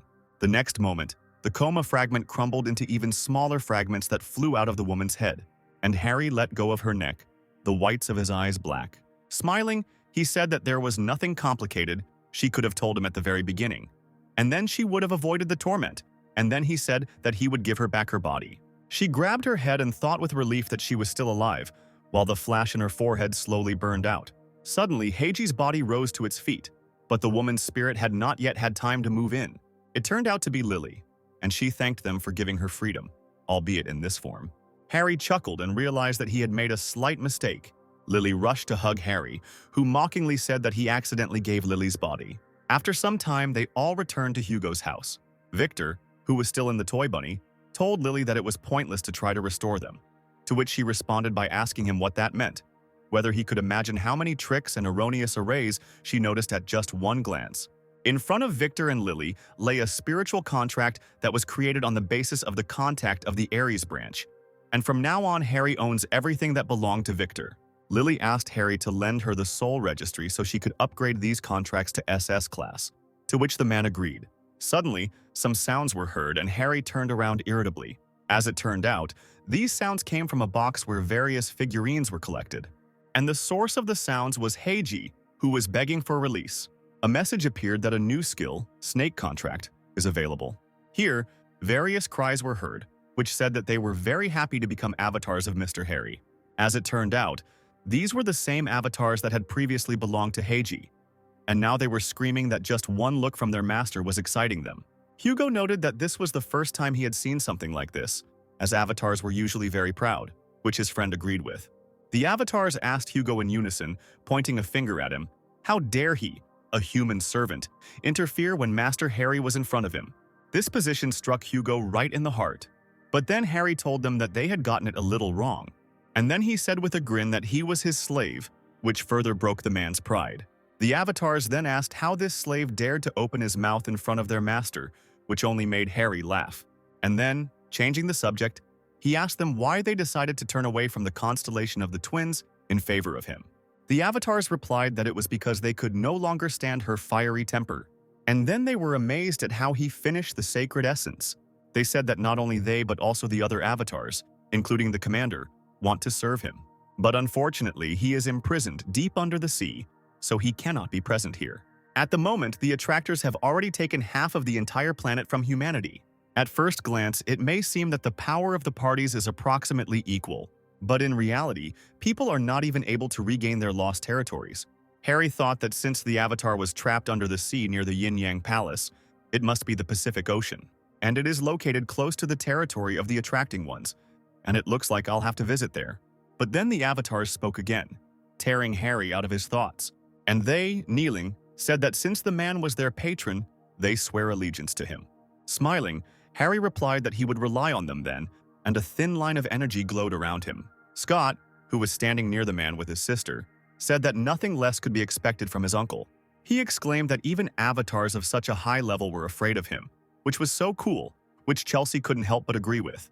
The girl smiled even wider and said that she did not regret deciding to propose to her uncle. After these words, a dead silence fell in the room, and everything seemed to freeze. Harry froze, his mouth wide open in surprise, and Hugo, who had been sitting on the floor, rose to his feet. Looking at the man, he asked him in a terrifying voice what his daughter was talking about. After these words, Hugo approached Harry, causing him to shake, unable to say anything, and the man asked him again what offer meant. Victor happily noted that Hugo was now Harry's father-in-law, an interesting family tree. After these words, a flash of fire hit Victor in the head, burning the fabric of the toy. The rabbit's entire body was engulfed in flames, and Victor jumped to his feet with loud cries. As it turned out, it was Hugo who had fired his fire arrow. The man's body was shaking with anger. Harry, noticing this, began to calm his friend in panic, saying that he first needed to lower his bow. Hugo's eyes lit up with a bright flame as he cried out furiously that his daughter had never said she loved him. Even on Father's Day, a message appeared that the holy sign of Sagittarius was furious. Enraged, Hugo rose into the air and began to fire many arrows from his bow. Dodging the attacks that kept flying towards him, Harry shouted at the man to calm down. Hugo replied that he could not leave him alive, and he apologized. A message appeared that the holy sign of Sagittarius was using stealth, and the man's body began to slowly dissolve into space. Continuing to dodge the fire attacks, Harry said that Hugo must have gotten really angry, and he used the god's gaze to detect the man's magical energy. And then Harry closed his eyes tightly, concentrating on his feelings. And then he began to catch the arrows that were flying at him in a flurry with lightning speed with his bare hands. But Hugo continued to shoot arrows from his bow, and several flashes flashed ahead. The man changed his position with lightning speed, causing arrows to fly from all sides. A multitude of arrows flew towards Harry, surrounding him. But suddenly, before they could eat the man, something broke them in half. It turned out to be Harry, who was catching the arrows with a sharp movement of his hand, breaking them with one hand, and he said that the man was as annoying as a fly. There were reports that he had shaken the honor of the holy sign of Sagittarius. The disposition had increased. He had received a large amount of divine throne experience, but suddenly a loud sound was heard behind Harry. That sound came from the huge fireball that was Hugo's sovereign skill, the sun god's ring. There were reports that the sacred entity was addressing the holy sign, reminding him that this was his own home, asking him not to forget about the loan for Scott's house. But Hugo did not pay attention to this, only screaming furiously. Harry thought that his friend was exactly like that idiot, who also didn't care about the destruction of his own apartment. Chelsea, who was standing below, shouted at her father that she shouldn't do that, and Hugo asked her what she meant by she shouldn't. Chelsea shouted back that she meant he wouldn't be able to beat Uncle Harry anyway. She asked him if he had any chance against him, and this question broke the man even more. The flame above his head went out and his face took on a pained expression. Harry jumped up and prepared to hit his friend, shouting that he was an idiot. After some time, Hugo opened his eyes, lying on the floor, with a huge bump on his head. He jumped up abruptly to sit up, and then Harry asked him if he had come to his senses. He asked him why he was so angry about a stupid childish phrase. Did he look like a man capable of seducing the children of a close friend? He said that the boys were shy to express their thoughts in front of him, but they had very deep feelings for him. Even now they brought snacks to cheer him up. Chelsea and Scott returned to the men with trays in their hands, and the guy exclaimed that they had brought strawberry cake and Hugo's favorite coffee. Hugo was touched by such a gesture that he even shed tears. He rushed towards his son to embrace him, but the boy avoided them and walked on. Walking up to Harry, he told him that he had sent the video of the fight to the reporters as he had requested.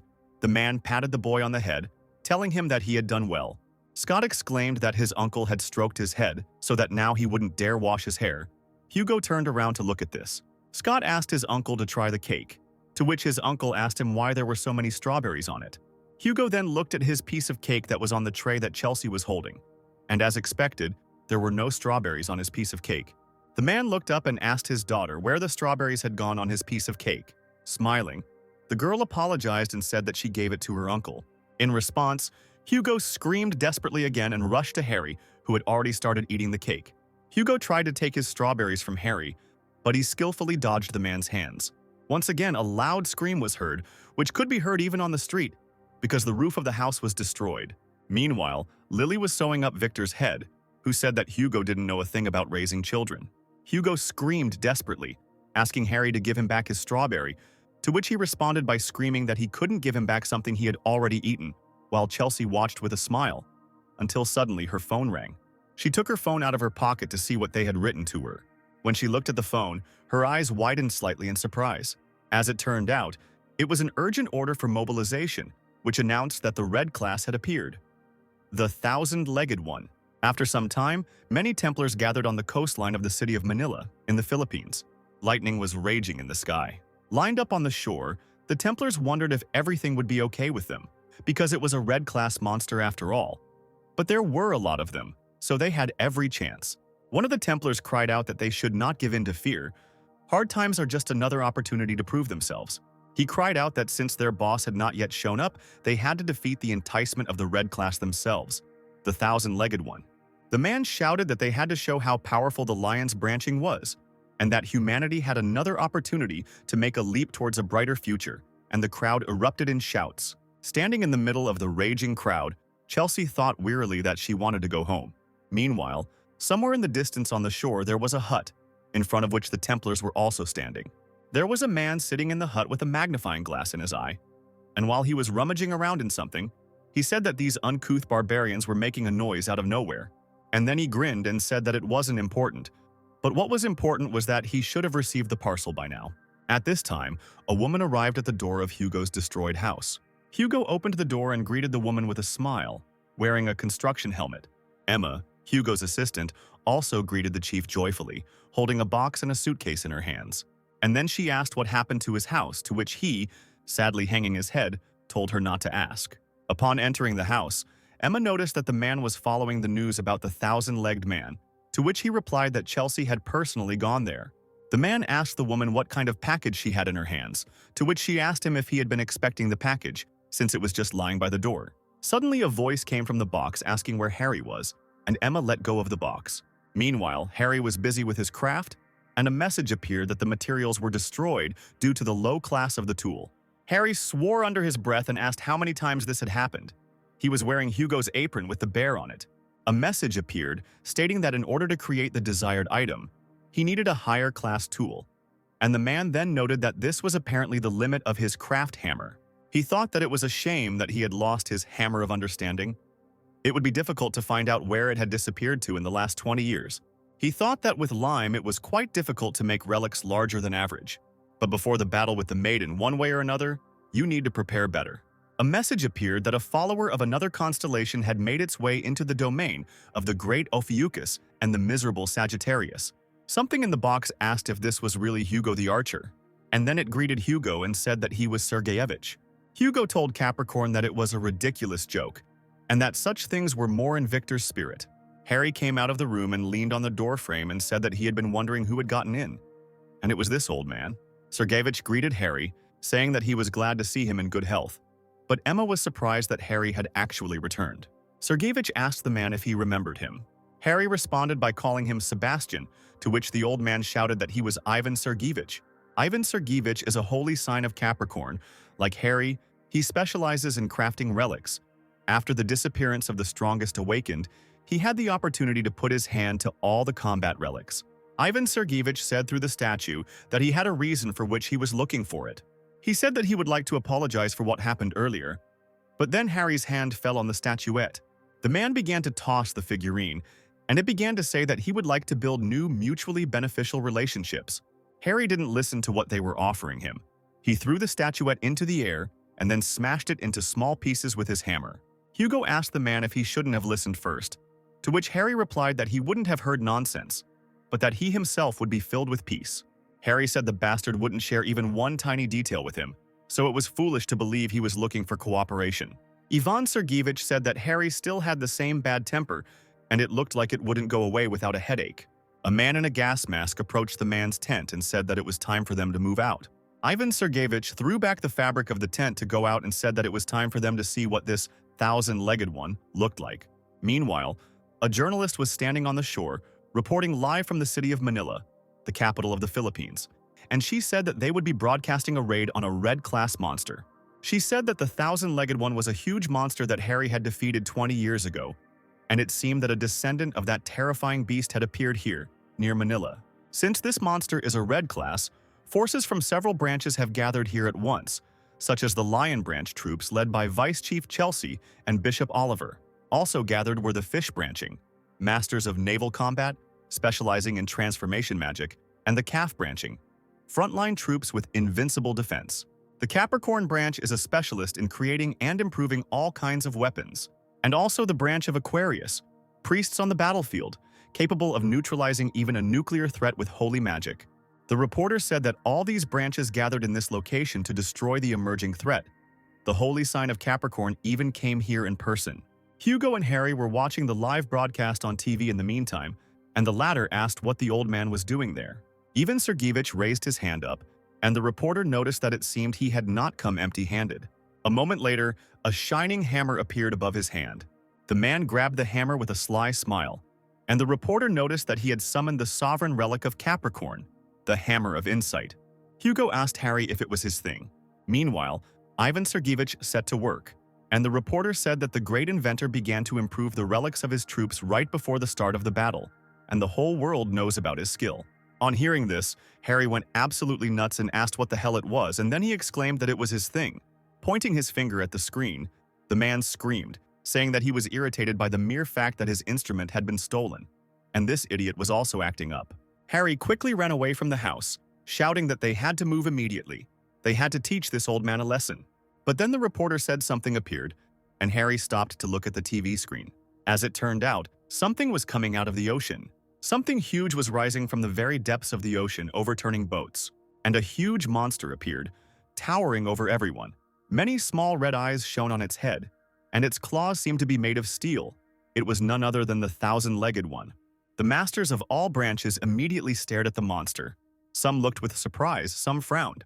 The thousand-legged creature began to wave its tentacles with many claws, and a deafening roar came from its huge mouth. One of the Templars shouted for everyone to get ready, and then someone said that he noticed something. As it turned out, the monster was holding someone on the end of its tentacle. This someone was a man. He was screaming loudly, straining all his strength, while the tentacle was dragging him from side to side. The people standing on the shore, looking closely, recognized what kind of man it was. And it turned out that it was Stephen, the holy sign of Aquarius, who was desperately clinging to the bone that was grabbed by the monster. People noticed that Stephen was fighting the monster for his artifact, and someone said that given the huge amount of money that had been invested in it, it was understandable. Oliver, standing on the shore, wondered if the man was still obsessed with this useless bone, while the others of the Lion's branch called for their leader to return. Even Sergeyevich approached Oliver from behind and asked him what he was doing. The man said that the holy sign of Leo and the thousand-legged one had just appeared, so why were they still standing there? And then he said that even though he was a saint, the Lion branch should take command in this raid. Oliver thought that the old man had decided to take all the glory for himself, and had only said that he was just about to give orders. Turning to the crowd, he ordered them to begin taking the potions that the Capricorn branch had provided them with. And immediately everyone took out jars of glowing liquid. Oliver commanded the branching fish to cast a spell to move through the water, causing the Templars' bodies to glow blue. Aquarius was ordered to impose buffs to combat skills and survivability. The Taurus were ordered to create a defensive line along the coast to keep the monster out, and they lowered their heavy shields to the ground. After Oliver gave all the orders, he jumped down from the height. With a quick movement, he landed, raising dust from the ground. And then he, rising to his feet, cried out, asking everyone if they were ready, and then exclaimed that it was time for them to finish off this vile monster, and lightning flashed around the bodies of the people. Oliver's eyes turned black and his eyes sparkled as lightning still ran through his body, and he commanded all the lions to attack. And a multitude of people, enveloped in a yellow glow, rushed forward with furious cries. They were already running for the water. Oliver was running at the head of this army, and he commanded everyone to use the skill of brutality. The yolk glow became even brighter, engulfing the entire body, and people's facial features began to change. There were reports that the brutal skill was being activated, and insane beast power was obtained. And as it turned out, all the members of the Lion's branch now turned into different animals, and they ran forward even faster. Chelsea, who was still on the shore, cried out, announcing that the advance party of lions had already entered the battle, and many spellcasters stepped forward, knocking with their staffs. They placed one hand on their chest and the other behind their back, lowering their heads, and many blue flashes shone above their heads. All of these flashes began to gather into one large flash, and Chelsea, pointing her spear forward, commanded all of the Templars to release their magical energy. Many Templars stood as one, as if praying to God, and a glowing lion appeared above their heads, which was a single branching technique. With a loud roar, the lion rushed forward, and his blue phantom rushed before him. Approaching the thousand-legged one, the lion opened his mouth, from which another menacing roar burst forth. Finding himself close to the monster, the lion snapped his teeth, stunning the monster. And then the lion united with his phantom, causing his entire body to glow blue. Oliver, in his bear form, shouted that the midnight beast had worked, and then he commanded everyone to move forward. Several Templars pushed off from the water, causing splashes of water to rise, and they instantly rushed towards the monster. The lion's branching lightning grew brighter and brighter as they approached the monster to attack it. Many Templars landed on the body of the huge monster and began to hit it with their weapons. Stephen, who was still trying to get his bone back, shouted to his subordinates to stand there until he got his bone back. Oliver, in response to this, irritably shouted at the chief to stop talking nonsense and wait quietly, to which he replied that he had almost taken her. Oliver and Stephen continued their squabble, causing confusion among the other Templars who were on the shore. But then someone appeared behind them. As it turns out, it was Chelsea who said she didn't want to go out of her way to flatter Stephen, but it seemed like there was no other choice. She bent down to the ground, touching the earth with her fingers. The Aquarius branch Templars cried out that they should cast buffs first, but Chelsea replied that there was no need, and red lightning began to shine around her body. Her eyes flashed with a red light as she used the rush skill and took off from the ground to fly forward. A bright flame flew over Stephen, cutting off the end of the tentacle that held the bone, causing the man to fly downwards. Looking down, Chelsea said the rescue was a success. Stephen and his bone fell into the water with a loud splash. But a second later, the man stuck his head out from under the water, spitting out salty water. And the next second, Chelsea carefully stepped on the leader's face with the toe of her foot. The members of the other branches that were on the shore stared ahead in shock, not believing their eyes. They exclaimed that the girl had closed the distance so quickly and had chopped off the monster's tentacle with just one swing, while Stephen was yelling at Chelsea to get off of him. The members of the calf cried out joyfully, for now that the head of the lion's branch had been saved, it was time for them to rush into battle. They started running for the water, shouting that they couldn't let the lions take all the glory. Meanwhile, the members of the lion's branch continued to strike at the monster, cutting off its tentacles, aiming for weak spots. Someone then used magic to hit the monster's eyes. The Templars noticed that the monster had already lost its momentum, so they needed to continue in the same spirit. Meanwhile, someone opened their red eyes underwater. Huge waves began to form around the thousand-legged one. As it turned out, something had caused a tsunami that threatened to flood everything on the shore. The Taurus Templars began to form magical shields to stop this tsunami. A huge, shining shield rose up near the shore and successfully met the high wave. People cried out, asking if it was a volcanic eruption, but then someone shouted for them to look ahead. As it turned out, right in front of the shore there was another monster that began waving its tentacles. Oliver turned around and screamed that this couldn't be happening. What was this? And they barely managed to cope with one monster. Another monster has appeared. The Titanic, misfortune attracting 10,000 paws. Danger class, red. Ivan Sergeyevich stood by his tent on the shore and watched this. He opened some object and said that since such a monster had already appeared, there was no choice left. Then someone from behind him asked him what he was holding, to which the man replied that it was a detonator.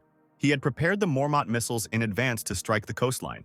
But then he came to his senses because there had been no one near him before and there could not be. In a panic, the man turned around and asked who it was.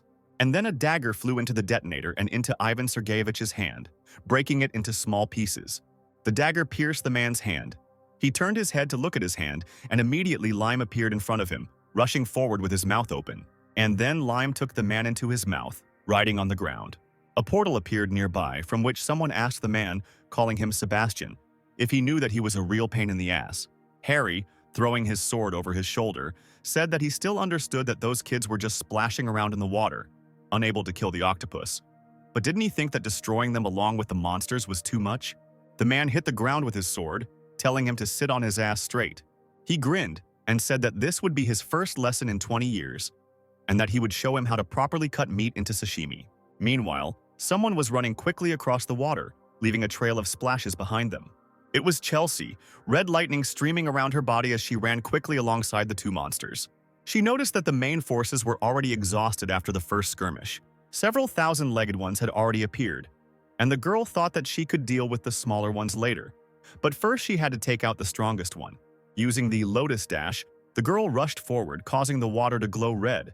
She thought that she had watched the recording of Harry's battle with the thousand-legged enough times to remember everything.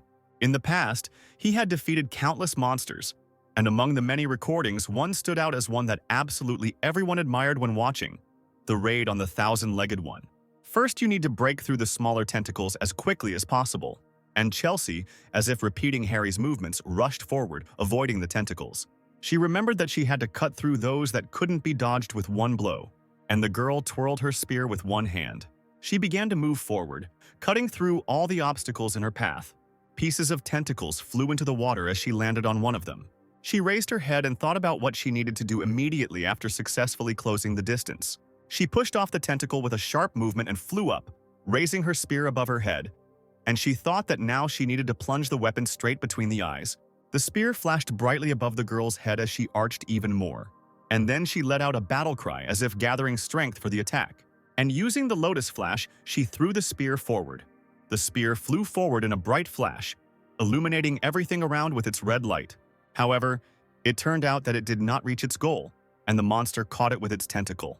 The next second, a tentacle appeared above Chelsea's head, threatening to crush her. But then someone's strong hand pulled her back. As it turned out, it was Stephen. He protected Chelsea with his body from the tentacle that hit them. And at that very moment, someone quickly jumped back from the claw of a huge monster. Below, the cries of the members of the Leo branch were heard. They all continued to fight, not retreating a single step. However, the monster was stronger than the already tired warriors, and its tentacles grabbed them. Chelsea thought about Harry rushing past her with a two-handed sword, and at that very moment someone's figure rushed past her. Noticing this, Chelsea's face twisted in shock. Harry flew forward as Chelsea and Stephen fell into the sea. The huge monster opened its gigantic mouth, from which came a deafening roar. But this did not stop the man, he only swung his sword. It flew past the monster's head, cutting its head in half. But he didn't stop there and prepared to strike again. He pointed his sword at the monster using the Mountain Destroyer skill. The impact of the blow sent a huge splash of water into the air. The Templars were surprised to see that Harry had destroyed the thousand-legged creature with one blow. Meanwhile, a huge hole was made in the monster's head. The Templars couldn't believe their eyes. They wondered how he managed to jump from the shore to the monster. But the next moment Harry landed behind them, saying that he had overdone it a little. People turned around, not understanding when he had managed to do it, and the man was standing on part of the tentacle. Straightening up, Harry said that there was nothing they could do, so he had to teach them a lesson. In response to this, the irritated Templars cried out that they could have handled it themselves. But suddenly a tentacle wrapped itself around the man's body and pulled him upward. As it turned out, the huge monster was not going to leave it like that. Holding a spear in one tentacle and a man in the other, he carried them somewhere. Chelsea called out to her uncle in fear. The Templars wondered what they should do now. How do they fight something like that? But suddenly the face of the monster that swallowed Harry distorted into a strange expression. A shining blade tore through his flesh. Harry used the skill Lotus of Disaster, and the monster's entire body was engulfed in shining lightning. People noticed that this was the Vice Chief's ultimate technique. Meanwhile, the spear continued to break through, and under the bright light, Harry burst out of the monster's flesh. Lightning continued to deal damage to the monster, causing it to scream. His subordinates turned around, unable to do anything. Once outside, Harry began to spin the spear with one hand, and then he thrust it into the monster's head, used the dark baptism technique, and the energy pierced the monster's body through and through. Others froze in shock, unable to look away. Harry landed on a piece of tentacle again as parts of the monster's body fell around him. He said that he loves huge enemies because they can be chopped into small pieces. He chuckled and said that they were all octopuses anyway. A huge hole was made in the body of the huge monster. Harry said he had chopped them into perfect pieces, so it was time to eat. The entire area around the shore was filled with pieces of monsters. The Templars finally realized that all those stories about Harry's exploits were not fiction. It was reported that people looked at Harry with awe and respect. People are starting to revere him. The reporter raised her microphone hesitantly, and then, sitting on the ground, she said that today an event had occurred that would soon become the main topic of discussion throughout the world. The news was broadcast on the building's big screen as it was announced that the returning hero Harry had destroyed the one carrying 10,000 paws. People in the streets began to rejoice when they heard this. There were reports that exciting stories and feats are capable of making people honor and respect. The Ophiuchus Bible was created. Feats will be recorded in it. The constellations are taken by surprise. Harry said that it seemed like the book wanted him to increase his influence by getting his Templars to read it. Suddenly, a cry was heard from the shore. It was Chelsea who joyfully called out to her uncle. In one jump, Harry was on the shore next to her, and he asked her if she was hurt. And then, he asked her what she was holding behind her back, to which Chelsea replied that she didn't understand what he was talking about. And then the man asked her if she had a bone fetish, to which the girl replied that it was just a trophy. Harry then took out what was left of the girl's spear. He apologized for breaking it and then said he would make her something to replace it. Chelsea waved her hands happily, knowing that she would soon receive a weapon from Harry himself. But then Stephen burst in with joyful cries, and all three immediately froze. Harry asked him if he had already gone mad, to which Stephen replied that this was great news. Pointing to the girl, he said that Chelsea was her direct subordinate and he had just said that he would do something for her. And this means that he will do something for him too, isn't that good news? Stephen continued by saying that he was also the one who made the weapon 20 years ago. Harry was getting more and more irritated, and Stephen continued to say that he was entitled to compensation for his bone one way or another. He said he forgives Chelsea for everything she did earlier. Unable to contain himself, Harry let out an irritated cry, calling the man a thick-headed sack of shit. But then a huge explosion went off behind us. Stephen asked Harry if he could now cause explosions with his scream, to which he cried out that it wasn't him. Smoke from the explosion began to spread across the surface of the water, and the Templars began to disappear into this smoke from their heads. They started calling for help, but it was too late. And after a few moments, Doom had already reached the shore. Suddenly, one of the Templars of the Lion Branch let out a guttural roar, and the Templar who was standing next to him asked him what was happening. But they did not answer him, and the beast only turned around, looking at the man with crazy eyes, and the Templar asked him what was wrong with him. And the next moment the beast inhumanly sank its teeth into the man's neck. As it turned out, this happened not only to one Templar, but all the Templars of the Lion Branch began to go mad, and they began to attack the people who were near them. Chelsea asked what it was that was causing the strike force to attack the body's branching, and then a voice was heard that answered, saying that it was a flash from the Mormont that he had planted.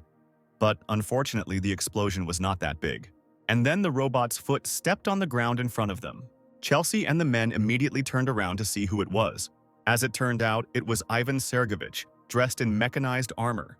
Harry looked at the man and noticed that in his hands was his unconscious lime. He screamed, asking what he had done to it, and Stephen asked why he had placed such a dangerous bomb in a crowded place. Ivan Sergeyevich replied that this explosion was just a fireworks display before the main show. Then Harry asked if the madness on the front lines was his doing. Taking a bottle in his hands, the man asked why he didn't show them something interesting, and then he began to drink the contents of the bottle. The robot made a loud sound and a glow began to emanate from the man's body. The sound and light continued to spread, reaching the members of the Lion's Branch. Hearing this sound, they immediately looked up from their activities to look in the direction from which the sound was coming, and then they rushed forward towards the sound. The Templars, in a panic, noticed that they were running here. Stephen tried to call out to the crowd, but everyone continued to run past him. One of the animals pinned Chelsea down, pinning her to the ground. Several of the beasts pounced on Harry, also hoping to pin him to the ground. Ivan Sergeyevich noted that it was unlikely that they had any strength left after the battle. The animals managed to pin the man to the ground, and Ivan Sergeyevich said that it was checkmate. Stephen remained standing when the man said he was glad to see Harry pinned to the ground.